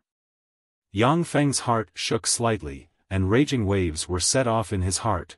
This is the life embodiment bead. So this thing belonged to her.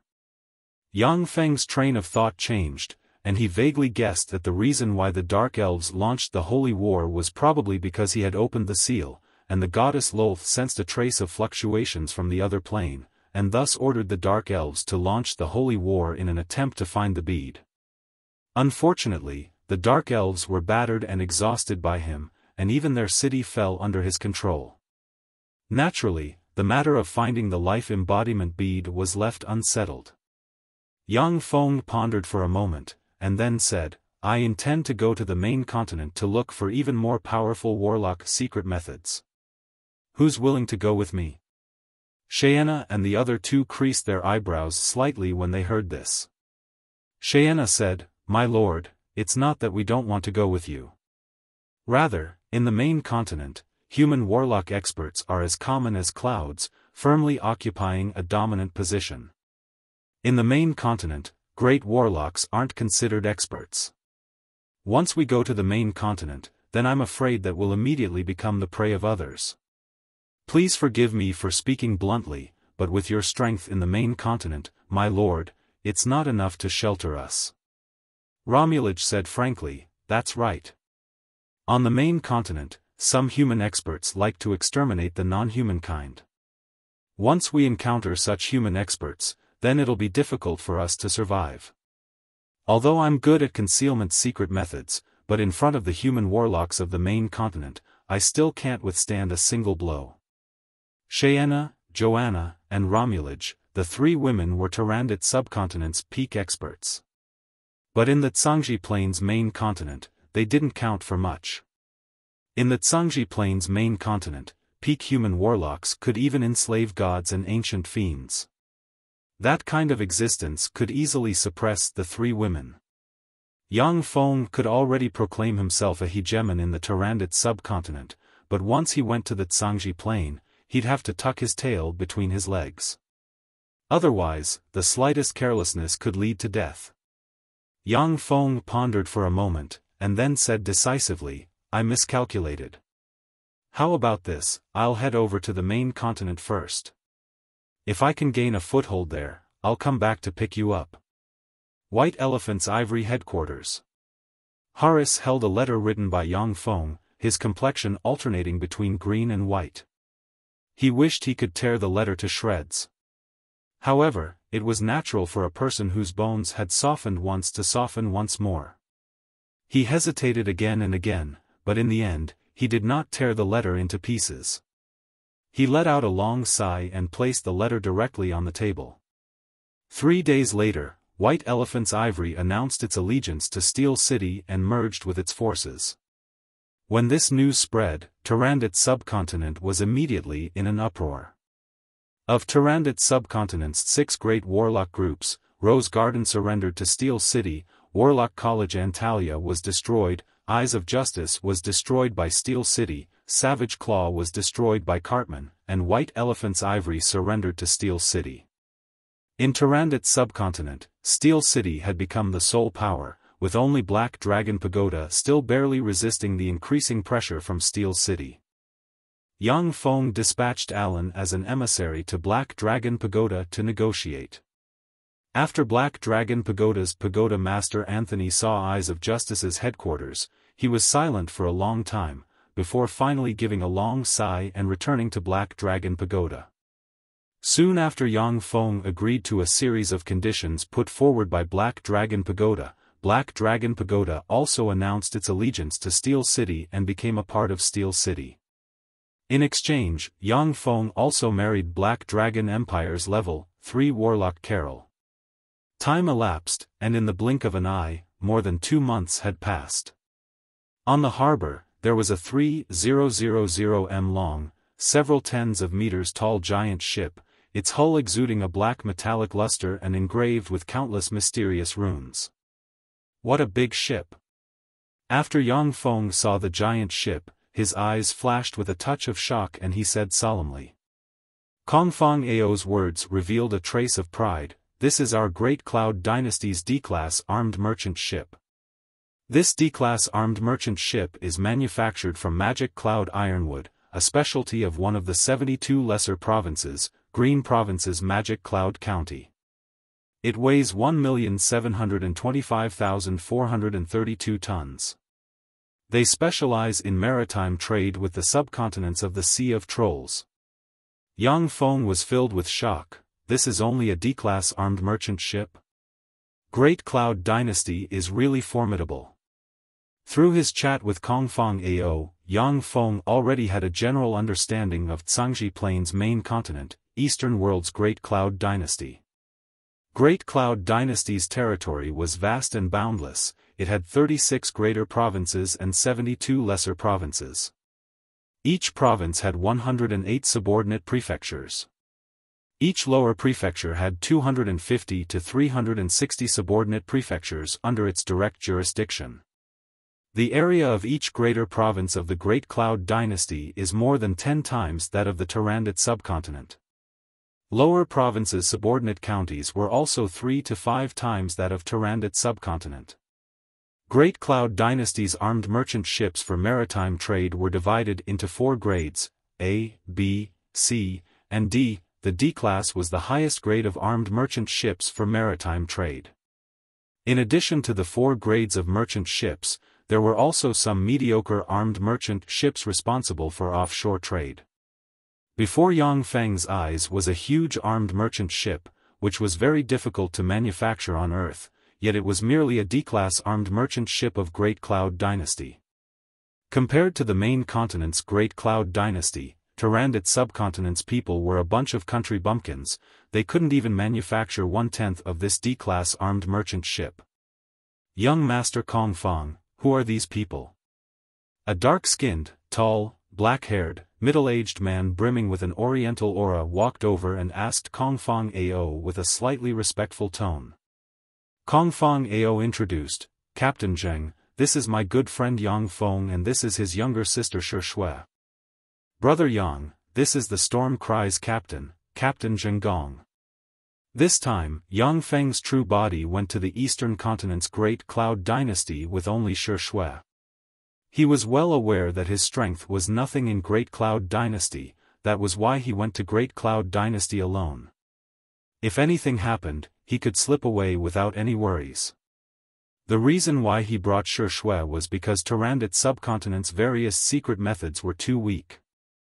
A freak like Shi Shui would only be wasting her talent in Tyrannid subcontinent.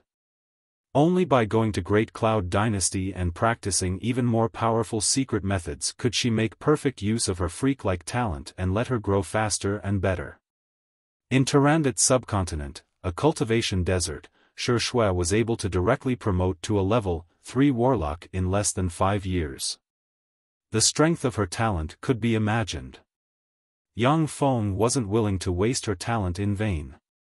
Yang Feng said with a smile, "Hello, Captain Zheng." Zhengong swept Yang Feng with a glance, creased his eyebrows slightly, and said after a pause, "Young Master Yang, hello. Although you're a friend of young Master Kong, but the fare can't be exempted." Yang Feng smiled slightly and threw a storage ring to Zhengong. "I know, 4,000 top-notch magic stones per person. Here are 8,000 top-notch magic stones, take a look." Zhengong took the storage ring, scanned it with his spirit, put it away, and then threw 2 jade cards to Yang Feng and Shi Shui. "These are your identity cards, don't lose them. These 2 jade tokens might be able to save your lives at a crucial moment." Yang Feng took the jade card and took a look at it. He saw that the jade card was engraved with countless mysterious runes and emitted mysterious fluctuations of power. Clearly, it was a secret treasure. Zhengong said with a solemn expression, "The Sea of Monsters is very dangerous and there are countless taboos. On the ship, you have to listen to me. You can't run around, walk around, and most importantly, you can't throw things into the sea. Otherwise, I can't guarantee your safety." Yang Feng said lightly, "I know. The Sea of Monsters was very dangerous." Yang Feng also knew that in such a sea, even Starry Sky warlocks could die if they were the slightest bit careless. He naturally wouldn't act rashly. After Zhengong explained some more taboos of the Sea of Monsters to Yang Feng, only then did he leave. Yang Feng followed Kong Fong Ao and boarded the giant ship Storm Cry. Set sail. Following Zhengong's bellow, magic radiances flashed on the Storm Cry's sailors, and a gale enveloped the Storm Cry. The entire Storm Cry was filled with an extremely formidable life force, as if an extraordinary life form had come to life. It slowly started up and swam towards the deep sea. Yang Feng felt the formidable life force filling the Storm Cry, his eyes flashed with a touch of horror, and he exclaimed, "This ship is alive?" Kong Fong Ao said with a smile, "In a sense, it is alive. The soul of an ice sea demonic shark with battle prowess comparable to a Starry Sky warlock is sealed on the Storm Cry. After the power of the ship's crew is poured into the Storm Cry, it can even make the Storm Cry erupt with terrifying Starry Sky warlock rank battle prowess. An armed merchant ship could erupt with terrifying Starry Sky warlock rank battle prowess. Yang Feng was once again shocked by the Great Cloud Dynasty's strength. The Storm Cry sped above the sea, its speed was extremely fast, as if it was riding the wind. It split the sea in two. Yang Feng had the optical computer calculate, the storm cry's speed was actually more than 300 knots per hour, 10 times the speed of Earth's aircraft carriers. In the sea, due to the obstruction of the sea, the speed of ships generally couldn't be too high. However, under the effect of the magic power, the storm cry completely broke Yang Feng's common sense on Earth. It was so fast that it left people tongue-tied. At the same time, while sailing at such a fast speed, the entire ship was still extremely stable, without the slightest sway. Yang Feng felt as if he was on land on the ship, without any discomfort.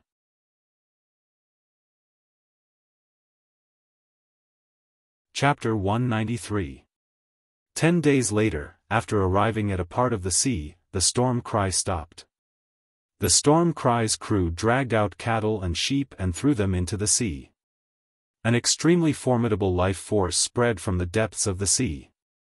One after another, sea monsters, up to 50 meters long and covered in cyan-colored scales, jumped out of the sea, opened their ferocious maws and bit at the cattle and sheep, as if they were grapes. Terrifying energy fluctuations of level, for extraordinary lifeforms spread out from the bodies of these sea monsters. Yang Feng watched the sea monsters jump out of the sea, his eyes flashing with a touch of graveness and apprehension. The number of sea monsters that jumped out of the sea reached up to several hundred level. For extraordinary life forms, even starry sky warlocks would have to be somewhat apprehensive of them. Kongfang Ao said, "This part of the sea is the territory of the cyan-scaled demonic flood dragons. Anyone who crosses this part of the sea has to sacrifice living creatures for them to eat. Otherwise, they'll attack. If it was on land, then they would have already become the prey of my Great Cloud Dynasty's hunting team. Unfortunately, it's still rather difficult to hunt them in the sea of monsters." Zheng Gong roared loudly. At the same time, he gave Yang Feng a deep look, revealing a trace of warning in the abyss of his eyes. No one is allowed to approach the side of the ship. If these monsters eat to their heart's content, then they'll also regard the people on the side of the ship as their prey. Zheng Gong had sailed for many years, traveling to different subcontinents, and had seen a lot of people. There were over 100 people of all shapes and sizes. Many people simply ignored his warnings and would bring great trouble to his ship. It was precisely because of this that he charged a high fare, raised the threshold, and refused to let too many outsiders board the ship. Yang Feng gave an indifferent smile and continued to stare at the level, for extraordinary life form cyan-scaled demonic flood dragons, silently thinking about something. After the cyan-scaled demonic flood dragons devoured enough cattle and sheep, they dived into the sea, perfectly contented. "Set sail!" Zheng Gong bellowed. The storm cry exuded a terrifying life force comparable to that of a level 5 extraordinary life form and spread in all directions. The large group of cyan-scaled demonic flood dragons that had gathered here dispersed and entered the depths of the sea. Only then did the whole wind sail off into the distance, surrounded by strong winds. Kongfang Ao explained, "This route is a relatively safe route that the Ming Feng merchant group has spent thousands of years exploring. In the Sea of Monsters, there are some extremely terrifying places filled with level 5 extraordinary life forms. Even moonlight warlocks would be in great danger if they entered." Yang Feng nodded silently. 3 days later. The storm was galloping across the vast ocean. Suddenly, a black cloud floated over from the horizon. "Not good, everyone get ready for battle." Zheng Gong's face suddenly changed dramatically, and he barked, and terrifying life force infinitely close to that of a starry sky warlock erupted from him in a flash. Aboard the storm cry, all the sailors erupted with terrifying life force, drew their secret treasure weapons, and vigilantly looked at the sky. Yang Feng silently sensed the strength of the storm cry sailors, 8 great warlocks, 336 level 3 warlocks, 2653 level 2 warlocks. The strength of the D-grade armed merchant ship sailors is truly astonishing. In Tyrannid subcontinent, 8 great warlock rank experts were already enough to contend against Eyes of Justice, one of the continent's 6 great overlord forces. But these 8 great warlock rank experts were merely the heads of the storm cry. Only to see in the sky, monsters with shrunken dragon heads, about 1 meter long bodies, a pair of locust-like wings, a thick body, and a pair of dragon-like claws, formed a black cloud as they flew over. Zhengong bellowed, "Sea dragon locusts are the most ferocious extraordinary life forms in the sea of monsters. Their mature bodies possess the terrifying battle prowess of level 2 extraordinary life forms. The most frightening thing is that they're social life forms, with the smallest group numbering in the hundreds of thousands. Even starry sky warlocks would have a headache if they encountered them. They're afraid of fire absorption spells, and even the level 1 spell fireball can harm them. Try to use fire spells to deal with them." Yang Feng looked at the sea dragon locusts in the sky, and his eyes revealed a trace of graveness. If it was in Tyrannid subcontinent, Yang Feng would have 1 million level 8 primary battle robots protecting him at all times, and those sea dragon locusts would die no matter how many came. But this time, Yang Feng didn't have 1 million level 8 primary battle robots protecting him. If he was the slightest bit careless, then his true body might fall here. The dense swarm of sea dragon locusts dropped from the sky and pounced towards the storm cry. Zhengong gave a furious roar, pointed towards the sky, and instantly cast the level 3 fire attribute spell Fire Serpent. A fire serpent suddenly appeared and pounced towards the sea dragon locusts in the sky. Crackle. When the fire serpent entered the midst of the sea dragon locusts in the sky, crackling sounds were transmitted, and large swaths of the sea dragon locusts were burned to ashes. The sailors aboard the Storm Cry also formed a formation, with a clear distinction between offense and defense. The defenders released defensive spells, while the attackers released fireball and similar fire attribute spells, madly bombarding the sea dragon locusts in the sky. Yang Feng pointed with his hand, and fireballs flew out from his hand, bombarded the sea dragon locusts, and blasted them into ashes. Every time he killed a sea dragon locusts, he could feel traces of demonic energy of massacre being born inside him, strengthening his fleshly body. This was the power of divinity of massacre. Shi Shui operated the Western extreme cold ice phoenix method, and as if the incarnation of a small goddess of ice and snow, the sea dragon locusts fell to the ground, and turned into ice sculptures. Although Yang Feng could summon great warlock rank mechanical golems to fight for him, but he still had to temper his true combat ability. Once he entered the Great Cloud Dynasty, Yang Feng would no longer be the monarch of Tyrannid subcontinent who could call the wind and summon the rain, but rather an ordinary level 2 warlock. Those mechanical battle beasts would be his greatest trump card. With a smile on his face, Kongfang Ao casually pointed with his finger, and wind blades turned into a whirlpool of wind blades that swept towards the countless sea dragon locusts and crushed them. In the midst of the fierce battle, Zhengong saw that there was no end to the sea dragon locusts, and that even though there were 8 great warlocks aboard the ship, it would still be difficult to resist. He could only clench his teeth, take out a red jade card from his bosom, and pour his spirit force into it. The storm cry erupted with a terrifying life force. Hatches opened, magic radiances flickered, and fire snakes shot towards the sea dragon locusts from the hatches. Hundreds of fire snakes intertwined in the sky, and fire elemental particles surged and surged, as if a peerless natural disaster. Along with countless crisp sounds, large swaths of sea dragon locusts were burned to ashes, and scattered on the ground.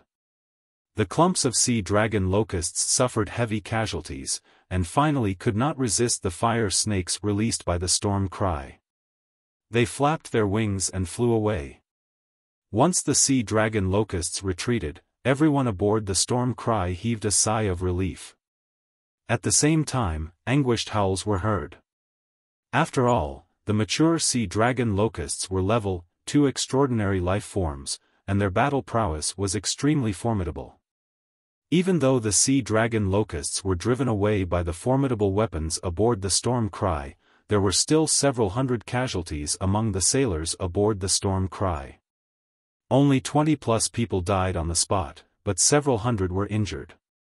Yang Feng asked curiously, why didn't they use large area of effect meteorological spells? Although the sea dragon locusts were level 2 extraordinary life forms, but they still couldn't resist fireball. If a large area of effect meteorological fire spell was used, then they would be seriously injured in one move. Kong Fong Ao explained, this is also a taboo in the Sea of Monsters. Once a large area of effect meteorological spell is used here, then the formidable beings in the Sea of Monsters will sense it. They will come and destroy us. The sea dragon locusts can barely be considered as a natural disaster in the Sea of Monsters that is relatively easy to resist. Kong Fong Ao said, Yang Feng, large area of effect meteorological spell is a taboo in many places. Unless it's a mortal enemy, otherwise, once you use it, then you'll be hunted down to your last breath. It's best not to use your alchemical weapon of mass destruction in the Great Cloud Dynasty. Once too many ordinary people die, then the Great Cloud Dynasty will list you as an A-class wanted criminal and send countless experts to hunt you down. In the Great Cloud Dynasty, there are many Moonlight Warlock rank bounty hunters. Yang Feng pondered for a moment, and then nodded. If Yang Feng was the ruler of a great empire, then he would definitely send countless experts to hunt down those villains who could casually kill hundreds of thousands or even millions of ordinary people. Until the villains were completely exterminated. The incomparably large number of ordinary people with weak strength were the foundation of the world of warlocks. Many warlocks started out as ordinary people step by step. Without the large number of ordinary people, then it would be impossible to have a bright and flourishing world of warlocks. Kong Fong Ao added another sentence, however, you only have to pay attention to one thing, don't use that kind of alchemical weapon in densely populated places. In the main continent, the first-generation warlock emperors of the 8 great warlock dynasties gathered the power of their dynasties and carried out magic blessings on the main continent. The laws of the main continent are somewhat different from those of the broken subcontinents. Moreover, the main continent is much more solid than the subcontinents. The might of your alchemical weapon can't be as great as in the subcontinents. It's fine to use it in some remote places.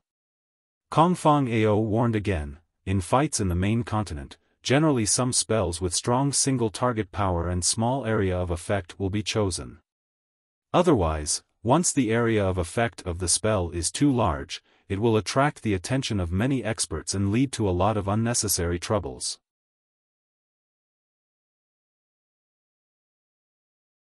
Chapter 194. In order to kill Cartman as well as the demons commanded by him, Yang Feng had fired dozens of nuclear warheads, erasing eyes of justice from a mountain range. That method was too cruel. Kong Fong Ao had no choice but to warn him a few more times. Yang Feng knew what Kong Fong Ao was apprehensive about, and said with a slight smile, I know. Cartman's clone was a terrifying demigod-rank existence, and commanded countless demon experts. If he was given a bit of time, then he would definitely turn Tyrannid subcontinent upside down. If it wasn't for Yang Feng's plan to heavily injure him with nuclear warheads, then it wasn't impossible for Tyrannid subcontinent to fall into his hands. Yang Feng only listened to half of Kong Fong Ao's words. Unless it was a critical moment, he would never use nuclear warheads. If his life was in danger, then he would definitely use the nuclear warheads. Warning, the hull of the host's ship will be hit by an irresistible powerful attack, it is recommended to pounce forward. The lightning supersonic fighter released by Yang Feng tens of kilometers ahead of the Storm Cry instantly crumbled. Be careful. Yang Feng's complexion suddenly changed greatly, he grabbed Shi Shui beside him, and rushed towards Kong Fong Ao. Kong Fong Ao was slightly taken aback, his thoughts revolved lightning fast, and he made a decision. He rushed towards Yang Feng. A cyan beam of light slanted down from the black clouds and hit the storm cry.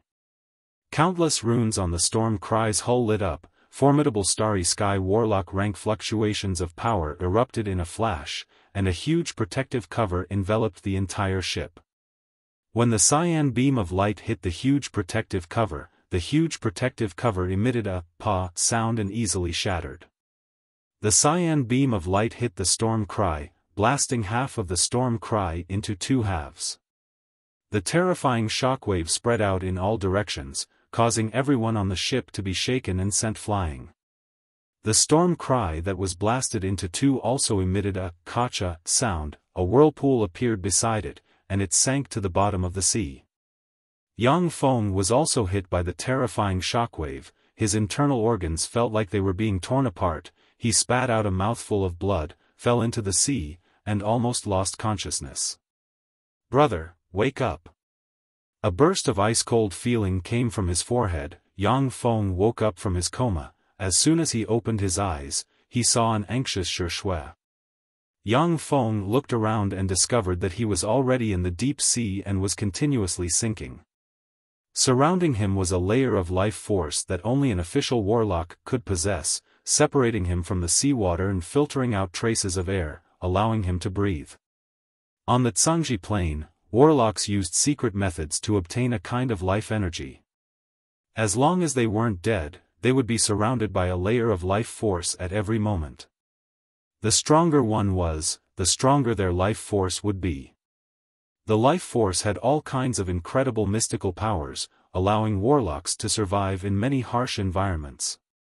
Yang Feng pressed the dimensional crest on his chest, and a 100-meter-long level, for extraordinary life-form mechanical battle beast Barraman electric sea eel appeared in front of him. Yang Feng pulled Shui's small hand and jumped into the Barraman electric sea eel's cockpit. After becoming the uncrowned king of Tyrannid subcontinent, Yang Feng obtained many level, for extraordinary life-form corpses from the treasure warehouses of Black Dragon Pagoda and White Elephant Ivory. He used the portable fortified stronghold to turn those level, for extraordinary life-form corpses into mechanical battle beasts, which he carried with him. Shui asked, "Brother, what should we do now? Go back?" While following the storm cry as it sailed in the Sea of Monsters, Yang Feng secretly recorded the route. Yang Feng pondered for a moment, then said decisively, "No. The Sea of Monsters is too dangerous. Even if we return to Tyrannid subcontinent now, it'll still be very dangerous. Now, the top priority is to search and rescue the Storm Cry's sailors. With these experienced sailors, it doesn't matter if we return to Tyrannid subcontinent, or head to the continent's eastern world's Great Cloud Dynasty." Finished speaking, Yang Feng opened the Barraman electric sea eel's life force scanning detection system. Extremely powerful detection ripples spread in all directions. Found it. On the radar, small red dots representing humans were displayed. After being analyzed by the portable fortified stronghold's optical computer, the life force of human warlocks could already be distinguished from that of other extraordinary life forms. This allowed them to screen out the majority of the sea extraordinary life forms. Yang Feng piloted the Barraman electric sea eel and quickly swam towards the nearest red dot. Kongfang Ao. When Yang Feng arrived at the nearest red dot, he saw Kongfang Ao floating in the water. When Kongfang Ao saw the Barraman electric sea eel, he erupted with a formidable life force. His expression was one of vigilance, ready to fight. Yang Feng said through the Barraman electric sea eel's transmitter, "Brother Kong, it's me. This is my alchemical golem.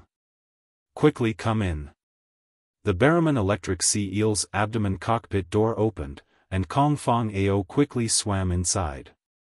Kongfang Ao expressed his thanks with a grateful expression, "Brother Yang, many thanks for your help.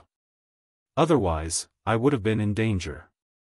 In the Sea of Monsters, without a suitable ship, even Starry Sky warlocks would have a slim chance of survival, and Moonlight warlocks would also be in great danger.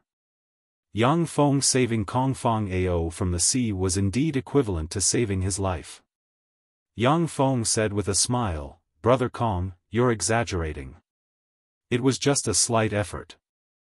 I still have to save the others, so I won't say much. Kong Fong Ao nodded slightly, remaining silent. Yang Feng piloted the Barraman electric sea eel and continuously searched the sea, rescuing the Storm Cry's sailors scattered in the sea one by one. After rescuing several hundred people, Yang Feng discovered the Storm Cry's captain Zhengong, and conveniently rescued him. Zhengong had a grateful expression, and said generously, "Brother Yang, this time it's all thanks to you. If it wasn't for you, then the several hundred of us would have died here. Henceforth, you're my brother. In the Great Cloud Dynasty, if someone dares to bully you, then don't hesitate to mention my name. I don't dare to guarantee anything big, but some small matters, I can help you settle them in minutes." Zhengong was the captain of a D-grade armed merchant ship belonging to the Phoenix Cry Merchant Group, and was considered to have a bit of status in the Great Cloud Dynasty. Yang Feng asked with a slight smile, "It was just a slight effort. Captain Zheng, what was that cyan beam of light just now?" Zhengong's eyes flashed with a touch of bitterness, and he gave a long sigh. "I don't know what that cyan beam of light was. Maybe it was the aftermath of a fierce battle between two formidable beings. More likely, it was because I used the Storm Cry's Fire Serpent Skynet artillery.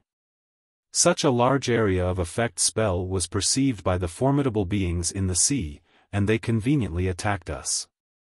The Sea of Monsters is very dangerous.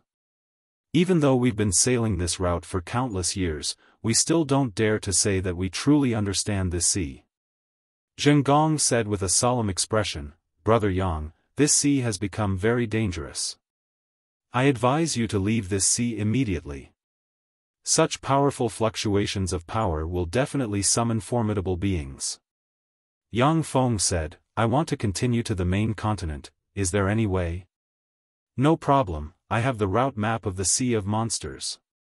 As long as this route map isn't lost, then I can take you to the main continent through the correct route." Zhengong fished out a jade map from his bosom. There were all kinds of fine lines on the map, and on one of the fine lines, there was a red dot. That red dot was the location of Yang Feng's party. Yang Feng took a glance at the jade map, and discovered that they were already 1/3 of the way from the Great Cloud Dynasty in the eastern world of the main continent. Yang Feng immediately piloted the Barraman Sea electric eel in the direction of the eastern world of the main continent, following Zhengong's directions. The Barraman Sea electric eel had been fully modified by the portable fortified stronghold, and the fluctuations of life it emitted were not much different from those of a real Barraman Sea electric eel. In the Sea of Monsters, the level for extraordinary life form wasn't considered to be weak. As soon as the low-ranked extraordinary life form sensed its fluctuations of life, they would retreat in succession. After crossing this sea, shortly after entering another sea, a 40-meter-long level, for extraordinary life form magic fin swordfish, covered in black scales and with a mouth as long as a sharp spear, blocked in front of the Barraman Sea electric eel and issued extremely strange sounds. The sounds are in the common language of the extraordinary life forms. Now translate. Why did you break into our domain? Do you want to start a war with us? We'll tear you to pieces and then eat you. These two voices came from inside the Barraman Sea electric eel. Kong Fong Ao praised, "Amazing, you even know the common language of the extraordinary life forms. Brother Yang, your Steel City's warlock alchemists really make me have a whole new level of respect for you." Zhengong's eyes shone as he said, "That's right, the extraordinary life forms of the sea are also intelligent life forms. They also have a special common language. We haven't been able to grasp this language. Brother Yang, when we reach the Great Cloud Dynasty, can you sell us this translation secret treasure? Let me think about it." Yang Feng said with a slight smile. The common language of the extraordinary life forms was the knowledge left behind by a Tyrannid subcontinent's great warlock who specialized in the study of the language of the extraordinary life forms of the sea. This kind of knowledge was very remote and couldn't promote the cultivation base of a warlock. Basically, no one would study it. Yang Feng scanned it and put it into the optical computer's database, before finally showing a miraculous effect. Every plane, every world had its peerless geniuses, talented geniuses, and they researched different kinds of knowledge. Some knowledge might seem remote and useless, but when used in the right place, it would be of great benefit. Chapter 195. Friend, I'm lost. Looking for a way home. I'm very sorry for accidentally passing through your territory. I'm getting out of here. We won't touch the prey in your territory. Yang Feng manipulated the Barraman electric sea eel to issue a series of marine extraordinary life forms' common language. At the same time, it erupted with an extremely formidable life force. Let's go. But mark your words. If you casually hunt our prey in our territory, together, we will tear you to pieces. When the devilfin swordfish saw that the Barraman electric sea eel had admitted defeat, it snorted coldly and dived into the depths of the sea. Level 4 transcendent creatures generally possessed intelligence that was not inferior to that of humans. Of course, because there was no systematic inheritance of knowledge, those extraordinary creatures were generally more stupid than humans. However, they would also instinctively weigh the pros and cons and would not engage in unnecessary battles. Of course, there were no absolutes in the world. As long as there were enough benefits, or if they were mortal enemies, extraordinary creatures would still fight to the death. Humans die for wealth, and birds die for food. Seeing the magic fin swordfish retreat, everyone in the cockpit heaved a sigh of relief. The Barraman giant electric sea eel was indeed stronger than the devilfin swordfish, but this was the territory of the devilfin swordfish. Perhaps there was more than one devilfin swordfish living here. Once the two sides started fighting, more demon fin swordfish would be attracted over, and that would be dangerous. Yang Feng piloted the Barraman electric sea eel to float approximately 50 m below the surface of the sea. With this method, he avoided a lot of unnecessary fights. Most of the powerful marine extraordinary life forms were huge and lived in the deep sea. If there was no need, they wouldn't float to the surface. After passing through several sea areas. Warning! Warning! We've discovered a level 5 extraordinary creature, the demonic dragon osprey, moving in our direction. There's an 80% chance that this ship is its target. Yang Feng's complexion changed greatly and he promptly ordered, full power, dive at full speed. The dragon devil osprey was a level 5 extraordinary life form, its battle prowess was comparable to that of a human starry sky warlock. In the Sea of Monsters, they made a living by hunting all kinds of powerful marine extraordinary creatures. For the Barraman electric sea eels piloted by Yang Feng, it was simply a terrifying existence akin to a natural predator. Under Yang Feng's command, the Barraman electric sea eel at once sprayed countless gases, absorbed a large amount of seawater, and frantically sank towards the bottom of the sea. Only by sinking to the bottom of the sea would Yang Feng and his party have a slim chance of survival. There was absolutely no chance of victory against the demonic dragon osprey. As soon as the giant Barraman electric sea eel moved, a demigod dragon demon osprey with a wingspan of more than 100 meters flew over from the distant sky. It was extremely handsome, had a pair of sharp beaks, a pair of wings that resembled dragon wings, and 6 sharp hook-shaped claws on its feet. It was emitting a terrifying demigod-level aura. The demonic dragon fish eagle seemed to be riding on a gale, and waves were stirred up wherever it passed. Like a bolt of lightning, it descended from the sky, riding on the power of the wind. It forcefully tore apart the sea and flew toward the depths of the sea with incomparable violence. The Barraman giant electric sea eel struggled with all its might as it dove down frantically. However, its diving speed could not match the flying speed of the demonic dragon osprey. "Brother Yang, let me lend you a hand." Zhengong gave a shrill howl, silently recited an incantation, pointed inside the Barraman giant electric sea eel, and cast the level 4 spell deep sea stealth. In a flash, an azure radiance enveloped the Barrowman giant electric sea eel. The level 4 spell Deep Sea Stealth was developed by human warlocks for the purpose of diving into the deep sea and searching for all kinds of resources. This spell's power allowed the caster to move freely in the sea, as well as increase the speed of their movement. With the blessing of the level 4 spell Deep Sea Stealth, the movement speed of human warlocks in the sea could even reach the level of some marine extraordinary life forms. With the blessing of the Deep Sea Stealth, the diving speed of the Barrowman giant electric sea eel once again rose by a notch. "Open the cockpit, I'll give it a good beating." The Storm Cry's vice captain, Wang Lang, who possessed the cultivation base of a great warlock, said loudly. Yang Feng opened the cockpit door without hesitation. "Strong ink." Wang Lang walked to the cockpit entrance, silently recited an incantation, pointed upward, and cast the level 4 spell Strong Ink. A large expanse of black colloid suddenly appeared in the sea, forming a large expanse of colloid-like ink. As if possessing a life of its own, the colloid-like ink quickly spread in all directions, polluting the sea and completely covering it. The colloid-like ink not only obstructed the line of sight, but also obstructed the dragon devil osprey's formidable perception. This was the might of the level 4 spell Strong Ink.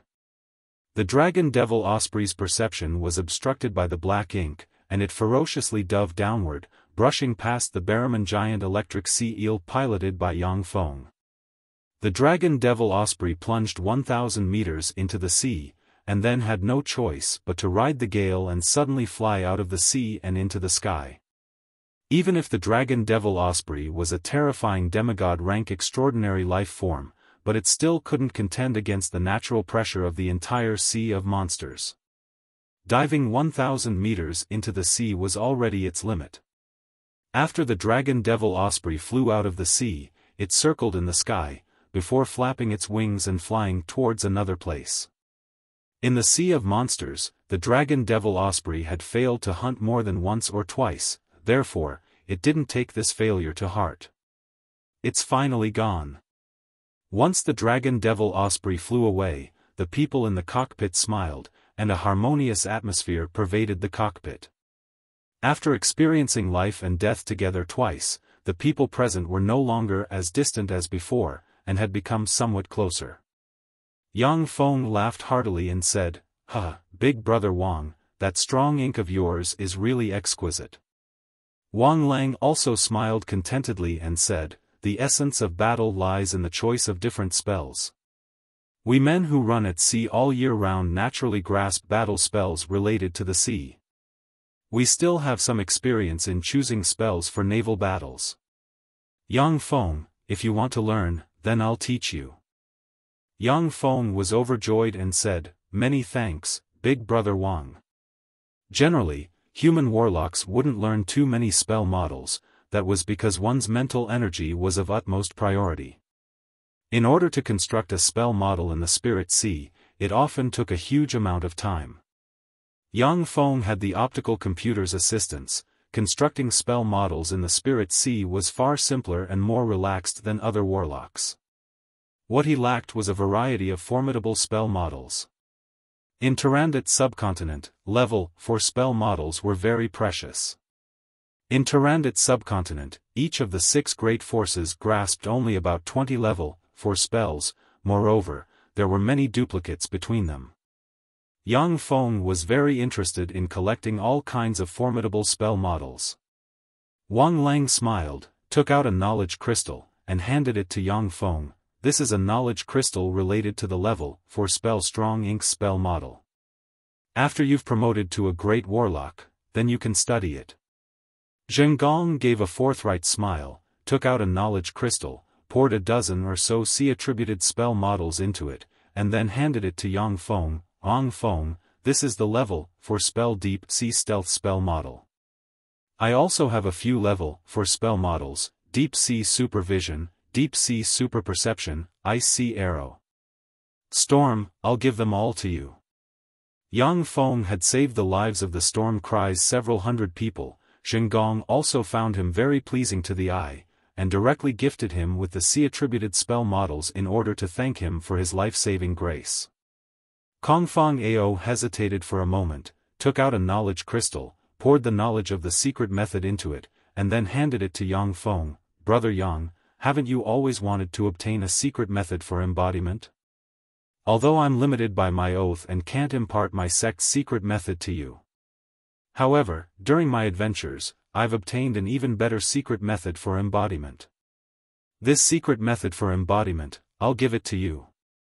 When Yang Feng absorbed the knowledge crystal, his eyes flashed with a touch of ecstasy, and he promptly expressed his thanks. "Many thanks, Brother Kongfang.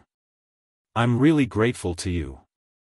The secret method that Kongfang Ao gave Yang Feng was called True Mystic Embodiment Scripture. It was a secret method for practicing embodiment with endless mysteries.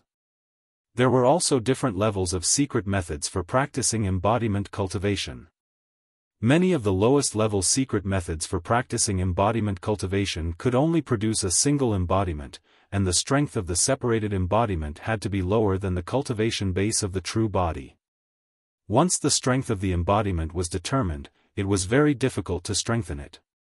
After condensing a godhead, gods from other planes would consume a large amount of divine power and rare materials to refine an embodiment.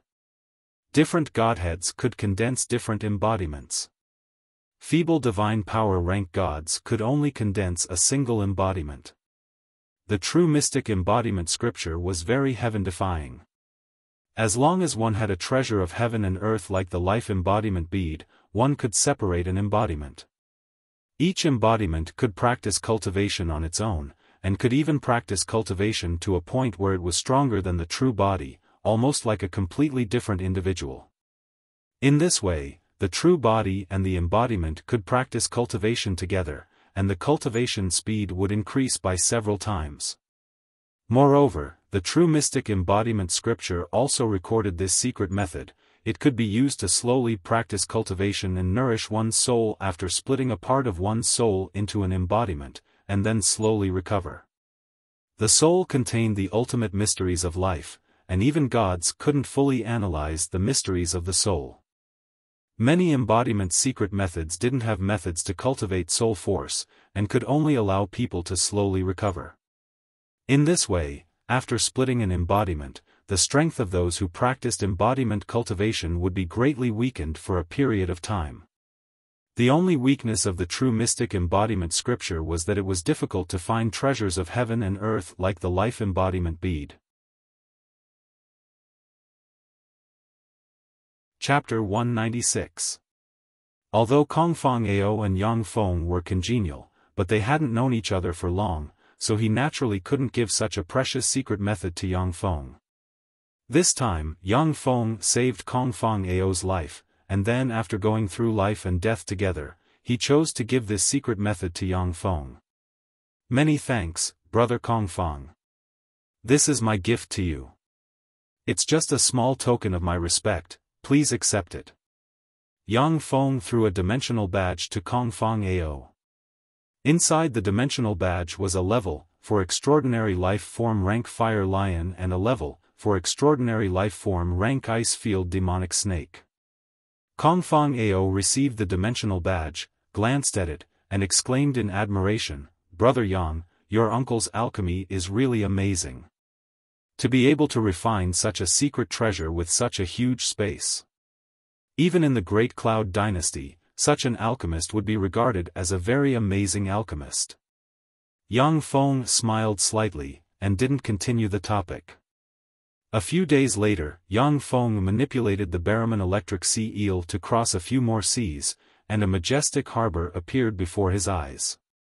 The Hague port was a large port located in the Hague city. It was a large transshipment port. Large armed merchant ships were anchored in the Hague port, many of which were much larger than the D-grade armed merchant ship that Zhengong and the others were piloting.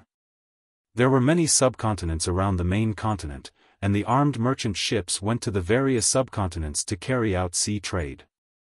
Although the subcontinents were far from as prosperous as the main continent, but each subcontinent had its own specialty. Through sea trade, those specialty products could be transported to the main continent for sale, and huge profits could be made. When the Barrowman electric sea eel approached within 50 kilometers of the port of The Hague, 3 frightening starry sky warlock rank fluctuations suddenly erupted, and a series of scanning spells engulfed the area. I am the Phoenix Crime Merchant Group's Captain Zhengong, this is my identity card. We were attacked by a formidable existence in the Sea of Monsters. We can only ride alchemical golems to The Hague port. Zhengong jumped out of the Barrowman electric sea eel's cockpit, took out a jade card, and raised it high. The jade card blossomed with rays of light, intertwining with the scanning ripples. It's indeed the Phoenix Crime Merchant Group's Zhengong. Take your men and enter The Hague port in an orderly manner. A faint voice sounded in the sky, and the formidable spirit fluctuations that locked onto Yang Feng and the others immediately disappeared. Zhengong said, Yang Feng, you've just arrived at the Great Cloud Dynasty, so you'd better get an Identity Jade card. With that Identity Jade token, it will be more convenient for you to do many things. Otherwise, even if he were to stay in the hotel, he would encounter trouble. I still have some influence in The Hague port. You can stay here for a day or 2. I will help you arrange these things properly. Kong Feng also said, Yes, Brother Yang, our Great Cloud Dynasty's household registration management is very strict. Without an Identity Jade card, it can be said that it is difficult to move an inch in the Great Cloud Dynasty. Anyway, we are not in a hurry. Let's stay here for a day or 2. You can also have a good taste of the differences between my Great Cloud Dynasty and Tyrannid subcontinent. Yang Feng readily accepted the advice and said, All right. As soon as he entered The Hague port, Yang Feng heard endless rumbling sounds of machinery. Everywhere in the port, there were cranes and all kinds of heavy machinery carrying all kinds of goods. Exuding fluctuations of magic power, magic sports cars of all shapes and sizes continuously drove in the port, transporting all kinds of goods. In the port, many workers were casting spells, using all kinds of spells to load, unload, and do all kinds of other things. Yang Feng felt as if he had arrived at a different world where the level of science and technology was much higher than that of Earth. Moreover, the spells were extremely formidable and the civilization was extremely developed. Yang Feng pointed at the workers casting all kinds of spells and asked Kong Feng Ao somewhat incredulously, These workers are all warlocks? How can this be? Isn't it very difficult for warlocks to practice cultivation? How come there are so many warlocks? Official warlocks are very difficult to be born in such a backward place like Tyrannid subcontinent. But in our Great Cloud Dynasty, on average, one official warlock will be born out of every 100 ordinary people. As for why there is such a disparity, that is because the level of civilization of the two places is fundamentally different. In our Great Cloud Dynasty, 12 years of compulsory education is basically universal. Every child of the right age, as long as they reach the right age to study, can enter a school to learn all kinds of basic knowledge. So long as they are admitted to a university, they are basically apprentice warlocks. Some outstanding elite students have basically already promoted to official warlocks in the university. In our Great Cloud Dynasty, inferior magic stones, intermediate magic stones, superior magic stones and even top-notch magic stones can already be synthesized in large quantities using all kinds of extraordinary plants. In your Tyrannid subcontinent, a piece of inferior magic stone costs 100 gold coins, but here, it only costs 1 silver coin. The exchange rate between magic stones is basically 100 to 1. As long as you have enough inferior magic stones, you can casually exchange them for top-notch magic stones. In our Great Cloud Dynasty, ordinary aristocratic children will use top-notch magic stones to practice cultivation at around the level 1 warlock rank. Once they reach the Great Warlock rank, they will use inferior magic crystals that surpass top-notch magic stones to practice cultivation. Even the most ordinary junior high school students can also use inferior magic stones to practice cultivation. Level 1 to level 4 spell models can be bought in warlock shops. Moreover, our Great Cloud Dynasty's spell models are simplified and optimized versions that have gone through countless geniuses. They can make it even easier for people to practice cultivation.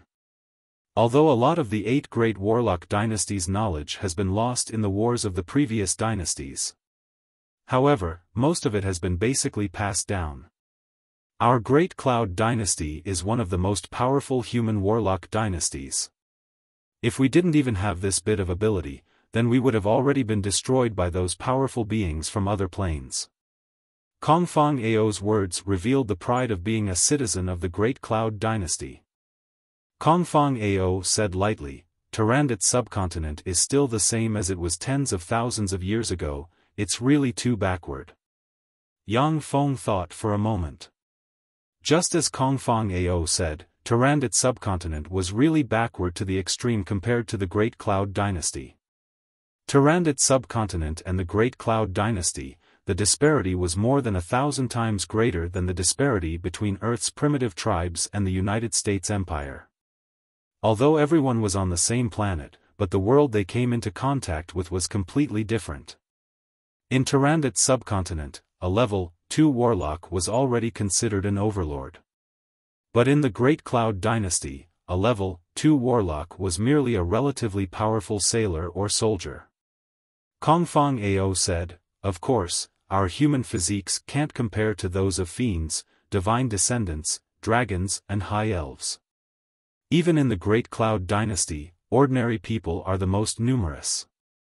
Level 1 warlocks and level 2 warlocks are considered elites. Level 3 warlocks are considered top-notch elites. Great warlocks are considered experts. Starry Sky warlock rank experts are qualified to dominate a region. As for powerful warlocks above the Starry Sky warlock rank, whether it's in the Great Cloud Dynasty or the Western World's Portman Dynasty, they're considered true experts.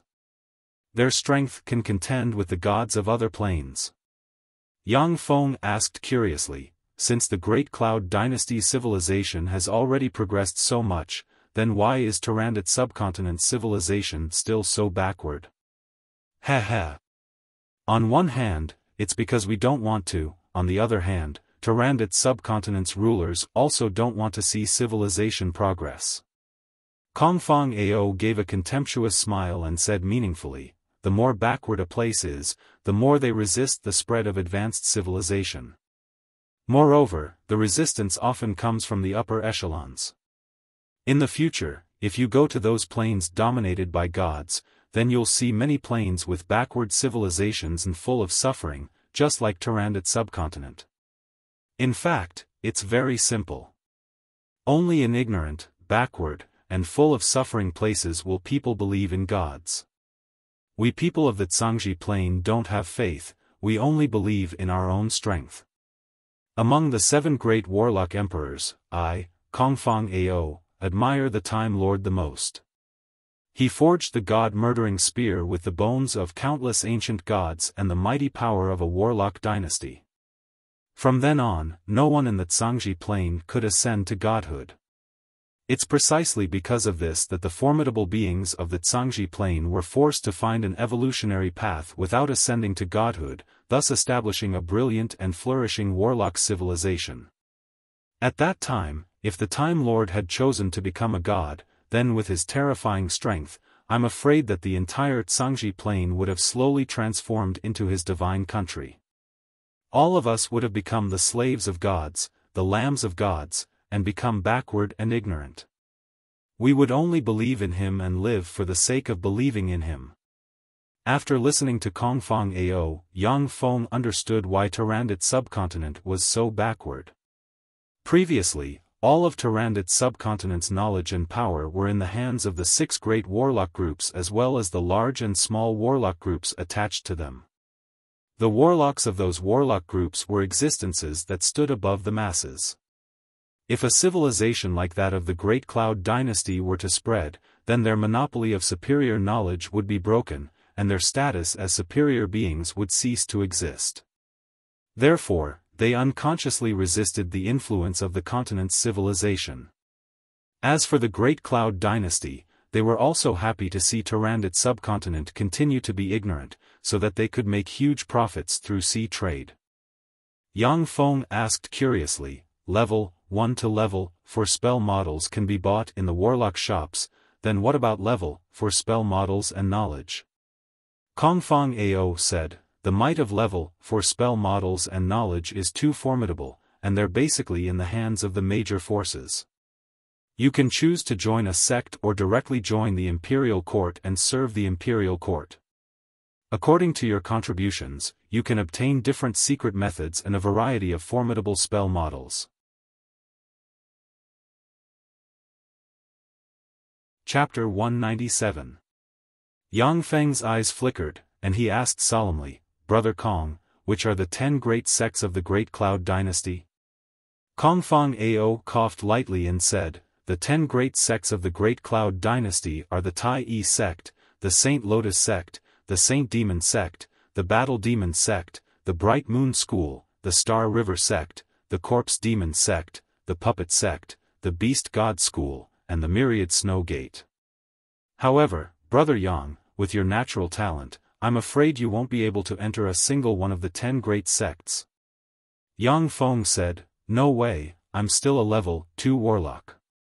If I'm not qualified to be an inner disciple, I should be qualified to be an outer disciple or a registered disciple, right? Kongfang Ao laughed and said, hee hee. My Great Cloud Dynasty has a boundless territory and a population of trillions. Geniuses were as common as the clouds and monstrous as the rain. Almost half of the geniuses were aiming for the top 10 sections. They had no shortage of geniuses.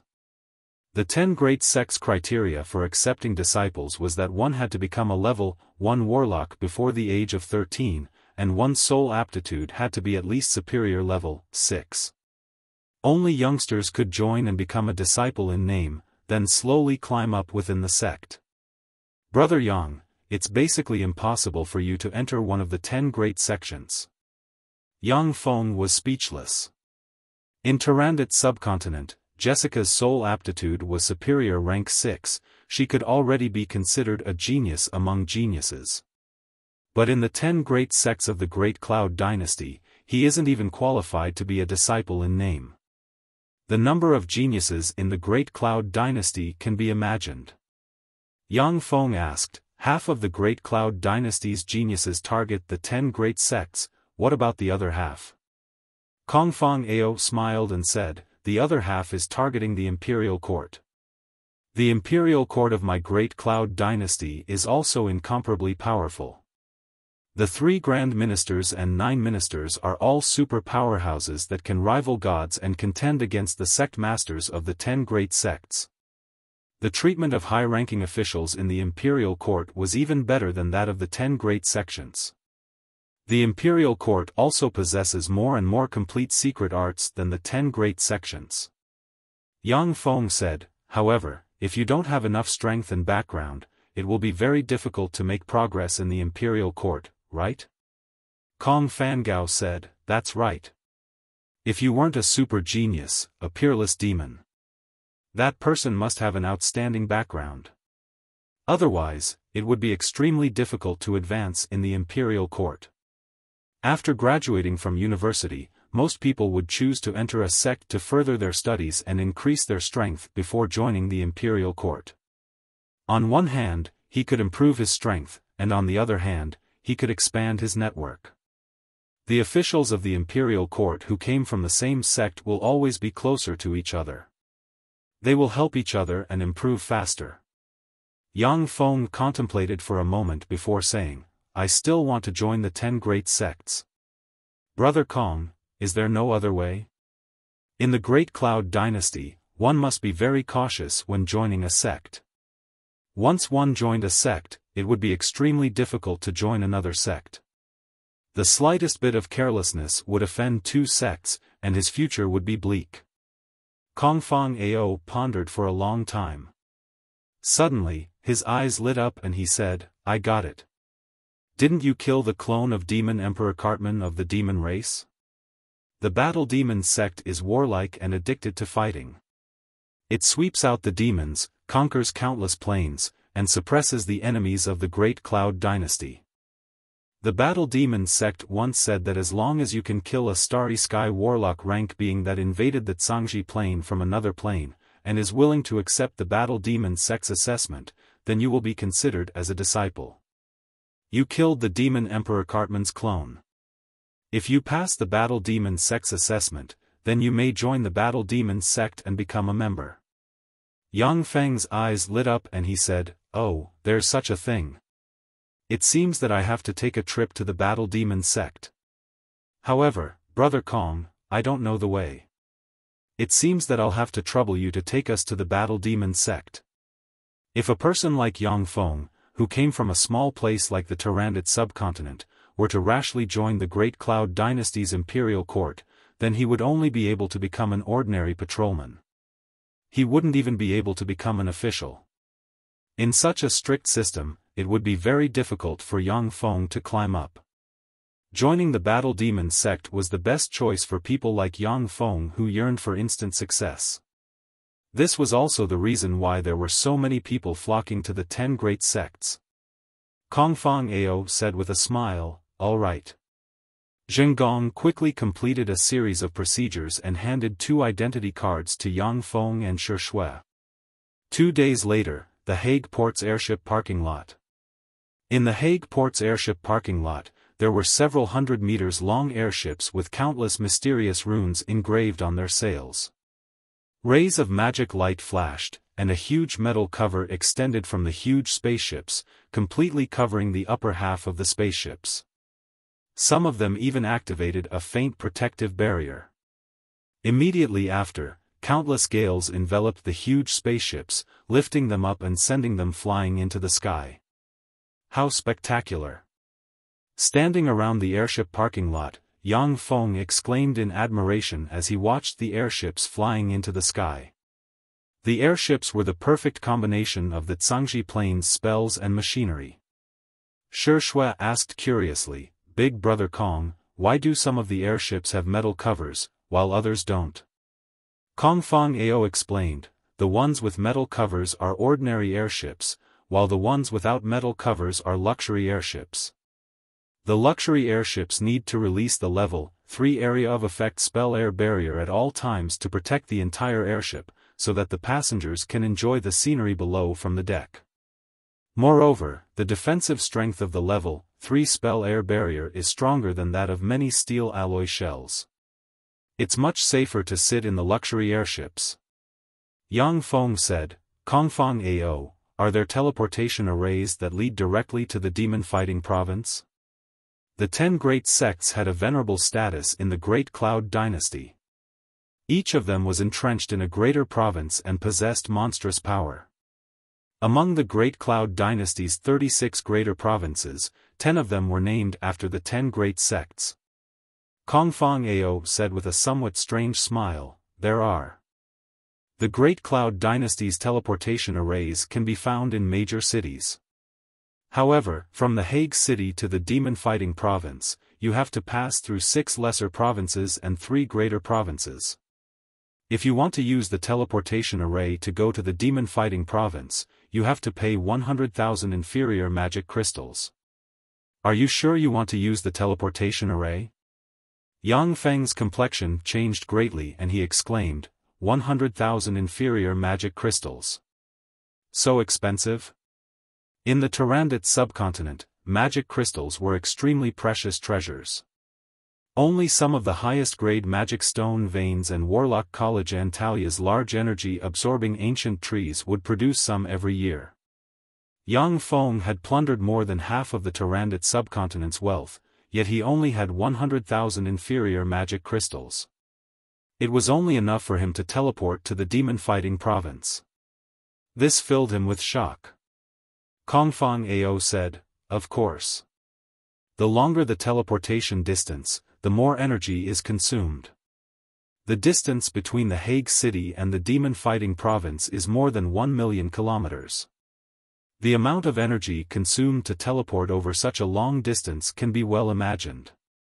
This kind of teleportation array isn't something that ordinary people can use." Yang Feng coughed lightly and said, "Then I'll take the airship." Magic crystals were more precious than top-notch magic stones for cultivation. Yang Feng wasn't willing to spend magic crystals on teleportation. Originally, Yang Feng had plundered more than half of the Tarandit subcontinent's wealth and thought that even if he wasn't the richest in the world, he was still a millionaire. However, when he arrived at the Great Cloud Dynasty, he truly understood that he was at most a little wealthy. There was still a terrifying gap between him and the truly wealthy. After buying the tickets, Yang Feng and his party boarded a luxurious airship. Magic radiances flickered, and the luxurious airship immediately rose into the air and flew towards the horizon. Standing on the deck of the luxurious airship, Yang Feng leaned against the railing and looked down, appreciating the scenery below. The speed of the luxurious airship far surpassed the speed of sound. However, there wasn't a trace of wind on the deck, nor was there any noise. The flight was extremely smooth, making people feel as if they were on land. Yang Feng looked at the scenery below and mused, the Great Cloud Dynasty is really high-end.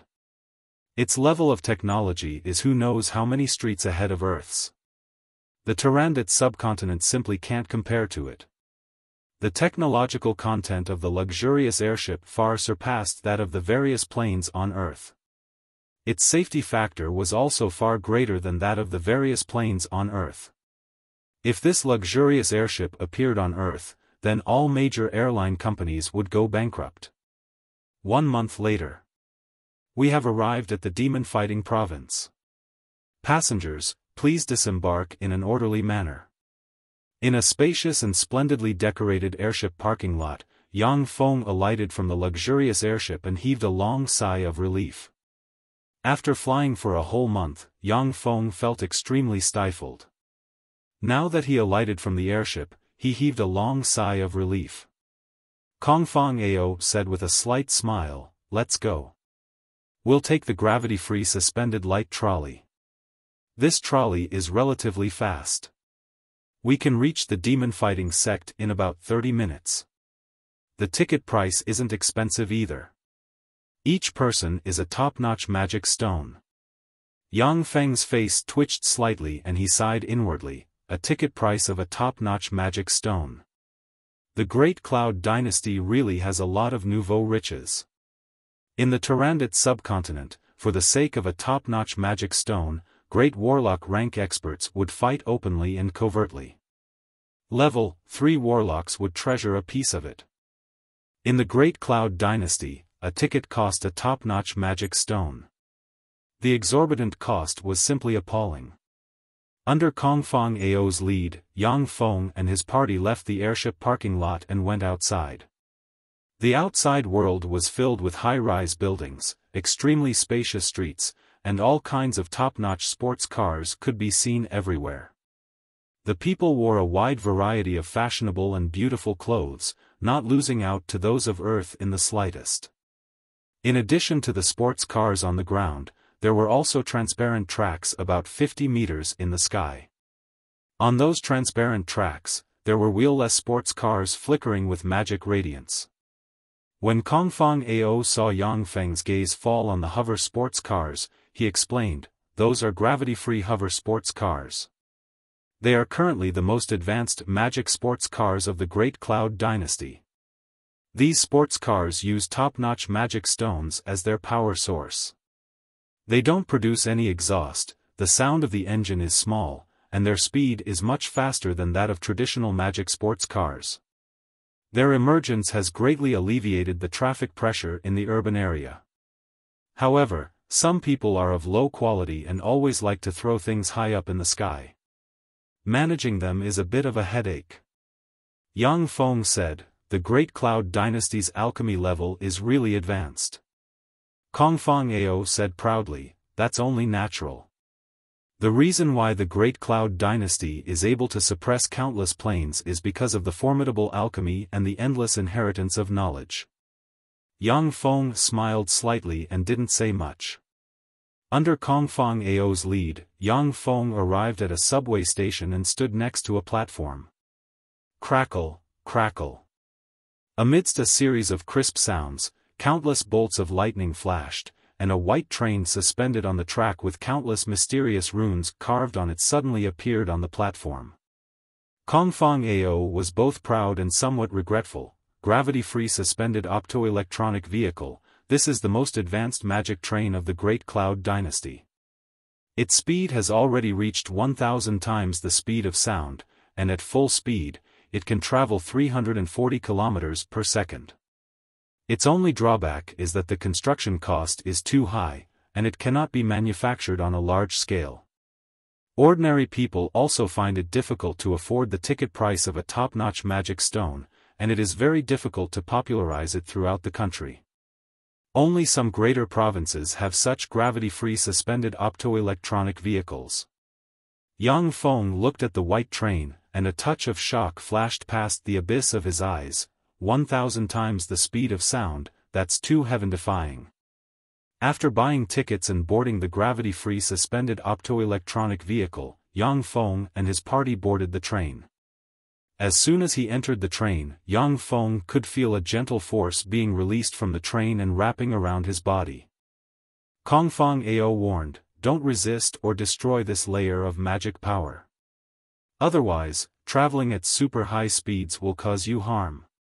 When the gravity-free suspended optoelectronic vehicle was first launched on the market, many idiots destroyed this layer of magic power.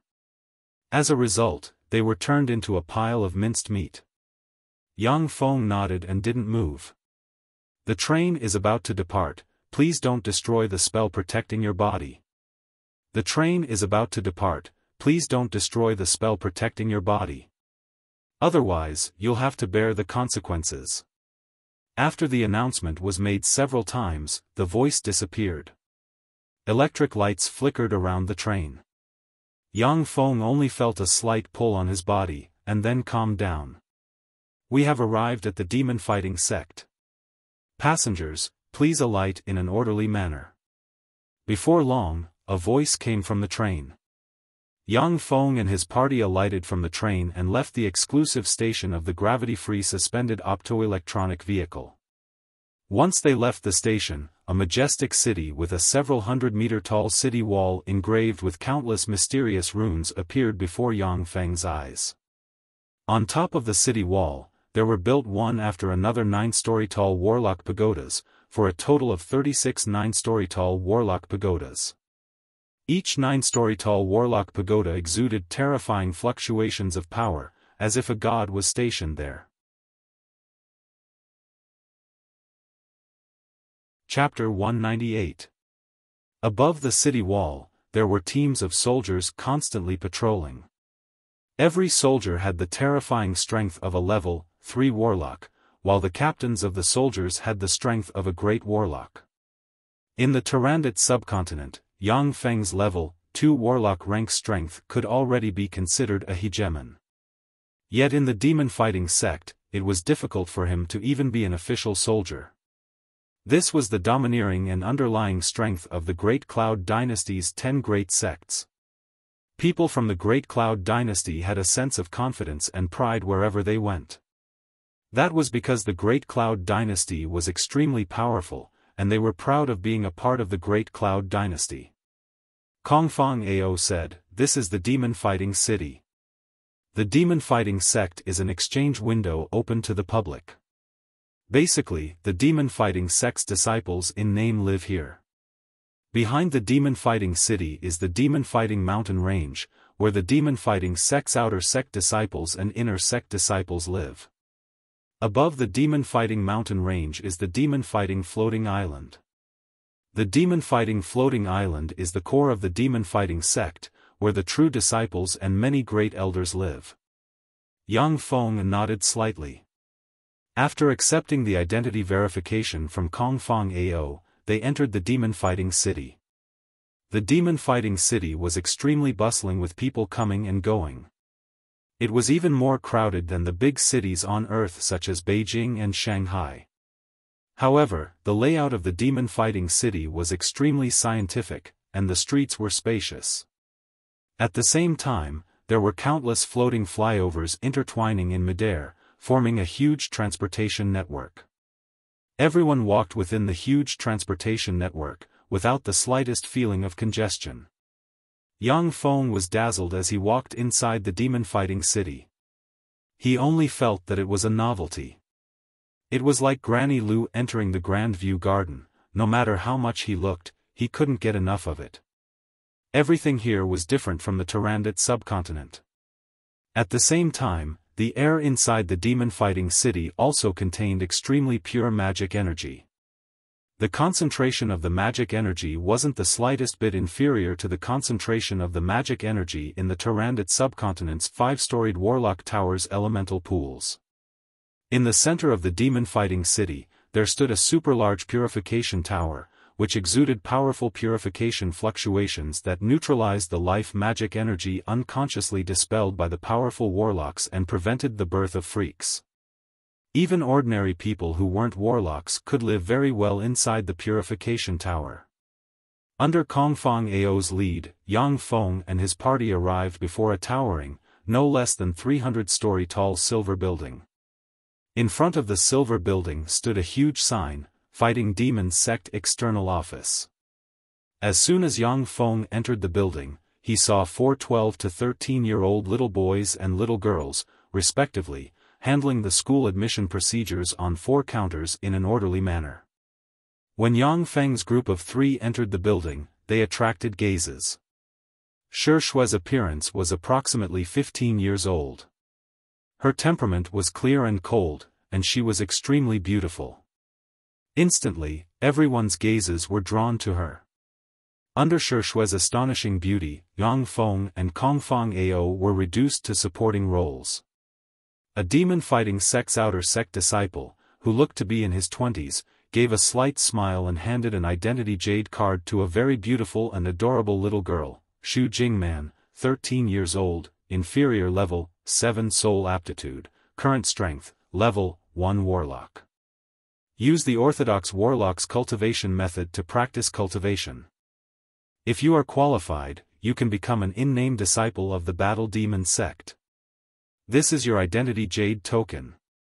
Come over tomorrow to receive guidance and choose a secret technique. The little girl said with a sweet smile, "Thank you, Big Brother Ming."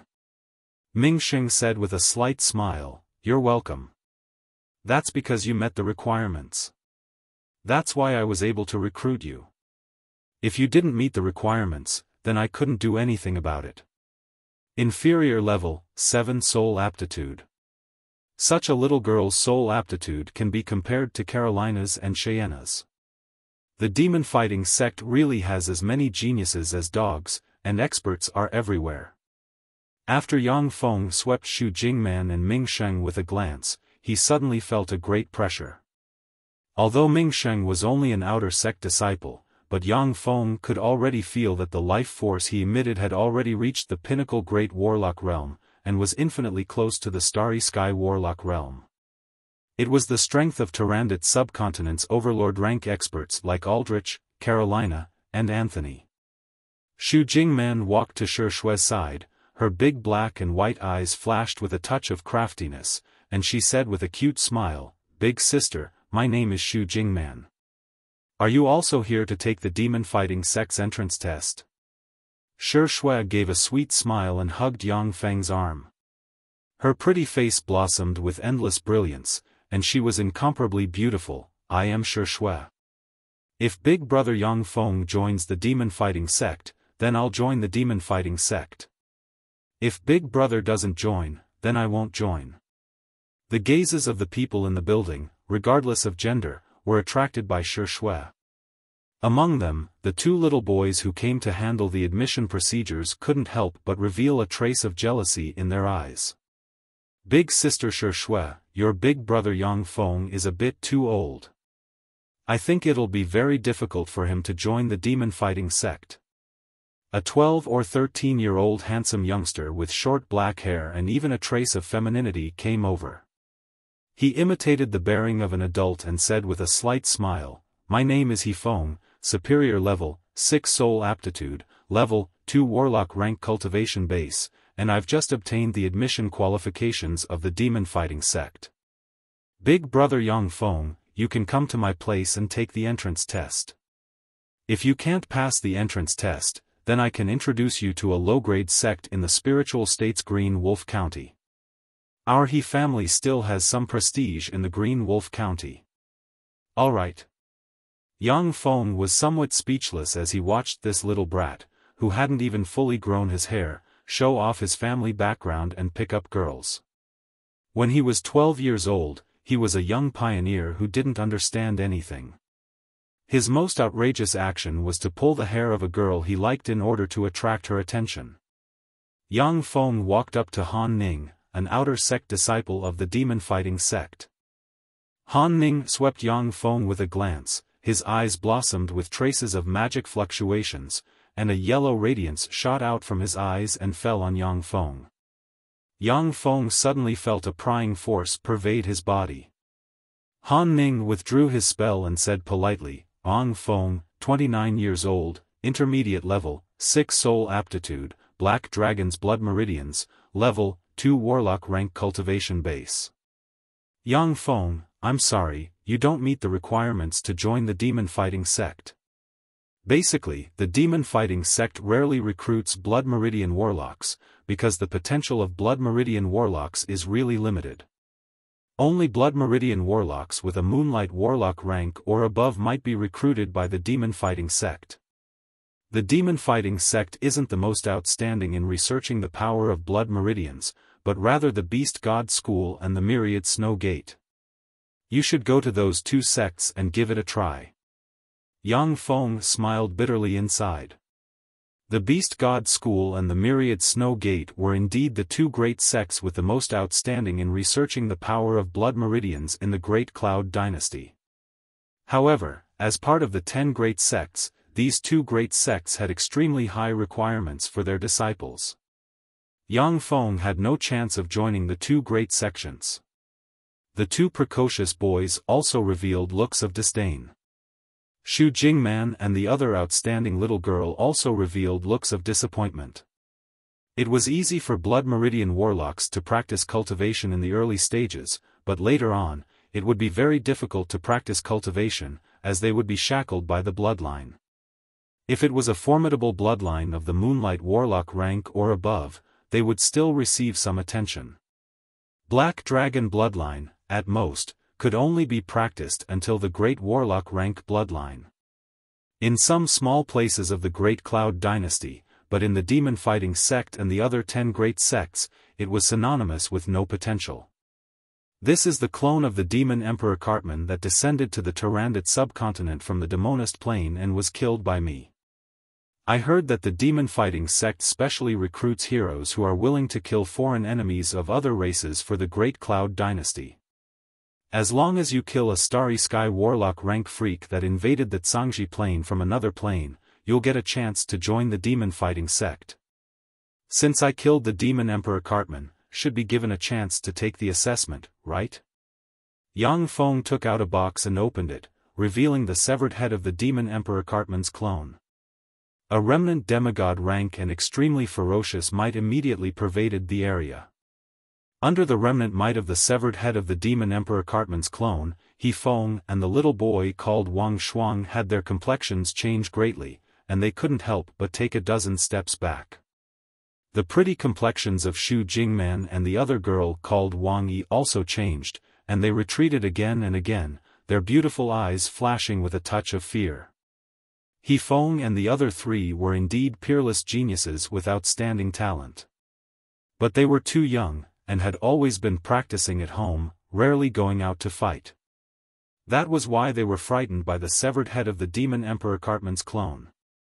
Xu Jingman's pretty complexion changed, and her beautiful eyes flashed with a touch of fear. He could actually kill such a freak. That's really terrifying. Han Ning was first startled, then his gaze congealed and his expression became solemn. Suddenly, a terrifying pinnacle Great Warlock rank life force converged, and he stared at Yang Feng and said while stressing each syllable, "You killed it? That's impossible, right? Yang Feng, you have to know that there's a price to pay for playing tricks on the demon-fighting sect's people. It's still not too late to take back your words. Otherwise, once I cast a spell and discover that you lied to me, then I might even take action and kill you here. The Demonist Plains Demon Emperor rank experts were formidable beings that could contend against gods. His clone also possessed Starry Sky Warlock rank strength. Han Ning wasn't a match for his clone, so he didn't believe that Yang Feng killed him with his own hands. The other 3 demon-fighting sect's outer sect disciples also revealed unkind gazes and stared coldly at Yang Feng. Although they had always appeared very kind, but they had the arrogance of the demon-fighting sect's disciples in their hearts. If someone dared to play tricks on them, then they wouldn't mind getting rid of that person. Even if they made a scene in the sect would only praise them, and wouldn't scold them. Even in the Great Cloud Dynasty where laws were strict, colossi like the 10 great sects still had a lot of privileges. This was the real reason why countless geniuses flocked to join the 10 great sects. No one would dare to behave atrociously in a place like the demon-fighting sect, otherwise, only death would await them. This was also a great difference from Earth. In essence, the Zhangji Plain was still a plain where the strong preyed on the weak. Chapter 199. Yang Feng said calmly, "I was the one who killed him. The correct way to put it is that I first severely injured him, then besieged him with a group of subordinates. Finally, I killed him with my alchemical golem. You can use a spell to test me. Everything I said is true." Han Ning silently recited an incantation, pointed at Yang Feng, and a spell to detect lies suddenly fell on Yang Feng. A white radiance suddenly lit up on Yang Feng. Han Ning's eyes flashed with a touch of incredulity, and he praised sincerely, "What you said is true. You can actually kill him. That's amazing." The other 3 demon-fighting sect's outer sect disciples also revealed looks of admiration. The Demon Emperor Cartman was a powerful being of the Demonist Plane, comparable to a god. Within the demon-fighting sect, only true disciples and great elders had the ability to deal with him. Even the demon-fighting sect's inner sect disciples might not be able to kill his avatar. No matter what method Yang Feng used, to be able to kill an avatar of the Demon Emperor Cartman, that was a very remarkable thing. Han Ning said with a smile of admiration, "Yang Feng, to be able to kill an avatar of the Demonist Plane, you're a hero. However, I have to warn you. The difficulty of the demon-fighting sect's assessment is very high. If you're the slightest bit careless, then even a Starry Sky Warlock rank expert will die." Yang Feng asked, "What assessment? Can you tell me first so that I can be mentally prepared? It's best to choose the simplest one. After all, I only have a level 2 Warlock cultivation base. If the difficulty of the demon-fighting sect's assessment was too high, then Yang Feng could only choose to give up. After all, he only had one life. If he died, then he would have nothing left." Han Ning said, "I'll help you choose the simplest one. However, you have to be mentally prepared. Even the simplest test mission would be extremely difficult for you. It's almost impossible to complete. After all, these assessment tasks are originally aimed at Starry Sky Warlock rank experts and above." Yang Feng nodded silently. He was aware of the demon-fighting sect's assessment rules, but he still wanted to give it a try. Han Ning took out a jade booklet and flipped through it. His eyes lit up and he said, "I got it. Feisua Plane, one of the 36 primary material planes. Your test is to sneak into this plane, kill a demigod powerhouse, and bring his head back to the demon-fighting sect.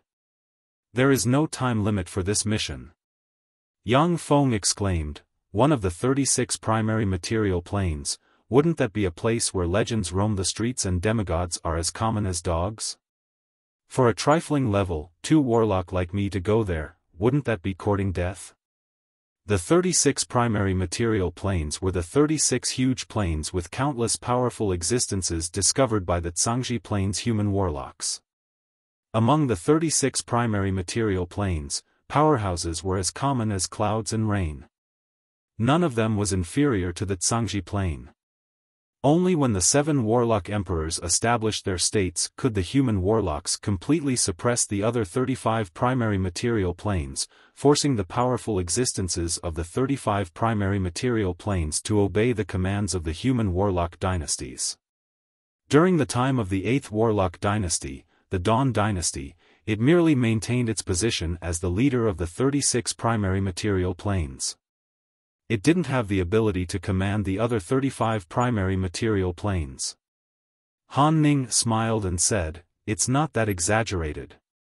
On the Feisua plane, there were many divine systems.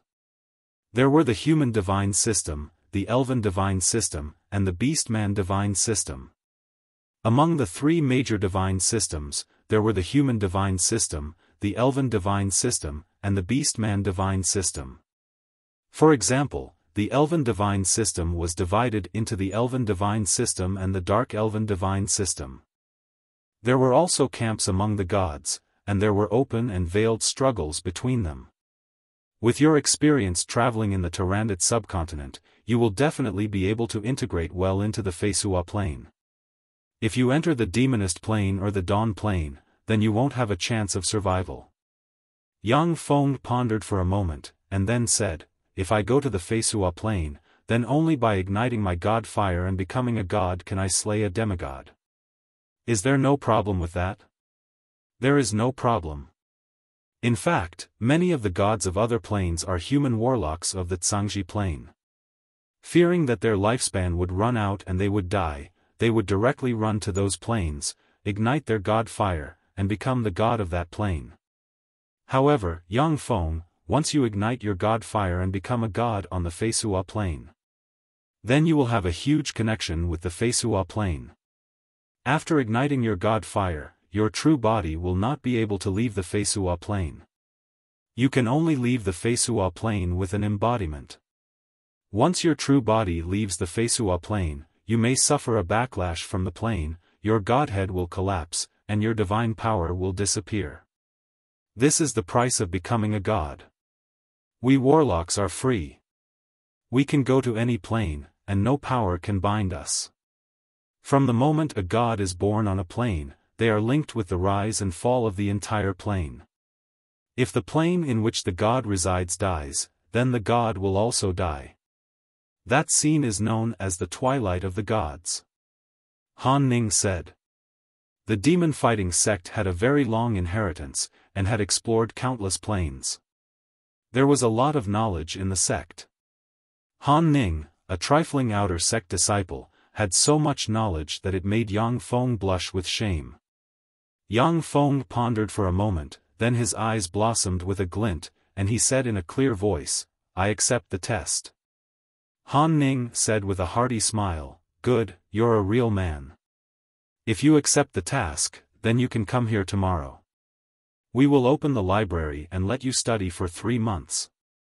Only after you have grasped the basic knowledge of the Feisua plane and the current situation will we open the planar passageway and send you over. However, you have to think it over clearly. Once you study in our library and are unwilling to participate in the test, then we will impose sanctions on you." "Yes." Yang Feng responded faintly, then grabbed Shui beside him and said, "This is my younger sister Shui, she also wants to participate in the demon-fighting sect's entrance test." Han Ning's gaze swept Shui, and his eyes flashed with a touch of amazement. He smiled slightly, then silently recited an incantation. His eyes blossomed with 2 magic radiances that fell on Shui. Superior Level 8. Superior Level 8 Soul Aptitude. Her soul aptitude is Superior Level 8. Han Ning only took a glance at Shui, then his complexion suddenly changed greatly, his eyes brimming with shock, and he cried out involuntarily. "What, Superior Level 8 Soul Aptitude?" "Superior Level 8 Soul Aptitude," quickly informed the elders. The complexions of the 4 demon-fighting sect's disciples changed greatly. They immediately got up and surrounded Shui, staring at her with scorching gazes. Geniuses were as common as clouds in the Great Cloud Dynasty. Basically, those who entered the demon-fighting sect had superior level, 6 soul aptitude, and there was no lack of peerless geniuses with around level 7 soul aptitude. However, level 8 soul aptitude was as rare as phoenix feathers and Qilin horns. Superior level 8 soul aptitude was even rarer, rarely seen in a millennium. The higher the soul aptitude, the fewer elixirs that could enhance their soul aptitude. Superior level 8 soul aptitude, Yang Feng's various soul aptitude enhancing elixirs were of no use. Even the Rose Divine Pool was of no use to Shi Shui's soul aptitude. Kongfang Ao stared at Shi Shui with somewhat bloodshot eyes and complained, "Superior level 8 soul aptitude, Yang Feng, you really hid it from me." Superior level 8 soul aptitude, such a genius was rarely seen even in the entire Great Cloud dynasty. When Kongfang Ao thought of such a genius hanging around him, he felt as if he was in a dream. Yang Feng said with a smile, "Heh, you didn't ask me.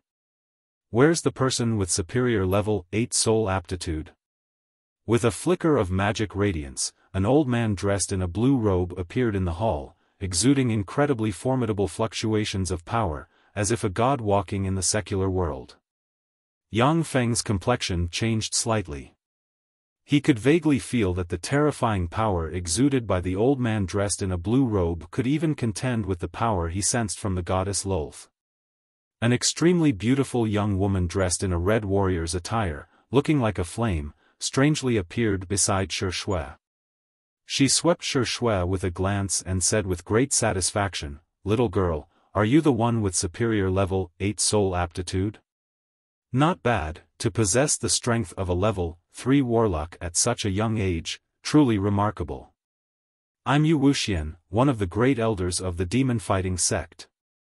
Little girl, how about becoming my personal disciple?" As soon as she said that, the 4 outer sect disciples of the demon-fighting sect immediately revealed envious expressions.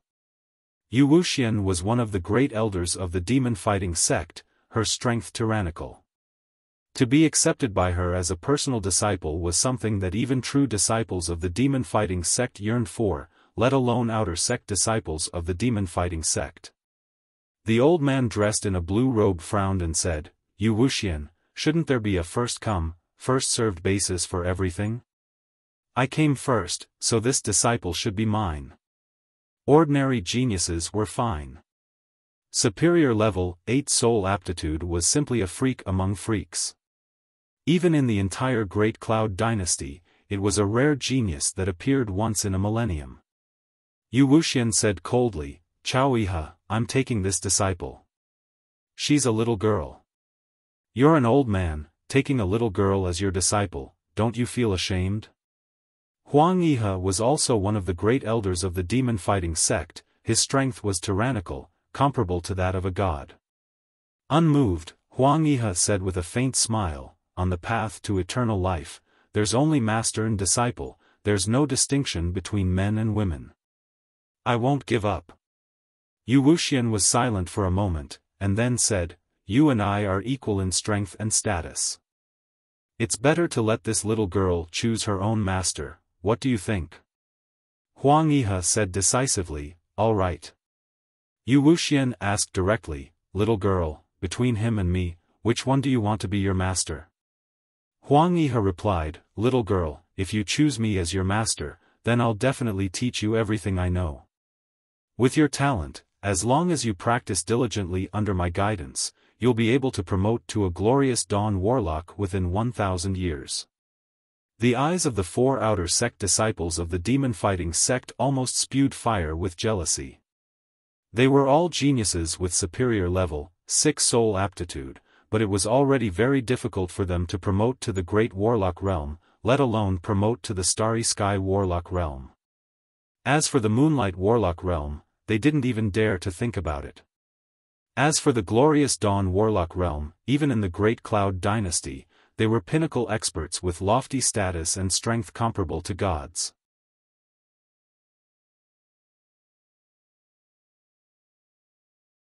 Chapter 200.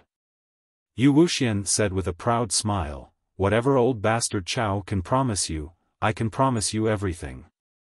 As long as you become my personal disciple, the glorious Dawn Warlock rank won't be a problem. Shi Shui very obediently bowed respectfully to the two great elders of the Battle Demon sect and said, "Two seniors, I am very grateful for your kindness. However, I hope to be with Big Brother Yang Feng. As for choosing a master, I'll choose whoever Big Brother Yang Feng wants me to choose." Huang Yihe frowned and said, "Yang Feng? Who's that?" Han Ning promptly pointed at Yang Feng and said, "Great Elder, this is Shi Shui's big brother Yang Feng. Blood Meridian Warlock? Black Dragon's Blood Meridian? His potential is too low." Huang Yihe's eyebrows creased slightly, saying, "Why did he come to the demon fighting sect with such aptitude?" Han Ning said, "He killed a Starry Sky Warlock rank clone of a Demonist Plains Demon Emperor that descended on the Tyrannid subcontinent. He hopes to join the demon fighting sect through the assessment." Huang Yihe said with slight surprise, "He wants to join the demon fighting sect through the assessment? Little guy, I didn't expect you to have some backbone." Huang Yihe was very clear about the difficulty of the demon fighting sect's entrance assessment. For a level 2 warlock like Yang Feng to participate in such an assessment, it was practically a matter of life and death. Yu Wuxian said coldly, "You don't need to take the assessment. I can make an exception and let you become a disciple in name of the demon fighting sect. If you have the ability, then slowly climb up. Let your little sister Shi Shui choose me as her master. In the future, I'll give you some guidance and let you get more benefits." Yang Feng said with a slight smile, "Thank you, senior. However, there's no need to make an exception. Junior wants to participate in the demon fighting sect's assessment and join the demon fighting sect in an upright manner." The Feisua plane was extremely chaotic and had many divine systems. Such a plane was the best place to fish in troubled waters. On the Feisua plane, Yang Feng's clone and Shizu robots would be of great use. Yu Wuxian was slightly surprised, and said with a faint smile, "You have backbone. I misjudged you. I originally thought that you wanted to borrow your little sister's talent to join the demon fighting sect. Not bad, kid, I'm starting to like you a little. As long as you can complete the fighting demon sect's assessment this time, I can directly guarantee that you will become an inner disciple of my fighting demon sect." Huang Yihe grinned, "Hee, interesting. Yang Feng, if you can complete the demon fighting sect's assessment, I'll accept you as a personal disciple." Yang Feng said with a smile, "Thank you for your kindness, seniors. Shui, I think Great Elder Yu Wuxian is more suitable for you. You should take her as your master." Shi Shui was very well behaved. She immediately knelt on the ground and bowed to Yu Wuxian. "Master, please accept this bow from your disciple." Good. Good. Good disciple, come with me to the floating island now. I'm going to show off to those guys. Yu Wuxian somewhat forgot herself and laughed heartily. Her whole body flickered with a magical radiance, and in a flash, she and Shi Shui disappeared from their original place. Sigh, what a pity. Huang Yihe also let out a long sigh. With a flash of magical light, he disappeared from where he stood. After the two great elders of the demon fighting sect left, the gazes with which everyone looked at Yang Feng changed. Shi Shui's future prospects were limitless, and Yang Feng was no longer an ordinary level 2 warlock. "Since the matter has been settled, I'll take my leave first." Yang Feng smiled and left the demon fighting sect with Kongfang Ao. Kongfang Ao said with a smile, "Yang Feng, since you've already arrived at the demon fighting sect, then I'll take my leave first. Let's meet again. If you have time, come to the Green Province's Tianmu County. Our Kong family has a bit of status there. If you come, I'll definitely show you the hospitality of a host." Yang Feng replied, "All right." After the two separated, Yang Feng found an inn in the demon fighting city. Early the next morning, Yang Feng once again went to the demon fighting sect's external office. Han Ning greeted him with great enthusiasm, "Yang Feng, you're early. Come with me. Yang Feng said with a smile, Good morning, senior disciple Brother Han. After exchanging pleasantries, Han Ning took Yang Feng into an elevator-like magic staircase and pressed the 100th floor button. With a flicker of magic radiance, the door of the magic staircase opened, and Yang Feng and Han Ning appeared on the 100th floor. Han Ning gave Yang Feng a detailed introduction. This is the great library that can be used by the demon-fighting sect's disciples in name. Here, there are a variety of level 1 to level 4 spell models, as well as a variety of knowledge from countless different planes and many secret methods. The common knowledge of the Feisua plane is also here. Among the countless knowledge here, the one I recommend the most is the demon-fighting sect's fundamental secret method, the demon-fighting heaven-suppressing record. This is the demon-fighting sect's strongest secret method. There are only 4 layers of the demon-fighting heaven-suppressing record here, which can only be practiced until the Great Warlock realm.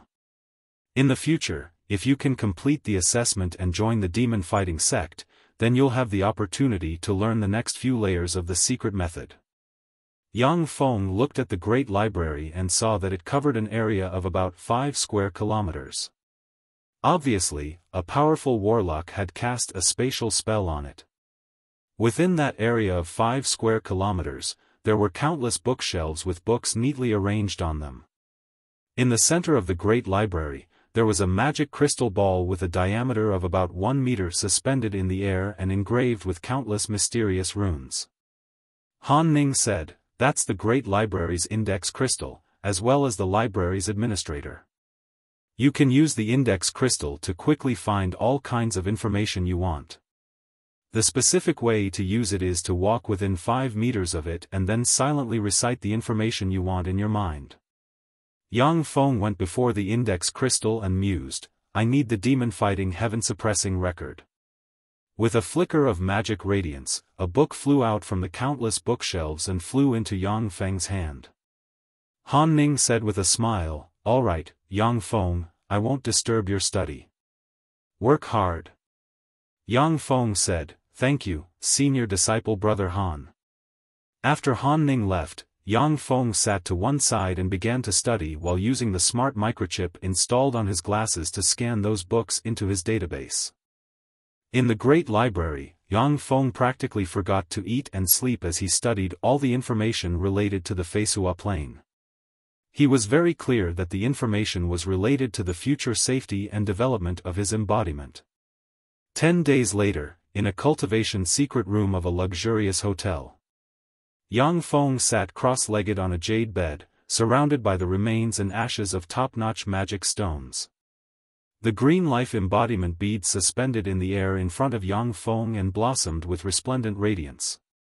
Yang Feng suddenly opened his eyes and spat out a stream of blood essence along with 3 golden specks of light that entered the life embodiment bead. After losing the stream of blood essence, Yang Feng's complexion became extremely pale. He promptly picked up a vial of elixir beside him and poured it into his mouth. After drinking the vial of elixir, Yang Feng's complexion became a lot better. He silently chanted, and rays of magic light condensed around his body. A soul seed flew out from between his eyebrows in a strange manner.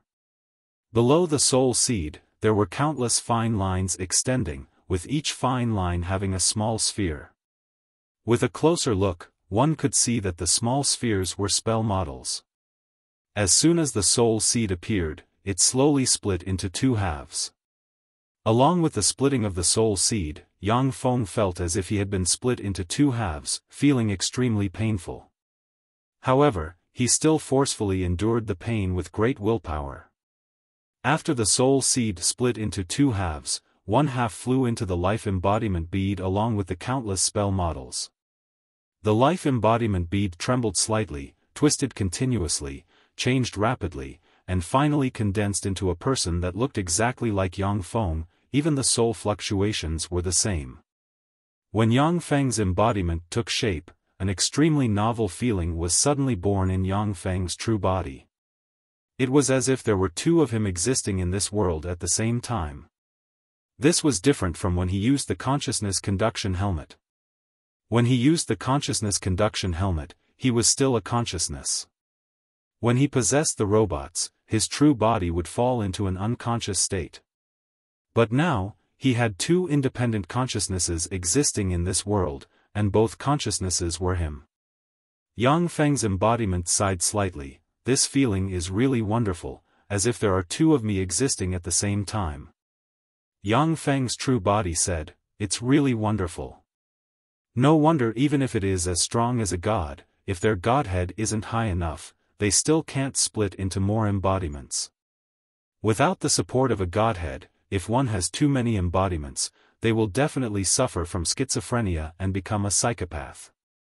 Gods could also split into embodiments, but generally speaking, gods with feeble divine force rank would only split into one embodiment. That was because their godhead couldn't support the existence of more embodiments.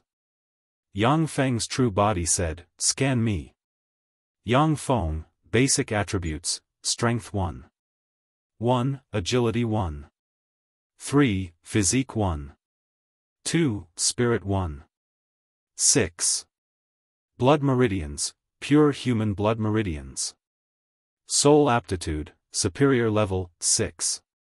General evaluation, classified as a level 0 life form.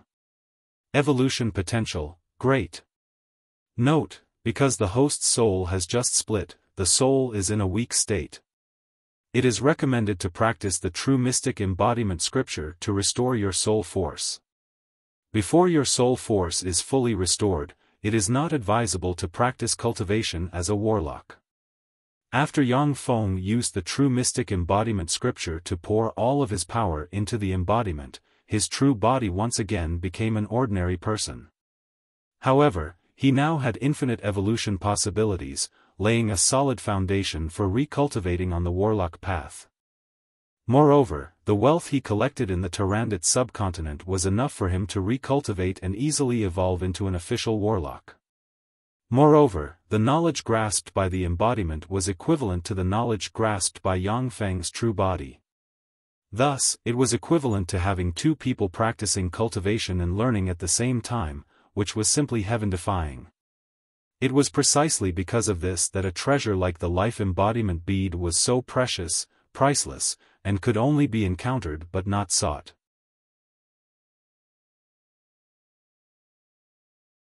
Chapter 201.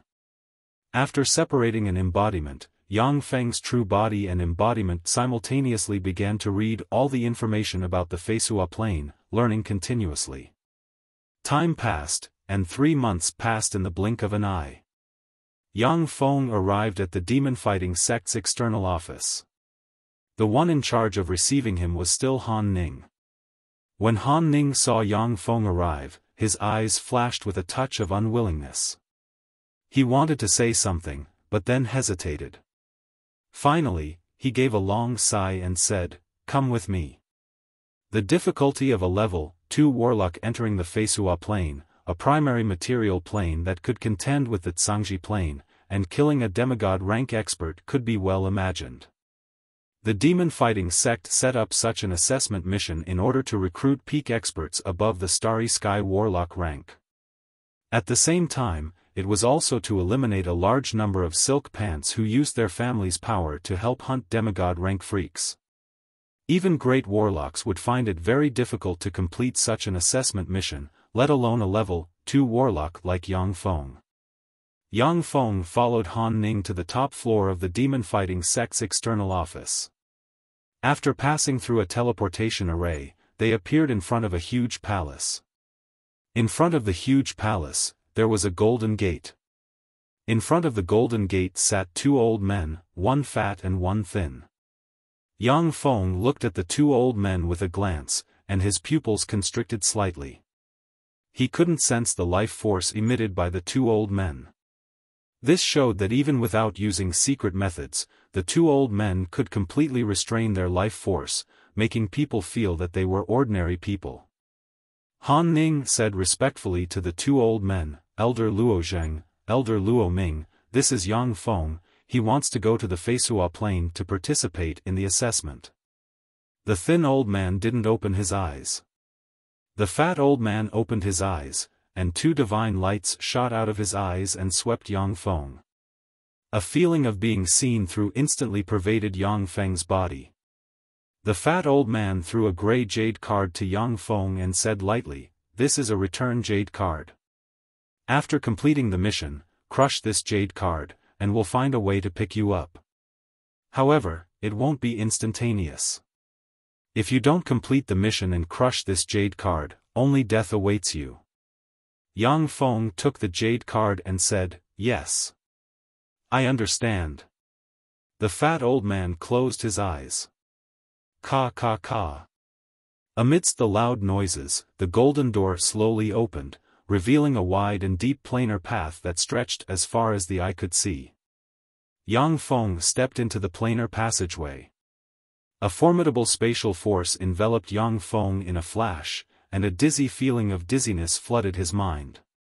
Once the dizziness disappeared, Yang Feng heaved a long sigh. He discovered that he was already on top of a desolate hilltop. Yang Feng carefully sized up the surroundings for a while and mused, "So cautious. In order to prevent me from discovering the exit of the planar passageway, they set up a random teleportation array at the end of the planar passageway and teleported me here. The Feisua plane has countless gods. At the time, the 6th Warlock dynasty had subdued the gods of this plane, and their mechanical legion had been seen by them. If I use the mechanical army and nuclear bombs on a large scale in this world, it will attract their attention, and then it will be over." Yang Feng silently calculated in his heart. The Feisua plane was different from the Tyrannid subcontinent, as this plane had gods. Each of the countless gods possessed terrifying might, greatly limiting the might of Yang Feng's mechanical legion, making it impossible for him to unleash a large number of mechanical legions to fight the gods. Otherwise, the gods of the Feisua plane might unite to deal with him. Yang Feng silently recited an incantation and pointed at the sky. A magic radiance flickered, and a huge eye formed in the sky, observing the area within a radius of dozens of kilometers. Yang Feng's eyes lit up slightly, and the corners of his mouth rose slightly. "Found it, there's a city over there." Yang Feng's figure changed slightly, and he turned into a blonde, blue-eyed, and tall Westerner. The Feisua plane was a plane dominated by Westerners, and the human gods were basically Westerners. At present, Yang Feng didn't have the strength to challenge that terrifying power. Yang Feng walked along a muddy road covered in dust and livestock excrement for about 5 kilometers, before a city with a 10-meter-tall city wall appeared in front of him. In front of the city stood 8 Western human warriors. They were not wearing any armor, had deep eyes, high noses, and fair skin, and were about to collapse their swords. The captain of the 8 warriors stepped forward and stopped Yang Feng, saying, "Stop, please show me your identity document." On the Feisua plane, the human world was divided into 4 classes: slaves, subjects, freedmen, and aristocrats. Slaves and subjects of lords couldn't freely leave the territory of lords. Only freedmen and aristocrats could freely travel throughout the continent. Humph! Yang Feng snorted coldly, spread the fingers of his hand, and a flame suddenly appeared in his hand. "Wizard! I'm sorry, Your Honorable Excellency, please forgive me for offending you." When the captain saw the flame in Yang Feng's hand, his complexion suddenly changed greatly, and he bowed and said respectfully. The rest of the warriors looked at Yang Feng with a touch of respect in their eyes. On the Feisua plane, wizards were lofty existences, and their status was comparable to that of aristocrats. They could freely travel throughout the world. Many aristocrats took pride in being able to recruit a wizard to serve them. Moreover, on the Feisua plane, the number of wizards was very small. Out of 100,000 people, there might not even be one wizard.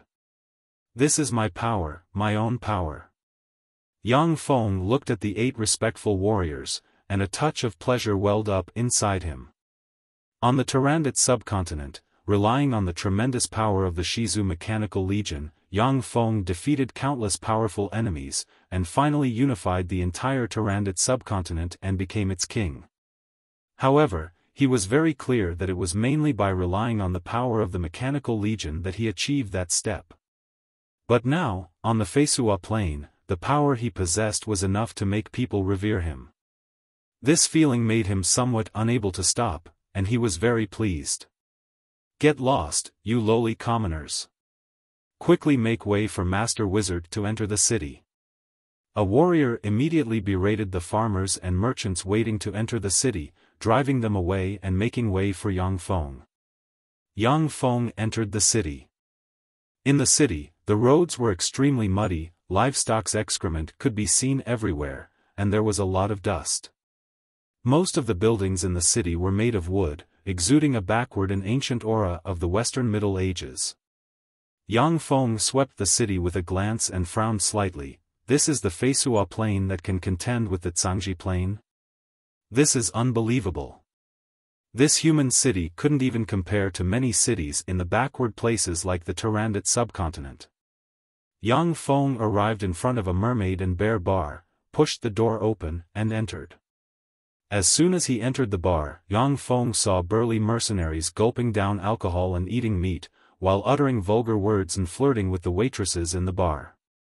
Yang Feng went to the bartender who was mixing drinks in front of the counter, and with a light flick, a gold coin drew a beautiful parabola and fell in front of the bartender. Yang Feng said, "I want to go to the Rijek city, so I need an experienced and reputable mercenary group to escort me. Tell me, what's a reasonable price to hire such a mercenary group?" The bartender smiled and put away the gold coin. "It depends on the number of people you hire. From the Wood Speech City to the Rijek city, it's about 10 days' journey. The journey isn't too dangerous, and paying 3 silver coins per person per day is already enough. Of course, the more reputable and stronger mercenary groups, the higher the price." The common currency of the Feisua plane was gold coins. 1 gold coin equals 10 silver coins equals 1,000 copper coins. "Hey, young man, hire our bear strength mercenary group. Our mercenary group has 10 good lads, each of whom is a seasoned mercenary." A burly man with a bear-like build and a big beard strode towards Yang Feng and said with a hearty laugh, "For each of us, you only need to pay 5 silver coins per day." A middle-aged man with a thin figure and a gloomy temperament between his eyebrows came over and said with a smile towards Yang Feng, "Hello, I'm Lek, the leader of the Storm Wolves mercenary group. Our Storm Wolves mercenary group has 13 members. For each of us, you only need to pay 2 silver coins per day, and you'll be able to get the services of the 13 members of the Storm Wolves mercenary group to safely escort you to the Rijek city." A beautiful woman with a height of 1.8 meters, wheat-colored skin, and regular facial features, who was much taller than many men, strode towards Yang Feng and said, "Mister, please hire our White Lily mercenary group. Our White Lily mercenary group only has 5 people, but it's the mercenary group with the best reputation in the Wood Speech City. There's no record of us going back on our word. For each of us, you only need to pay 8 silver coins per day, and we'll do our best to protect you." Lek's face stiffened. As if a viper, he stared at the beautiful woman with a tall figure and said coldly, "Katie, what's the meaning of this?" Katie said with a cold smile, "What do I mean? You're well aware of it." Yang Feng had read a lot of information about the Feisua plane and knew that there were all sorts of people among mercenaries. Many mercenaries would normally do normal business, but would secretly kill their employers. If choosing a mercenary group wasn't suitable, then it would definitely be courting death. Yang Feng said with a slight smile, "There's no need to fight over it. I think that beautiful women are better. The White Lily mercenary group is fine." Once he said that, the leader of the Bear Strength mercenary group gave Yang Feng a somewhat odd look, then gave a chuckle, turned around, and returned to his mercenary group. The bartender also gave Yang Feng a somewhat odd look, but remained silent. Lek gave a cold smile and said meaningfully, "Good, good, good. You're on your own."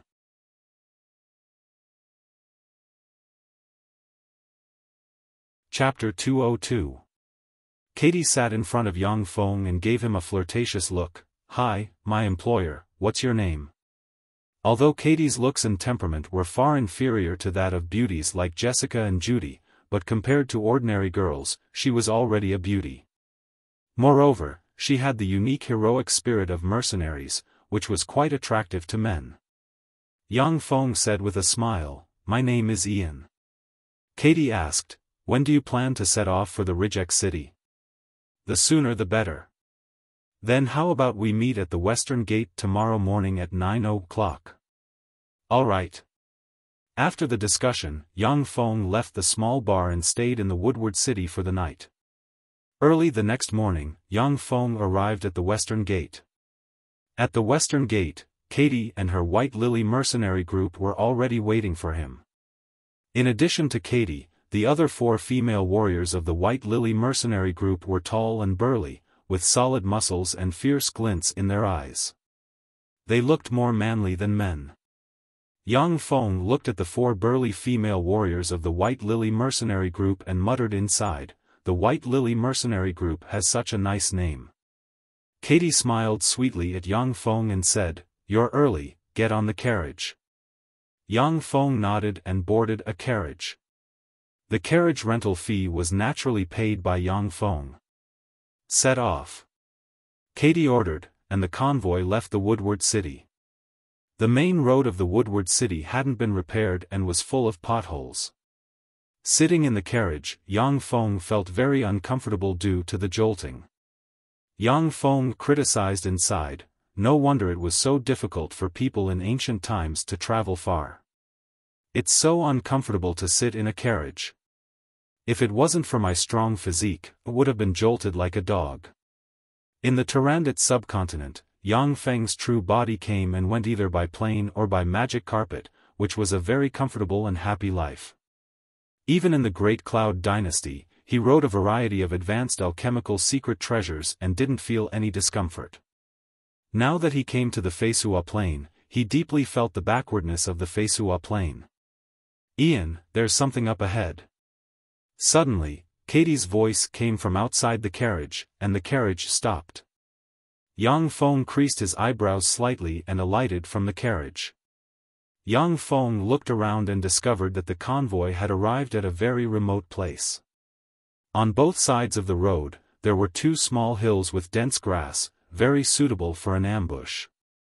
On the hillside, one could vaguely see the silhouettes of people flashing. With a dignified expression, Katie walked up to Yang Feng and said unhurriedly, "I suspect that it's someone from the Storm Wolves mercenary group.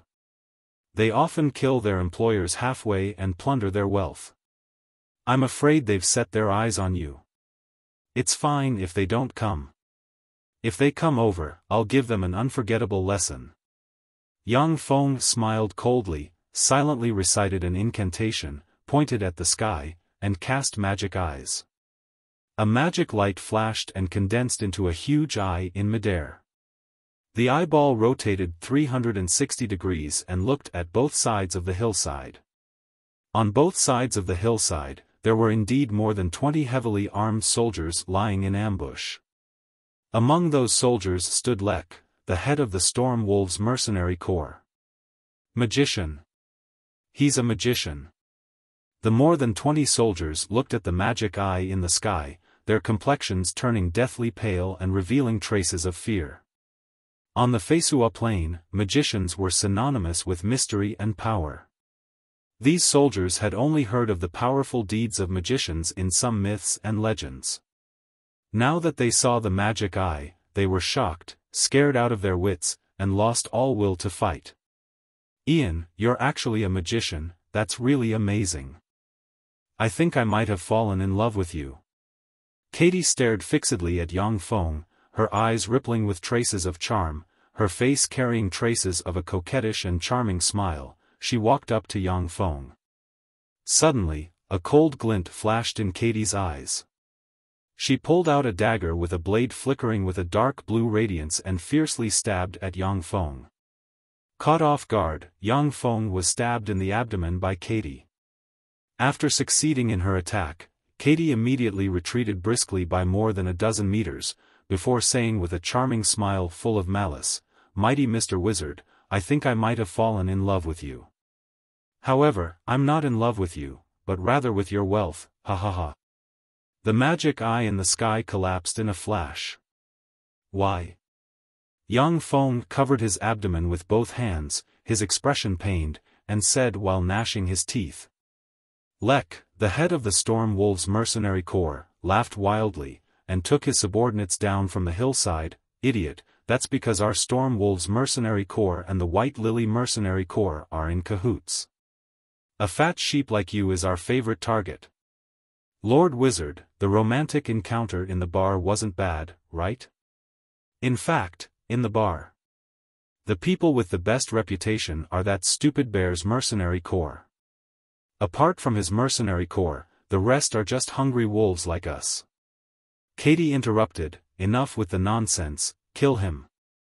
The means of wizards are too strange and powerful, don't give him any chances. Shoot him." On the Feisua plain, bows and arrows were controlled weapons. Apart from people in the army who could equip a large number of bows and arrows, ordinary mercenaries rarely could afford to use bows and arrows. However, there were 5 archers in the Storm Wolves Mercenary Corps. Lek barked, "Fire!" The 5 archers immediately drew their bows and shot 5 arrows, as if shooting stars, towards Yang Feng. At the moment when the 5 arrows were about to hit Yang Feng, a powerful warping force field suddenly appeared and shook slightly, and the 5 arrows were strangely deflected.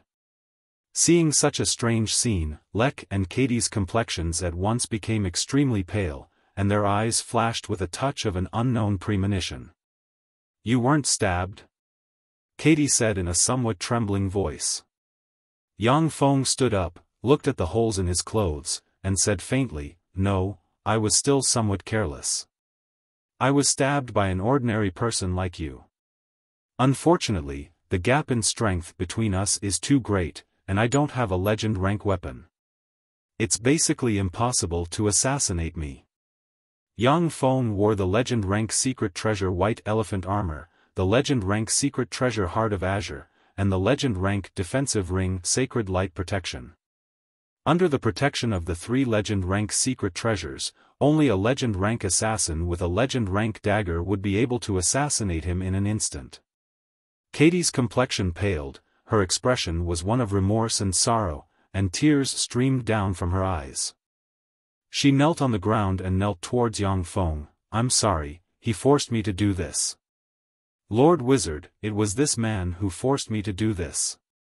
I beg you, spare my life. I didn't want to, he forced me to do this." Lek's eyes flashed with a touch of an ominous glint, and he bellowed, "Tui! Cheap whore! Everyone, let's kill him. We have more than 20 people, no matter how strong this wizard is, we can definitely kill him." The eyes of the more than 20 mercenaries flashed with a touch of an ominous glint, and under Lek's lead, they rushed at Yang Feng. Yang Feng smiled faintly and flicked his hand, and a seed fell on the ground. With a flash of magic radiance, the seed quickly grew, extended more than 30 barbed rattans, and wrapped around the more than 20 mercenaries. The extremely sharp barbs stabbed into their bodies, making them wail in pain. Even the leader of the Storm Wolves mercenary group, Lek, was tightly entangled by the rattan within a single move and let out an incomparably mournful shriek. The complexions of Katie and the 4 female warriors of the White Lily mercenary group, who were more manly than men, were very pale, and their eyes flashed with a touch of fear. This extraordinary power was far beyond their imagination. "It would be a pity to waste such a precious elixir on you, but I'm short on manpower. I'll reluctantly use it on you." Yang Feng took out a large box of liquid metal nanorobot elixir and said somewhat regretfully. Before coming to the Feisua plain this time, Yang Feng had made sufficient preparations, bringing 30,000 vials of liquid metal nanorobot elixir. In the Tarandit subcontinent, liquid metal nanorobot elixir was only a benefit for the upper echelons. After a vial of liquid metal nanorobot elixir was injected into one's body, one could maintain eternal youth by relying on the nanomachines. Before dying of old age, one would always look young. It was very popular among women, and was in short supply. Before Yang Feng built the first portable fortified stronghold on the Feisua plain, the 30,000 vials of liquid metal nanorobot elixir could be used up, and could not be replenished. Yang Feng said faintly, "I have some magic elixirs here. As long as you're injected with these magic elixirs, once you have the thought of betraying me, you'll self-detonate and die. Now, I'll be merciful and let you choose whether to take the elixir or not. I'll give you 10 seconds to consider." 10. Katie promptly said, "I'll take it." "No, please bestow me the precious magic elixir, Honorable Lord Wizard." The 4 female warriors of the White Lily mercenary group, who were more manly than men, knelt on the ground and said respectfully, "Please bestow me the precious magic elixir, Honorable Lord Wizard." "I'll take it too." "I beg you, let me take it." "Honorable Lord Wizard, please bestow me the precious magic elixir." The warriors of the Storm Wolves mercenary group weren't fools, and they implored bitterly. Amidst their pleas, Yang Feng also injected vials of liquid metal nanorobot elixir into their bodies. After subduing the 2 mercenary groups, Yang Feng rode the carriage and continued to move towards the Rijek city.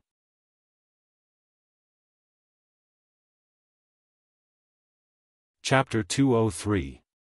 The Rijek city was located at the border of the Beastman Empire, the Elven Empire, and the Human Morance Empire. It was a large city belonging to the Morance Empire. With a population of nearly 1 million, the Rijek city was very prosperous. It was the extremely sinful slave trade that supported the Rijek city's prosperous economy. The Beastman Empire, the Elven Empire, and the Morance Empire waged war all year round. The defeated would be reduced to slaves and brought to the Rijek city by slave merchants. At the same time, sinful human slave hunters often appeared in the Beastman Empire and the Elven Empire, capturing beastmen and elves for sale. The Rijek city was the largest slave trading city in the Morance Empire. The city wall is only a dozen meters tall, it's really weak. Yang Feng looked at the city wall that was only a dozen meters tall and sighed inside. In the Great Cloud Dynasty, the city walls of various cities were at least 100 meters tall and were covered with warlock towers. The defenses were extremely strict. The city wall of the Rijek city, the largest slave trading city of the Morance Empire, was only a dozen meters tall. If Yang Feng drove the Mechanical Legion, then he would be able to seize the Rijek city's city wall with a single charge. "Stop. Please show me your identification." When Yang Feng and his party arrived at the gate of the Rijek city, several warriors came over. Yang Feng spread the fingers of his hand and a scorching fireball appeared in his hand. The complexions of the warriors changed and they said respectfully, "So it's the Honorable Sir Wizard, we've been impolite. Please come in." A warrior promptly drove away the commoners at the gate, making way for Yang Feng and the others to enter the city. A warrior gave them a glance, then left his post and quickly walked into the city. In the Rijek city, in a luxurious room, a fat man with a pair of small eyes, yet a shrewd glint, narrowed his eyes and asked the warrior, "What? You said that a wizard without a magic badge came to the Rijek city?" The warrior said, "That's right, Master Jim. I saw it with my own eyes. There were more than 20 mercenaries beside the mage. 5 female mercenaries and 23 male mercenaries." Jim casually tossed 3 gold coins to the soldier. "Interesting, these 3 gold coins are yours. You can go." The warrior was overjoyed. He received the 3 gold coins and withdrew. "Thank you very much, Master Jim." Jim's eyes narrowed and flashed with a shrewd glint. A wizard without a wizard badge. Is he a wizard who just returned after learning from a reclusive wizard? He's a good investment target. Without any hesitation, Jim immediately stood up and walked out with large strides with vigorous movements that were different from his fat body. Rijek City was much larger than Woodward City and had a much larger population. It was bustling with people coming and going, making it seem very prosperous. The streets were filled with all kinds of beast-like slaves, but most of them looked like humans. The beast men were divided into the humanoid beast men and the pure beast men. The humanoid beast men were beast men who had a partial beast form, but most of them were in human form. On the other hand, pure beast orcs were all kinds of beast orcs that had evolved to have hands and feet and possessed intelligence that was not inferior to that of humans. Beast men were beast men of beast men, with beast men, and beast men. With beast men. Beast men were natives of the Feisua plain. Beast men were pets brought over from other plains by the Tsangji Plains human warlocks. The Beast Man Empire was ruled by beast men, and beast men didn't have much power. In the Tyrannid subcontinent, beast men were also called humanoids, and were distinguished from beast men who had a human appearance. In the Tyrannid subcontinent, humanoid beast men were instead a weak race. That was because the humanoid beast men in the Tyrannid subcontinent were pets brought over from the Feisua plain by the ancient warlocks. Yang Feng looked at the streets full of humanoid beast men and had a very novel feeling. Shortly after Yang Feng walked in the Rijek city, Jim came to greet him with a dozen guards. Jim revealed a refreshing smile on his face and said, "Hello, Honorable Sir Wizard. I am Jim, the manager of the Rijek City branch of the Rose Merchant Group. The Rose Merchant Group has the best supply in the entire Rijek City. We can even get you the most sought-after fox girls among the elves and beast men.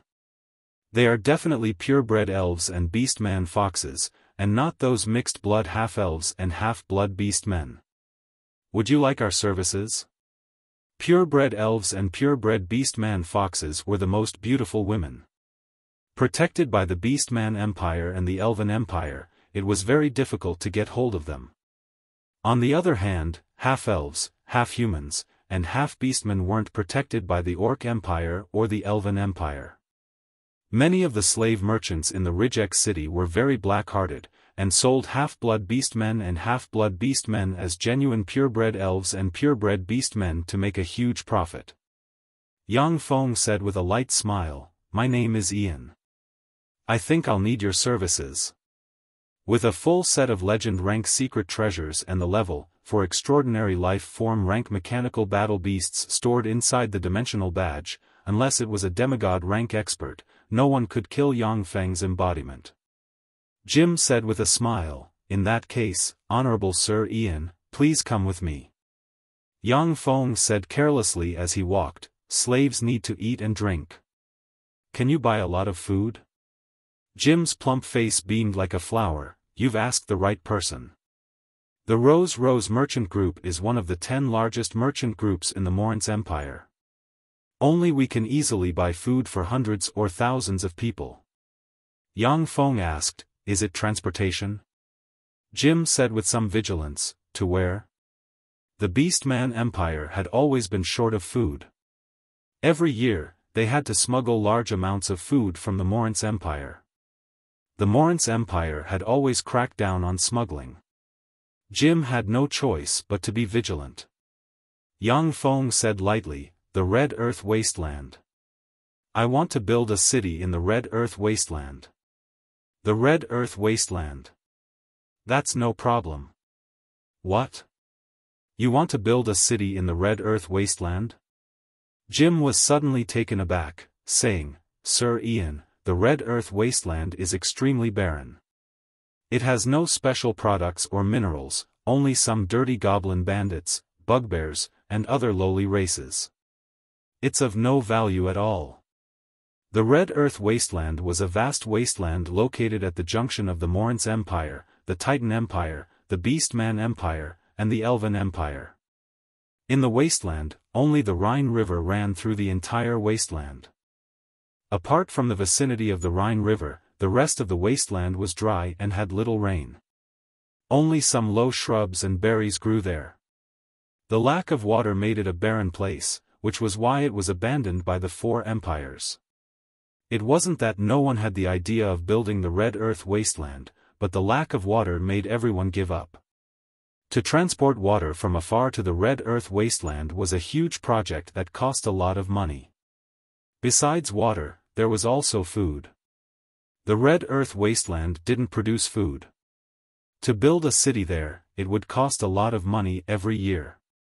Mountains of gold and seas of silver wouldn't be enough to spend on food. The most commendable thing about the Red Earth wasteland was its superior geographical location. It could pass through and trade with the 4 empires. However, it was also bad because of its location. Although the 4 empires weren't willing to build a city in the Red Earth wasteland, but once the city was built in the Red Earth wasteland, it was bound to cause a huge dispute. Such a place of little value couldn't attract the attention of the powerful forces. Yang Feng said with a faint smile, "I'm rich, so I'm happy. Legend has it that wizards are some strange people. Now it seems that it's true." Jim criticized inwardly, yet he was even more respectful towards Yang Feng. A rich and willful nouveau riche like Yang Feng was definitely a favorite client of slave merchants like Jim. Katie's eyes were bloodshot and full of remorse. If she had known that Yang Feng was a rich and willful nouveau riche, she would have shown off her flirtatiousness and thrown herself at him. Jim led Yang Feng to a huge slave market. Inside the huge slave market, naked and haggard-looking beast men, half-blood beast men, half-blood elves, humans, and all sorts of other slaves could be seen everywhere. Many people were standing there, judging the slaves and picking the ones they liked. When Yang Feng saw this scene, his eyebrows creased slightly. He, who was born on Earth, was still slightly unaccustomed to such a scene. However, he was very rational and quickly threw the unaccustomed feeling to the back of his mind. Jim said, "Sir Ian, what kind of slaves do you want? Beauties? Warriors? Housekeepers? Or scholars, blacksmiths, and the like?" Yang Feng said, "I need warriors with high obedience and strong battle prowess."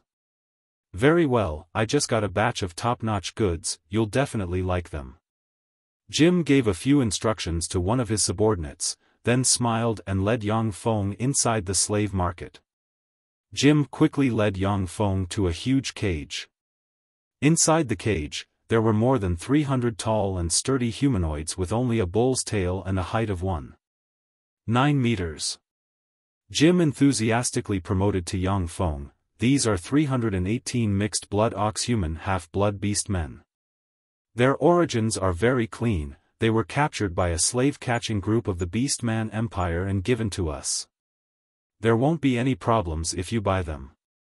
Ox-human half-blood beast men are honest and obedient. With a bit of training, they'll be very good half-blood beastman guards."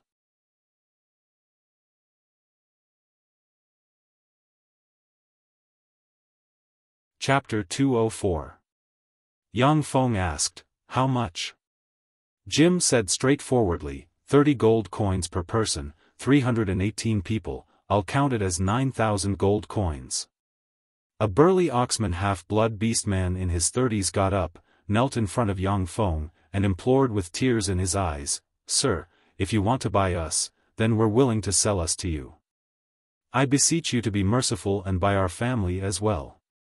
If you can buy our family, I, Babu, swear in the name of my ancestors that I am willing to lead my clan to serve you, even to the point of death." The 317 oxmen half-blood beast men also came over, knelt on the ground, and kowtowed to Yang Feng until their foreheads bled. Half-beastmen did not have the protection of gods, so their status was extremely low. Neither the humans nor the orcs saw them as their own kind. They hunted them wantonly and traded them like goods. Yang Feng asked, "How much for their entire family?" Jim smiled and said, "Their families are basically all old, weak, women, and children. Only a few pretty virgins are worth a bit of money. If we sell them separately, we should be able to sell them for around 2,100 gold coins. If you want to buy them, Master Ian, 2,000 gold coins will do." Yang Feng said lightly, "I'll buy them all.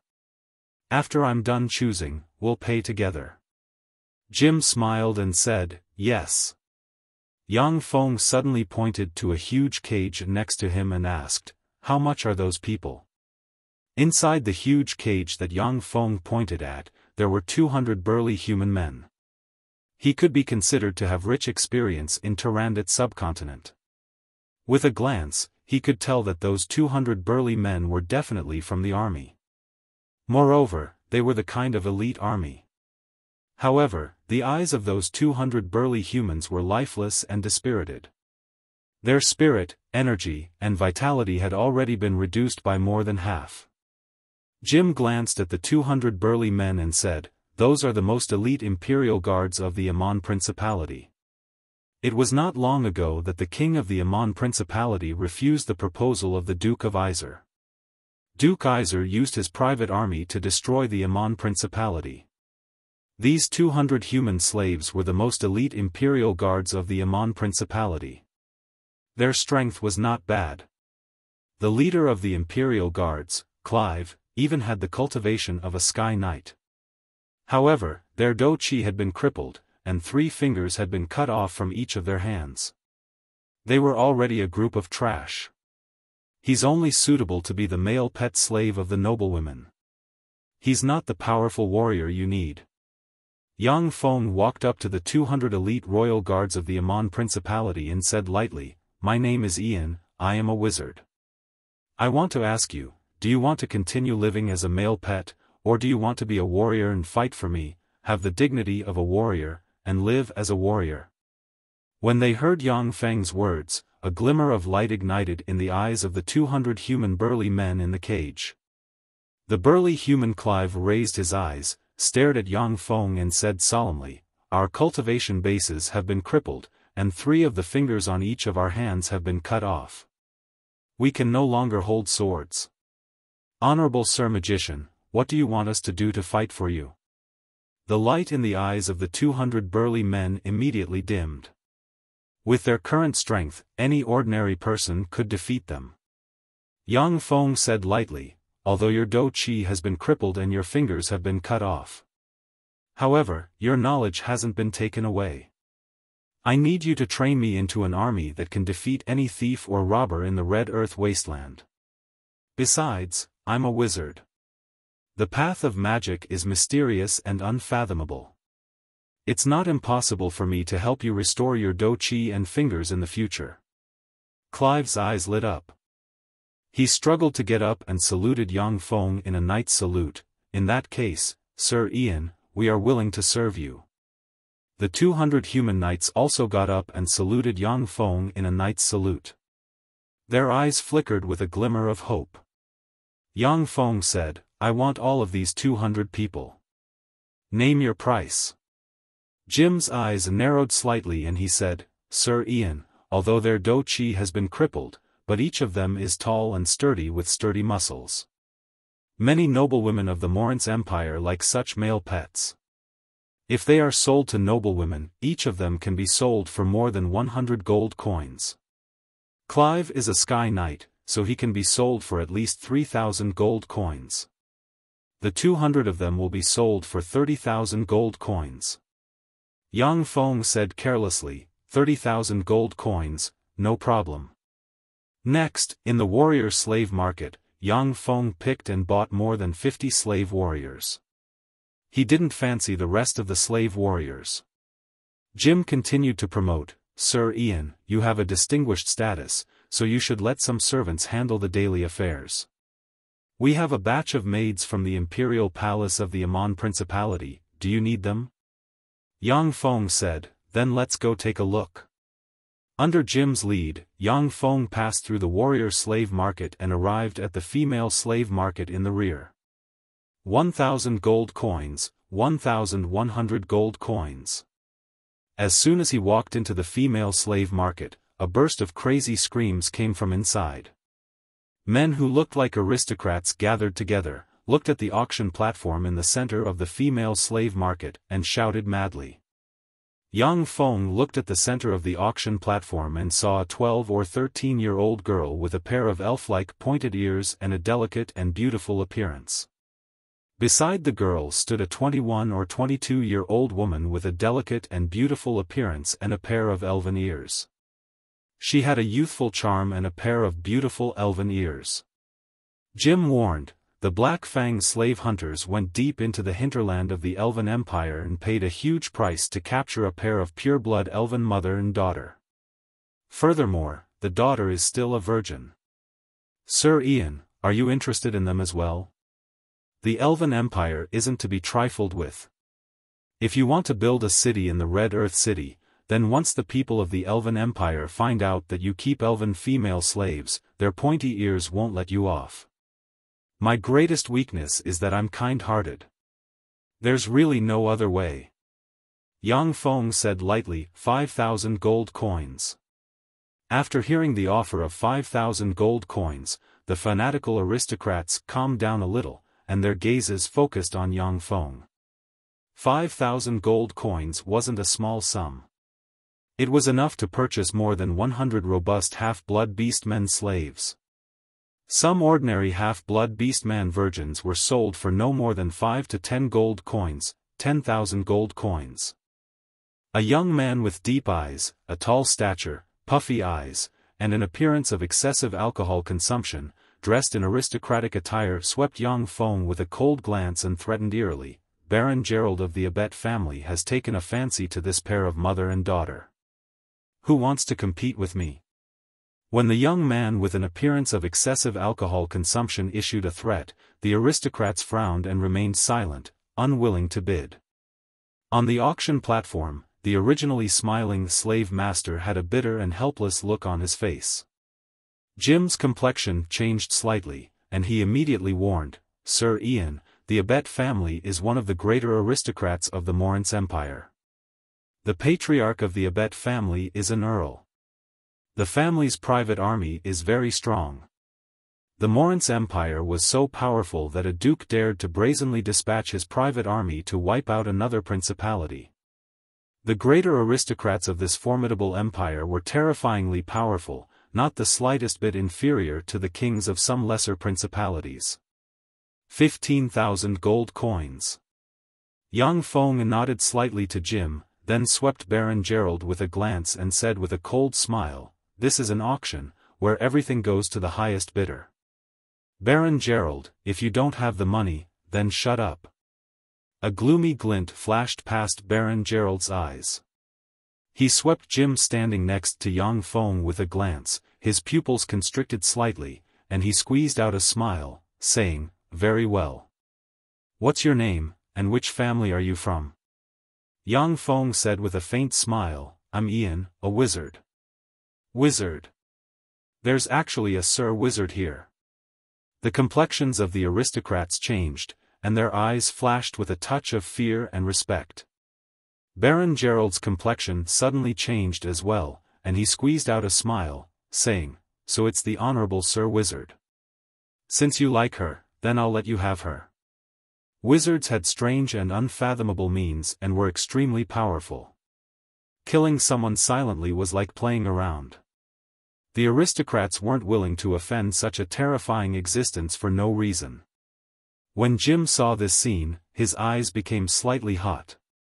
As one of the leaders of the Rose Merchant Group, he had much more money than many aristocrats. But in the eyes of the aristocrats, he was still a lowly commoner. Only a powerful wizard like Yang Feng could make those arrogant aristocrats bow their heads. No one dared to bid, and Yang Feng easily bought the pair of mother and daughter elves. Jim stepped forward to negotiate with the slave owner, and agreed to settle the bill before Yang Feng left. Then, he took Yang Feng to his slave warehouse. Sir Ian, take a look, these are the top-notch goods from the Amon Principality. Each of them has been carefully selected, rigorously trained, and have aristocratic blood. They're basically virgins, and it wasn't easy for me to get my hands on a batch of top-notch goods. You should know how difficult it is to find such a virgin in the midst of chaos. Jim arrived in front of a cage, pointed at the huge cage, and said proudly. Yang Feng looked carefully at the cage, and saw that it wasn't as messy as the other cages. Instead, it looked very clean and didn't have a trace of stench. Instead, it was sprayed with a bit of perfume. There were some tables and chairs inside the cage, and 18 beautiful women dressed in maid attire with extraordinary temperaments sat neatly in front of the tables and chairs. It looked like a beautiful scenery.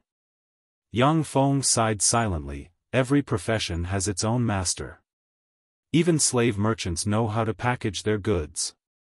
The neatly dressed maids might originally only be 7 to 8% beautiful, but after dressing like this, they looked 8 to 9% beautiful. These maids were much more pleasing to the eye than the unkempt, spiritless, and naked female slaves. Yang Feng asked, "How much for one?" 400 gold coins for one.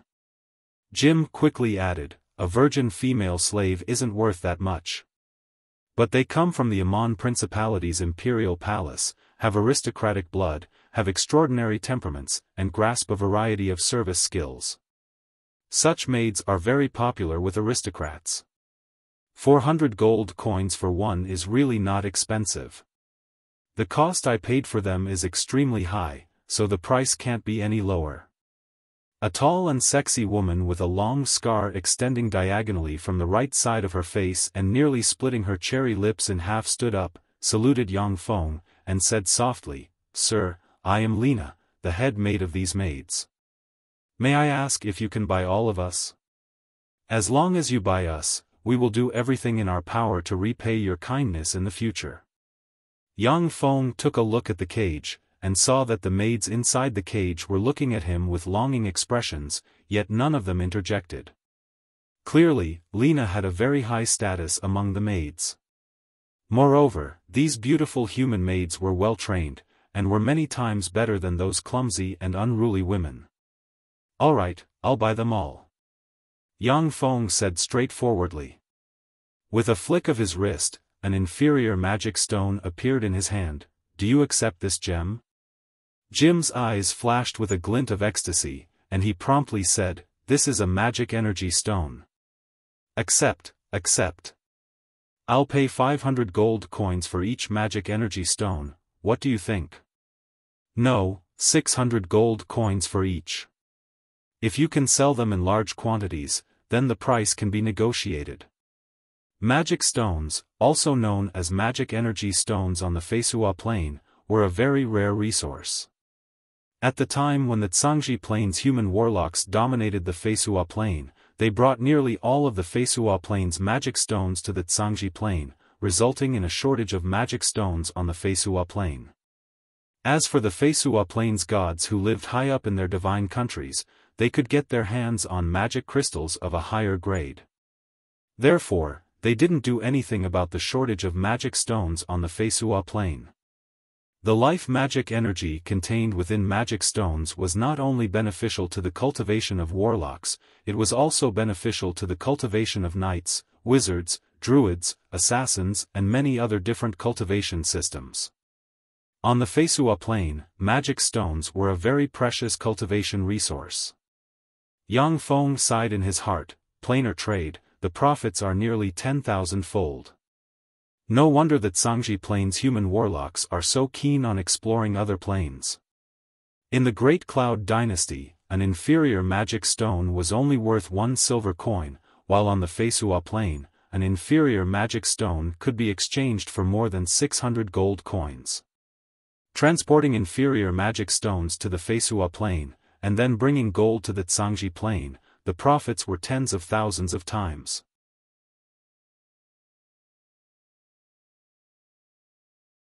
Chapter 205. Of course, the profits of planar trade were terrifying, but the costs and risks were also astonishing. A planar passageway leading to a different plane not only required magic crystals in the hundreds of millions, but also required all kinds of precious resources. Only powerful warlocks at the Moonlight Warlock rank or above could establish a planar passageway. In the era of the 8 great warlock dynasties, planar passageways ran through countless planes, transporting troops through those planar passageways and suppressing many planes. After the 8th warlock dynasty, the major planes revolted and destroyed their planar passageways leading to the Tsangji Plain. Once those planar passageways were discovered, they would face the risk of being destroyed.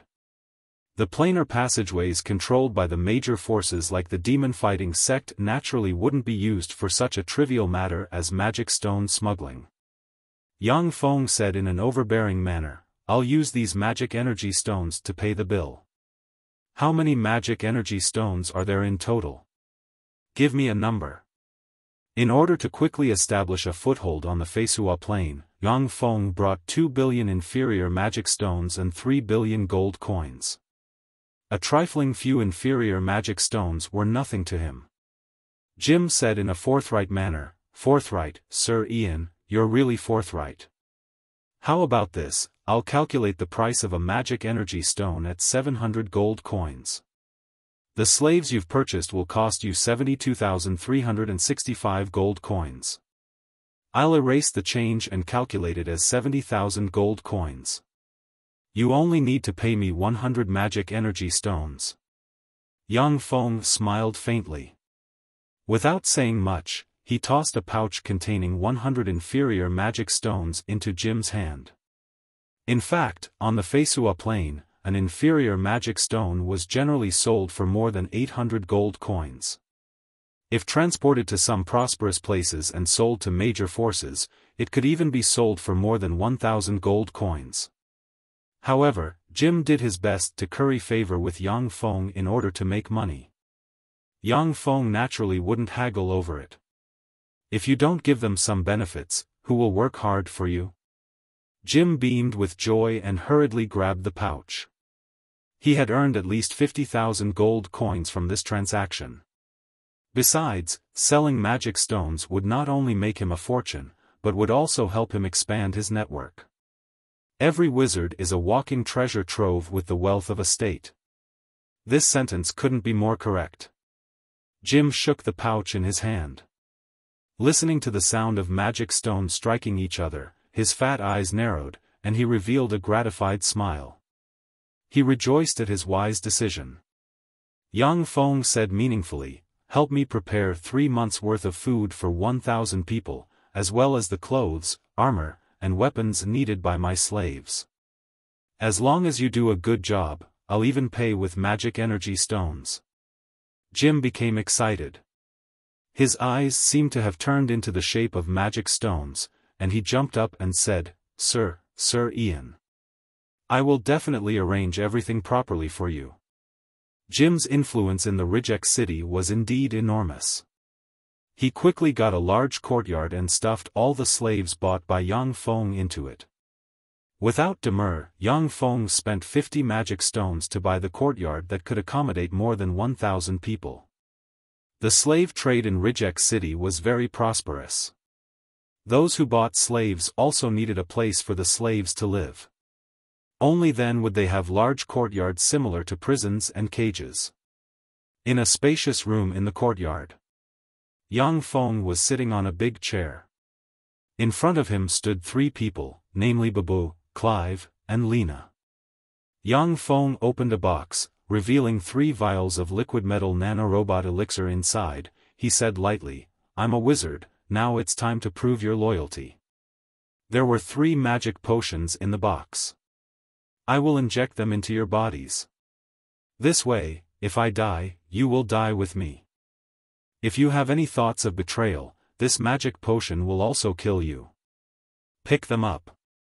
A person's heart was hard to fathom. Yang Feng didn't think that he had such great charisma to make these 3 slaves desperately follow him.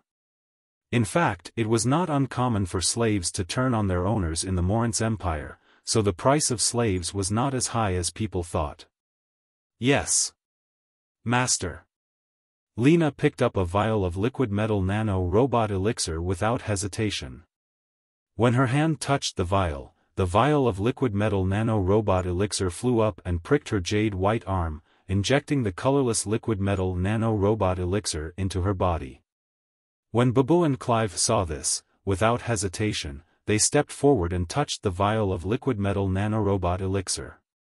The 2 vials of elixir flew up, pierced their arms, and injected the elixir into their bodies. "Very good, I'm glad that you didn't make the wrong choice. Now, it's time to witness a miracle.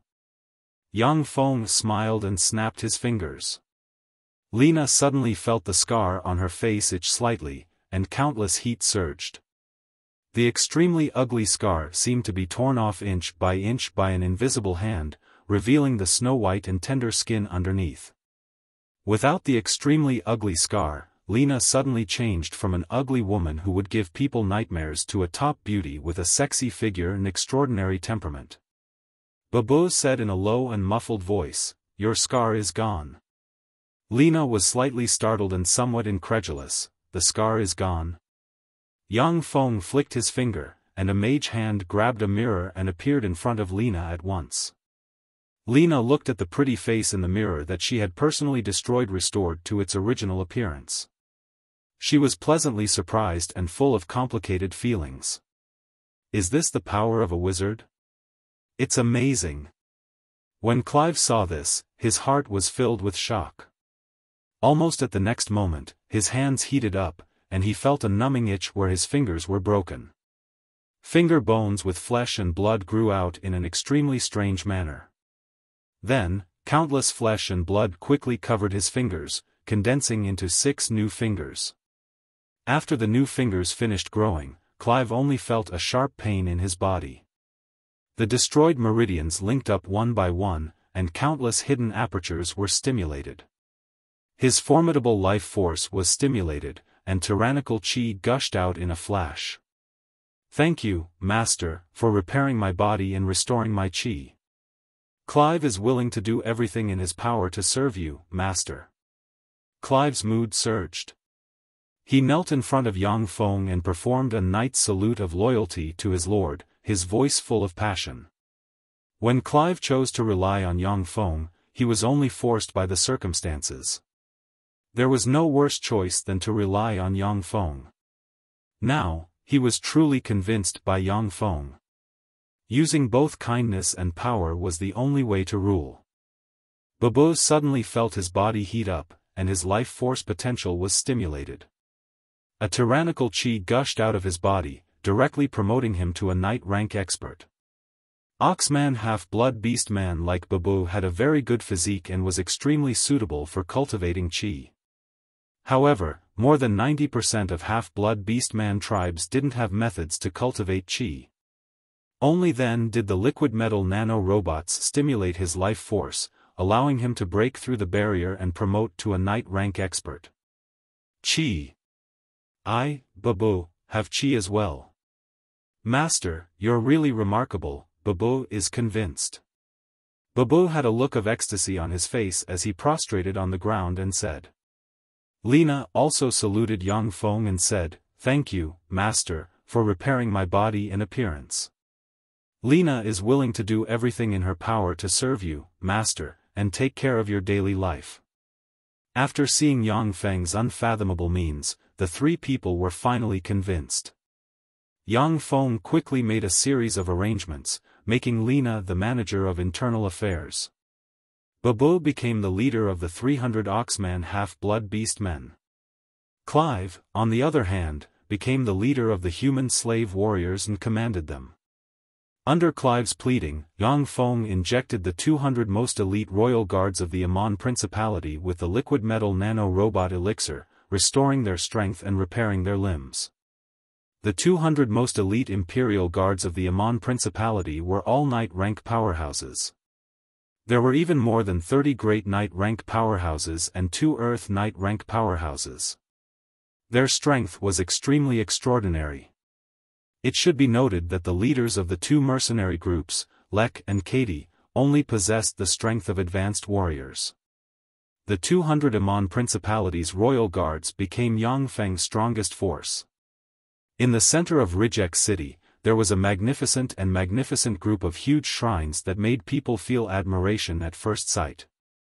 The huge temple complex enshrined the gods of the Zalia divine system. Not far from the temple enshrined the gods of the Zalia divine system, there was a temple that, although still magnificent, was a bit smaller. That was the temple of the weave goddess Gargarstave. The Zalia divine system and the Titan divine system were the 2 major human divine systems of the Fesua plain. The Morince Empire and the Titan Empire respectively enshrined the gods of the Xalia divine system and the Titan divine system.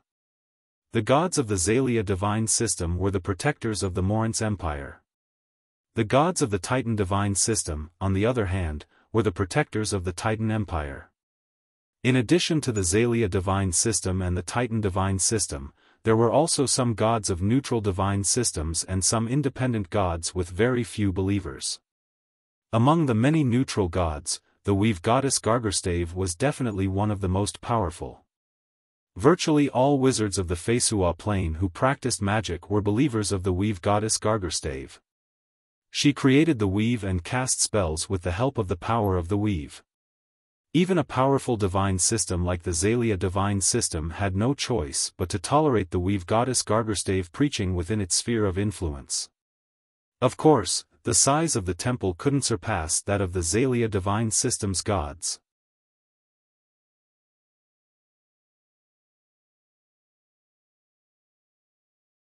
Chapter 206. When Yang Feng arrived in front of the temple of the weave goddess Gargarstave, he carefully looked at the temple, lowered his head slightly, and stepped inside. A young priest walked up to Yang Feng and said with a smile, "Dear sir, hello. What can I do for you? I am a wizard who obtained the magic notes of a reclusive wizard and achieved success in my cultivation. I have always been a believer of the great weave goddess Gargarstave in the mountain forest. This is my sincerity to the goddess, please accept it." With the look of a devout believer, Yang Feng handed a bag of gold coins to the young priest. Gods didn't need gold, but secular churches didn't lack gold. After the young priest received the bag of gold coins, he weighed it in his hand and keenly felt that there were more than 100 gold coins in the bag. His smile became more enthusiastic. "The great goddess will definitely bless you." Yang Feng said, "I hope to be able to pray to the great goddess in the temple. Please come with me." The priest naturally wouldn't refuse a believer's prayer request. When Yang Feng came to the prayer room, he quietly activated the invisible crown of blasphemy that he had already put on his head. "Great Lord Gargarstave, you are the ruler of the weave, the goddess of magic." In front of the statue of the goddess, Yang Feng bowed his head and recited a prayer. Extremely devout spirit fluctuations diffused from Yang Feng. The statue of the weave goddess Gargarstave surged with divine light, and a ray of divine light shot out of her lily-white hand and shone on Yang Feng. The priest was dumbstruck, unable to believe his eyes. Divine grace. A fanatic, he's actually a fanatic. On the Feisua plane, everyone had to have faith and believe in a certain god. Believers were divided into 6 classes: non-believers, pseudo-believers, shallow believers, true believers, fanatics, and saints. The vast majority of people were pseudo-believers or shallow believers. The number of true believers and fanatics was very small. Only the talents cultivated by churches would have a large proportion of true believers and fanatics. A true believer was enough to serve as a priest in a church. Although wizards believed in the weave goddess Gargarstave, but many of them still pursued knowledge and truth. Most mages were false believers and shallow believers. There were very few true worshippers, and even fewer true worshippers who had been blessed by goddess Gargarstave of the weave. The great goddess of the weave, Gargarstave, has boundless divine power. Even the magicians in the forest are affected by her great divine power. This was a miracle, a blessing from God. This man is destined to be an amazing man in the future. A middle-aged man dressed in a bishop's robe walked out from one side of the temple, looked at Yang Feng shrouded in divine light with a complicated look in his eyes, and sighed. After Yang Feng finished praying, the divine light shrouding him also dissipated. The bishop came to Yang Feng and said, "Hello, young man, my name is Edo, the bishop of this temple. Did God guide you to our temple?" Yang Feng said respectfully with a pious expression, "Yes. Dear Bishop Edo, my name is Ian. I was summoned by the great goddess of the weave Gargarstave to come here to buy slaves and go to the Red Earth wasteland to build a city and spread the glory of the great goddess of the weave Gargarstave. On the one hand, I came here to pray to the great goddess. On the other hand, I applied for an examination of my magic strength. On the other hand, I hope that the temple can send a bishop to the Red Earth wasteland to build a temple belonging to the great goddess and spread the divine light of the great goddess. On the Feisua plain, every city had to have a temple. Just like in the Great Cloud Dynasty, every city had to have a warlock tower. Without a temple, not only would a city not receive the protection of the temple's divine power, but it would also be regarded as a heretic and subject to the crusade of all nearby forces. If Yang Feng wanted to build a city in the Red Earth wasteland, then he had to have a temple. After careful consideration, he still chose the neutral goddess of the weave, Gargerstave. As a wizard on the Feisua plain, it was normal for him to be close to the goddess of the weave. When he heard Yang Feng's request, Edo's face revealed an embarrassed expression. The Red Earth wasteland was a barren wasteland without any resources. There were only dirty and ugly goblins, bugbears, ogres, and such bandits. No priest or bishop would go there to preach. Although the goddess of the weave didn't restrict the races of her believers, but beastmen, elves, and other races that could grasp magic power had their own gods. For the goddess of the weave, goblins and bugbears, who didn't understand magic, had no value in preaching. Edo said, "Ian, from the light of divine grace bestowed upon you by the great goddess, I have confirmed that you are a great wizard. I'll give you the magic badge in a moment." When the young priest heard this, a look of envy appeared in his eyes. On the Feisua plain, the ranks of wizards were divided into level 3 apprentice wizard, level 1 warlock, great wizard, level 2 warlock, arch wizard, level 3 warlock, legend wizard, great warlock, and demigod wizard, starry sky warlock. Great wizards were already extremely powerful beings.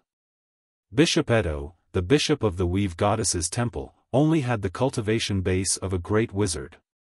The young priest's cultivation base was only that of an apprentice wizard. Edo suddenly asked, "As for the temple in the Red Earth wasteland, Ian, are you willing to join the Weave Divine Order, become a member of the Weave Divine Order, and dedicate everything to spreading the glory of the great weave goddess Gargerstave?" Yang Feng said with a pious expression of a martyr, "I am willing to join the Weave Divine Order and dedicate everything to spreading the glory of the great weave goddess Gargerstave." Edo was very satisfied with Yang Feng's performance, not having the slightest doubt. Only fanatics, who were second only to saints, would go to a remote place like the Red Earth wasteland to build a city and preach at all costs. Edo said, "I'll report your situation to the headquarters. After receiving a reply from the headquarters, I'll preside over the induction ceremony for you." Yang Feng said somewhat awkwardly, "Bishop Edo, I'm leaving for the Red Earth wasteland tomorrow to build a city and spread the glory of the goddess. There are still 6 months before winter. I might not have the time to come back." Edo said, "It doesn't matter. I now grant you the title of acting bishop. You can build the temple of the goddess in the Red Earth wasteland. As for the materials and blueprints for the construction of the temple, I'll send someone to deliver them to you after you've built the city." Yang Feng revealed his true purpose: the Red Earth wasteland is very dangerous. I hope to buy some magic scrolls, divine spell scrolls, and holy water for self-defense. The weave goddess Gargerstave was a god worshipped by countless wizards on this plane. The weave temple had the largest number of magic scrolls and divine spell scrolls. Yang Feng's strength as a level 2 warlock was already extremely tyrannical. But on the Feisua plain, no amount of preparation was excessive. Although his strength was extremely formidable, but his spirit force was limited after all. Those magic scrolls were very useful in enhancing his fighting prowess. The holy water in the temple also had the miraculous power to purify evil, strengthen one's constitution, and treat some common ailments and pains. On the Feisua plain, the holy water in the temple was equivalent to an all-purpose medicine. Of course, the holy water could only treat many ailments and pains. Those serious ailments still needed to be treated by a doctor. Edo said, 50 gold coins for level 0 magic scrolls, 3,000 gold coins for level 1 magic scrolls, 50 gold coins for level 0 magic scrolls, and 2,000 gold coins for level 1 magic scrolls. 1,000 gold coins for 1 liter of holy water. How much do you want? Yang Feng said overbearingly, I want as much as you have.